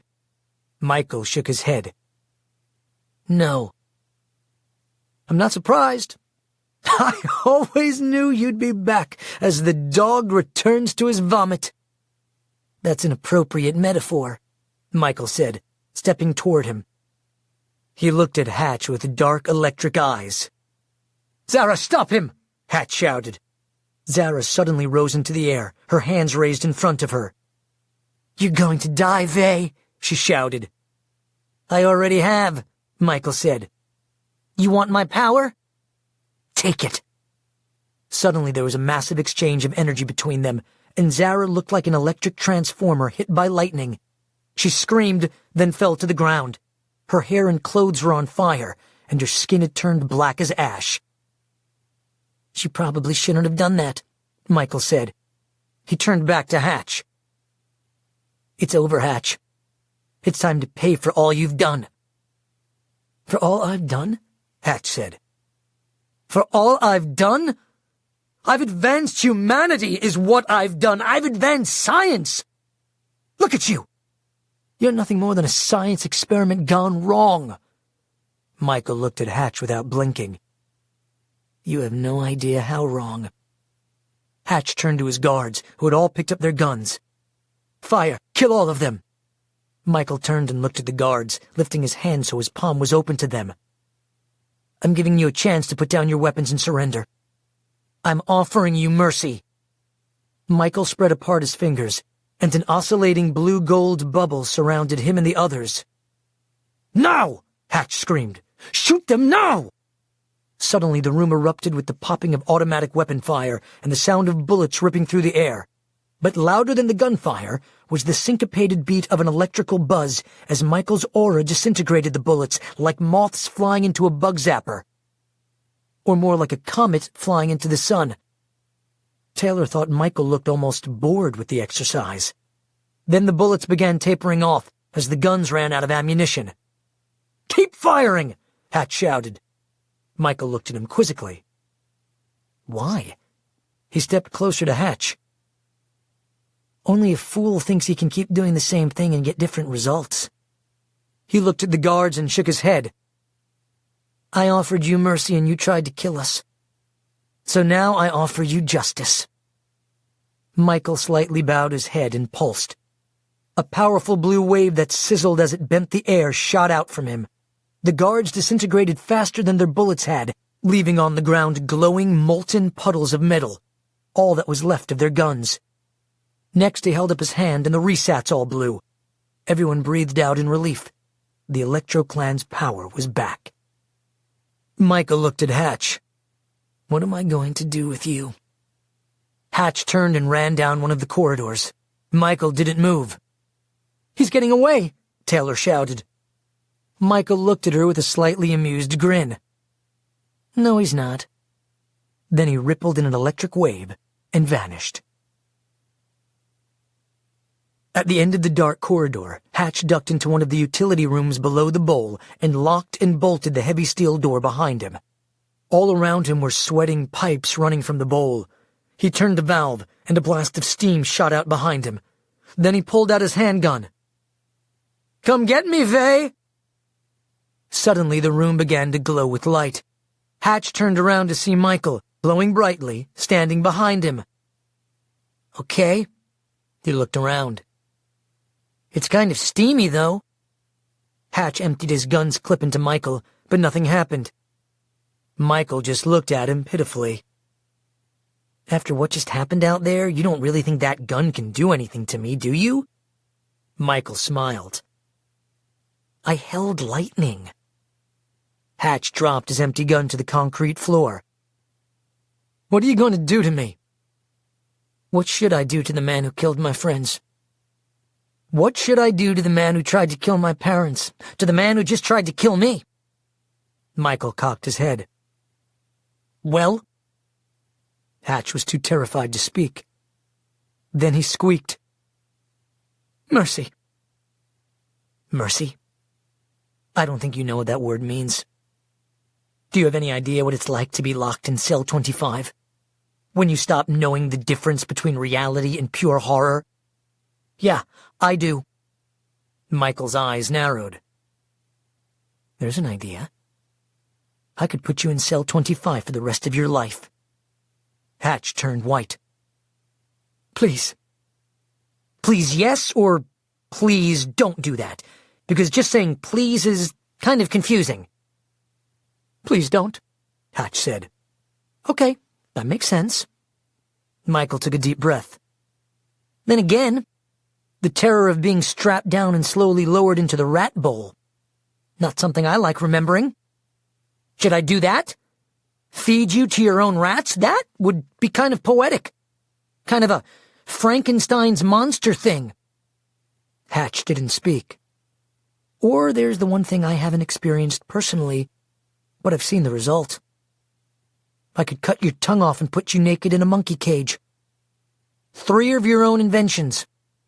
I'll let you choose." Hatch just looked at him fearfully. "Please just kill me.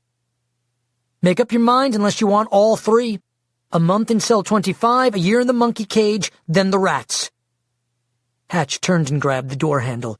Michael pulsed, shocking Hatch just enough to drop him to his knees. "There's no place you can hide, Dr. Hatch. I'm everywhere." He looked up at Michael from the floor. "Mercy, please. Finish me." "You don't give orders anymore," Michael said. "I gave you a choice. Now, what will it be?" Hatch closed his eyes, then said, "The rats." "The rats," Michael repeated. "Good choice. Terrifying and painful, but the fastest of the 3. Michael leaned against one of the pipes. "The problem with the whole rat thing is that I would be imitating you, and I never want to be accused of doing anything you would do. But then, if I put you in cell 25 or in the monkey cage, that would also be an imitation, wouldn't it? And that would make me like you. But I can't leave you around either. You wouldn't stop trying to rule the world. You just keep getting into trouble. So I'm going to show you what mercy is, and just say goodbye." Hatch looked up. "Goodbye?" "Goodbye, Dr. Hatch. Michael pulsed in full. The blast was so hot that it scorched the metal door behind Hatch a powdery white. Admiral General Hatch, the self-proclaimed Messiah, was nothing more than a pile of smoking ashes. Michael stepped on them as he walked through the door back out to the corridor. So ends another would-be god. 51. Reunited. Michael walked back out to the bowl. He could have just rematerialized himself back, but he figured that everyone was already having enough trouble believing he was real, so he did his best to be normal. As he walked out of the dark corridor into the light of the warehouse, everyone stopped talking and looked at him. After a moment, Michael said, "It's just me." Still no one moved. "You can touch me. I figured it out." Suddenly Taylor ran to him and threw her arms around him. "It really was you coming to me. It really was." Michael kissed her face, then held her tightly. "Yeah, it was. I'm sorry. It took me a while to figure out how to get back." "You came to me first," Taylor said. "Of course I did." They kissed. When they parted, Taylor said, "That tingles." "Sorry." Taylor smiled. "Don't apologize. Every girl wants to feel electricity when she kisses." Michael turned toward his father and mother, who had stepped forward. His mother was crying and trembling. Michael walked over to her and they hugged. "I thought I had lost you," she said. "I never should have let you go." "It's a good thing you did," Michael said. "Thank you." Michael kissed her on the cheek, then stepped back and looked at his father. Carl Vey's eyes glistened as he looked at his son. "You've grown into a man," he said. "More than that, you've grown into a good man." Michael looked at him for a moment, then fell into his father's arms. "I thought you were dead." "I know. I did it for you and your mom." Michael looked down for a moment and swallowed. Then he looked back up. "I know. If it wasn't for you, this world would have been owned by Hatch." "No, son," Carl said. "If it wasn't for you." Michael's father pulled him in tighter. "I'm so proud of you." At that moment, for the first time, Michael broke down and wept. Not just for the reunion, not just because the battle was over, but for everything. For all their suffering and fear, the death of his friends, being sent into the rat bowl, even for Cell 25. Sharon stepped in and put her arms around him as well. For the first time since Michael was 8, the Vey family was reunited. Michael was still in his parents' arms when there was a loud explosion, and the doors of the warehouse flew apart. Cassie and Zeus were poised to stop them, when Anneli, Jack, and Austin came running inside the room, followed by a couple dozen of their soldiers. They stopped suddenly, surprised to find no one but their friends. "Where's Hatch?" Jack shouted. "He's gone," Abigail said. "Where?" "I mean, he's gone." She pointed to Michael. "U'irate atua," Anneli said and took a knee. "Stand," Michael said. "It's just me." "Make way," Jack said, pushing past the others. "Coming in for the bromance."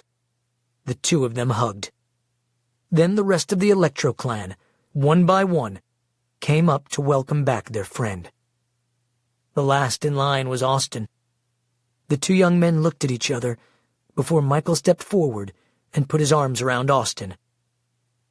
"Still glad you came to Pasadena with me, buddy? I'd follow you to hell." "You did," Michael said. "More than once. Was it worth it?" Austin looked around at all his friends. Then McKenna sidled up to him and took his hand. "Yeah," he said. "Definitely. Life can't be lived on a couch." He suddenly lifted his shirt. "Besides, look! I have a six-pack." Michael hit Austin's stomach. "Like a rock, man. And you have a hot girlfriend. He does, McKenna said. literally. I'm glad you came along, Taylor said to Austin. Austin smiled. Bones? Taylor smiled and put out her fist. Bones. Austin turned to Jack. I've got another one. Why did the Elgin cross the road? Jack smiled. Easy. To get away from Michael Vey.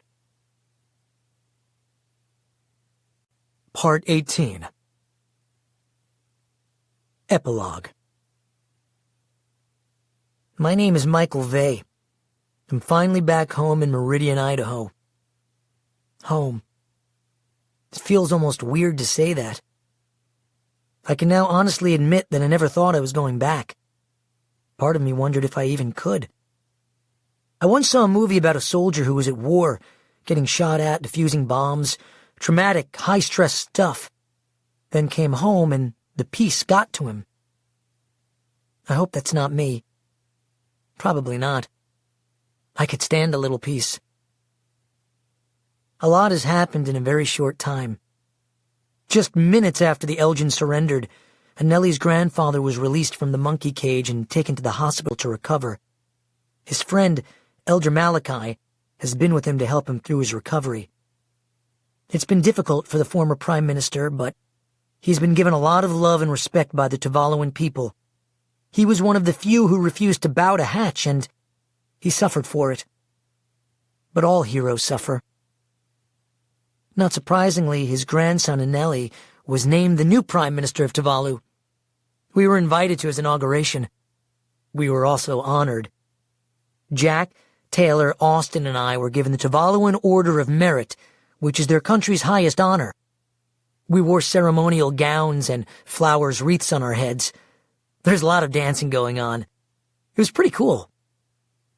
We were also there when military honors were given posthumously to Hervaso and Tanner for the Battle of Hades. I'm not embarrassed to say that there were a lot of tears shed. On the island of Niotao, the one we call Hades, there's now a monument erected to the Electro clan, who risked their lives for the Tuvaluan people. Hervaso's and Tanner's names are carved at the top. On the home front, we're not poor anymore. In part because my father took over the distribution of the Jewel's cash. That's a job in itself. He made sure the families of those hurt in the resistance were taken care of for life, college funds, the whole shebang. And he took care of us. The truth is, it's the Electro clan's gold. And when you've got a few billion sitting around, well, you can't even spend the interest. On top of that, my father's now a big executive at the Elgin Corporation. It's weird to even think about that. The new board is thinking of changing the name of the company to Veytrick Inc. I don't know. It's kind of catchy. And it doesn't make me think of being eaten by rats every time I hear it. Not everything in the re-entry was smooth. There were a lot of questions asked, some that couldn't be answered. When people asked where we'd been, we just told them that Taylor, Jack, Austin, and I had enrolled in the Elgin Academy in Pasadena, and then it shut down. All true. We never tell them that we're the ones who shut it down, or that we were almost killed in the process. There were problems that had to be cleaned up, like with Taylor's parents and the whole kidnapping thing and the van blowing up. We kind of made a huge mess of things. But no one could really prove anything anyway, and sometimes it's just who you know. When the president of the Philippines and the president of Taiwan called the Secretary of State, who called Idaho's governor, who called the mayor, who called the police chief, well, let's just say they let things slide. It happens. I'm not saying it's right, but it happens. Fortunately, Mr. and Mrs. Liss were back in Idaho when the Elgin attacked Christmas Ranch. They had left just the day before. It was a beautiful coincidence. Maybe there are no coincidences. Some things we lost we can never get back. Like our innocence. Or, like my father said, the time we could have had together. Most of all, we'll never get back the friends we lost. Maybe it's being back in Idaho, but I think a lot about Wade. Especially when I walk out the back door where he, Jack, and Mitchell tried to pants me, and I shocked the daylight out of them. Strange. But if that hadn't happened, I never would have met Jack. And without Jack, well, I don't even want to think about that. Just goes to show you how good can come from bad. It makes me sad that no one ever asks about Wade. He really had no one but Jack. Today there's a monument in the Meridian Cemetery for him. It's a marble pillar with the words, Wade West. He died a hero for his friends. He'll live forever in our hearts. Taylor wrote that. I thought it was really good. The pillar is 6 feet tall, taller than Wade was. That's good because, in his own way, Wade was bigger than life. I once heard it said, there are no great men, just great challenges. I don't know if that's true. I know some great men and women, but maybe it was the challenges that made them great. If it hadn't been for Dr. Hatch's evil, Jack might never have found out how good or heroic he really was. Maybe that's true for all of us. Strange, school didn't change all that much. I did. We all did. I still have Tourette's, but I'm not short anymore. Austin's not chubby anymore. But school, well, same spaghetti with mystery sauce and that same sticker still stuck above my locker. The one of the skull with a lightning bolt in it. Someone said it was from an ancient rock band called the Grateful Dead. I don't know anything about them, but that sticker has me written all over it. Of course, every school still has its bullies. My first day back, I was walking down the hall with Taylor and Austin when an overgrown, red-faced senior noticed my tics and stepped in front of me. "Hey, Twitchy, you got your blinker on?" I looked up at him calmly. "Do you have a problem with that?" "Yeah, weirdo. I've got a problem with you."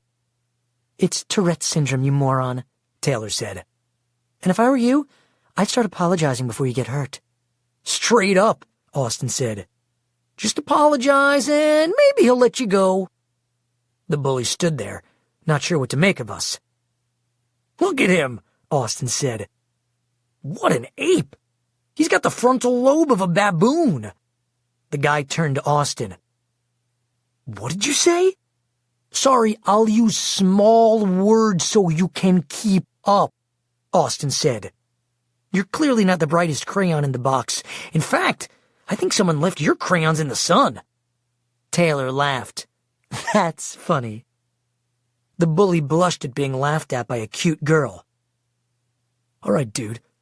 I'm gonna pound Blinky Boy, then I'm gonna pound you into dust." Taylor laughed again. "Man, did you ever pick the wrong guys to bully?" "Yeah, dude," Austin said. "You're a stupid idiot, because that was the height of stupidity. Like inviting Hitler to your bar mitzvah stupid." I laughed as well. Then I said to the bully, "Look, man, I don't want to hurt you, so step aside and I'll let you walk away." He looked at me like I was taking crazy pills. "You're going to let me walk away." He laughed, though I could tell that on some level he was worried. Just then, Jack walked up. "Hey, bro." He was wearing a tank top that showed off some wicked bullet scars in his arm muscles, which, by now, looked more like most guys' thighs than biceps. In fact, his tattoo of the jackal was so stretched by muscle that it looked pregnant. "What's going on, loser bait?" Jack said to the bully. "You picking on my friend?" The bully stepped back. "Oh, that's why you act so tough. You get your big brother to fight your fights." "I'm not his brother," Jack said. "And I didn't come to fight for him. I came to see him waste you. This is Michael Vey, the same guy that took out Corky and me." The guy looked at me nervously. "You're Michael Vey?" "He's a legacy man," Austin said. "You are my brother," I said to Jack. "So, bro, what should I do with this clown?" "Just waste him," Jack said. "That's the language bullies understand." "I ought to know." The bully looked at me fearfully. "No, wait," Austin said, stepping forward. I got this. Austin looked the bully in the eyes, then took off his glasses. All right, brain swamp. Want to dance? The bully looked at him, then at me and Jack. Then he said, I gotta go. He turned and ran down the hall. Yeah, you better run, Austin shouted after him. Taylor waved. Goodbye. I turned to Austin. Brain swamp? Want to dance? Where did that come from? I don't know, Austin said, but it felt good. Jack and I hugged. How's re-entry? I asked. You know, good seeing my sister. Still 12 credits from graduation. But Welch offered me the head security job at the Elgin headquarters. Pays a fortune. He said I could bring my brother on, too, if I want. Are you going to take it? Taylor asked. Probably, Jack said. Abby thinks I should. It means we'll have to move to Italy. That'll suck. Moving to Italy sucks, I said. I can think of worse places to live, Taylor said. I'm not saying Italy sucks, he said. It's being away from my friends. From you guys. We'll come see you, Austin said. We've got a couple of jets at our disposal. That would be nice. And I could definitely get fat on pizza and pasta, but it won't be Pizza Max. Thank goodness for that, I said. Austin gasped. You didn't! I've seen the world, my friend, I said. Comparing Pizza Max pizza to real Italian pizza is like comparing Richard Simmons to Arnold Schwarzenegger. Well said, Austin said. Painful, but well said. How is Abby? I asked. She's good. She's thinking of going to nursing school. She could do that in Italy, too. That's so cool, Taylor said. She would be the best nurse ever. Suddenly down the hall, two girls in cheerleading outfits screamed. It's Tay! Tell me it's true! Hey, Tay! Where have you been? We watched them bounce toward us in wonder. I looked at Taylor. Where have you been, Tay? I asked. A different world, she said. No, I replied. A different universe. The girls ran up to Taylor, practically mugging her. Where have you been? The first girl asked. Yeah, said the other. Are you going to try out for cheerleading? Taylor looked at them and smiled. No, I'm good. What? The first girl said. Her friend said to her, She said she's good. We know you're good, the first girl said. That's why you should try out. Thanks, Taylor said. But I've got to go. The girls looked stunned. For rude, they both said. As the four of us turned to walk away, I asked Taylor, There's really no part of you that still wants to be a cheerleader? No, she said quickly. Isn't that weird? For so long I thought it was all I wanted, and now... She shook her head. I'm good. I've got everything I need. So do I said. I suddenly laughed. Austin, what did you call that kid? Stupidiot? Yep, stupidiot. See what I did there? I combined the two words to make them... Yeah, we got it, Taylor said. Nice, I said. I'm going to use that. I hit Austin on the shoulder. You know, for a geek, you've gotten pretty cool. McKenna helped, he said. We gals are good for you guys, Taylor said. She suddenly stopped and looked at me. And someday, Michael Vey, I'm going to marry you. Whoa! Jack said, laughing. Where did that come from? I asked. My brain, she said. Do I have a say in this? Only if you say yes. I smiled. You read my mind. No, Taylor said. I didn't need my powers for that. We kissed. Get a room, Austin said. After Taylor and I pulled apart, Taylor said, So, boyfriend, they say that before you marry someone, you should go on a trip with them. To really get to know them.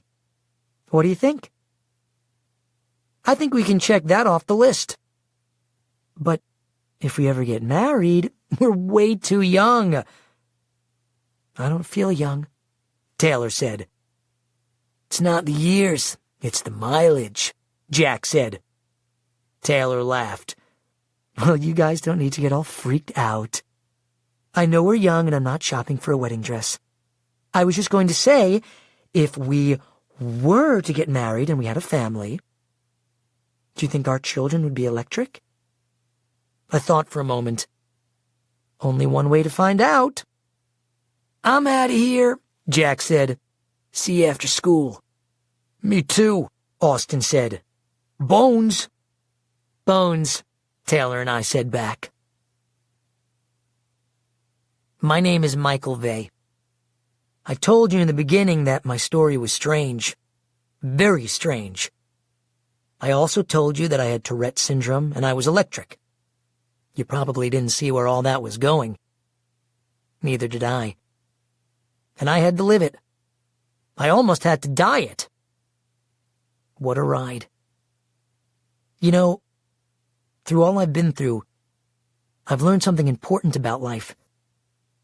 Something that might mean something to you, too. It's something I had to go all around the world to learn. But it was worth it. It's simply this.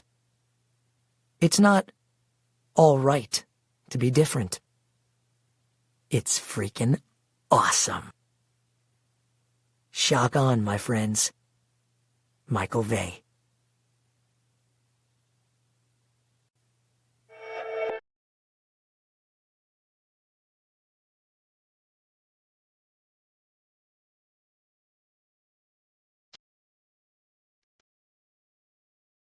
Michael Vey, the final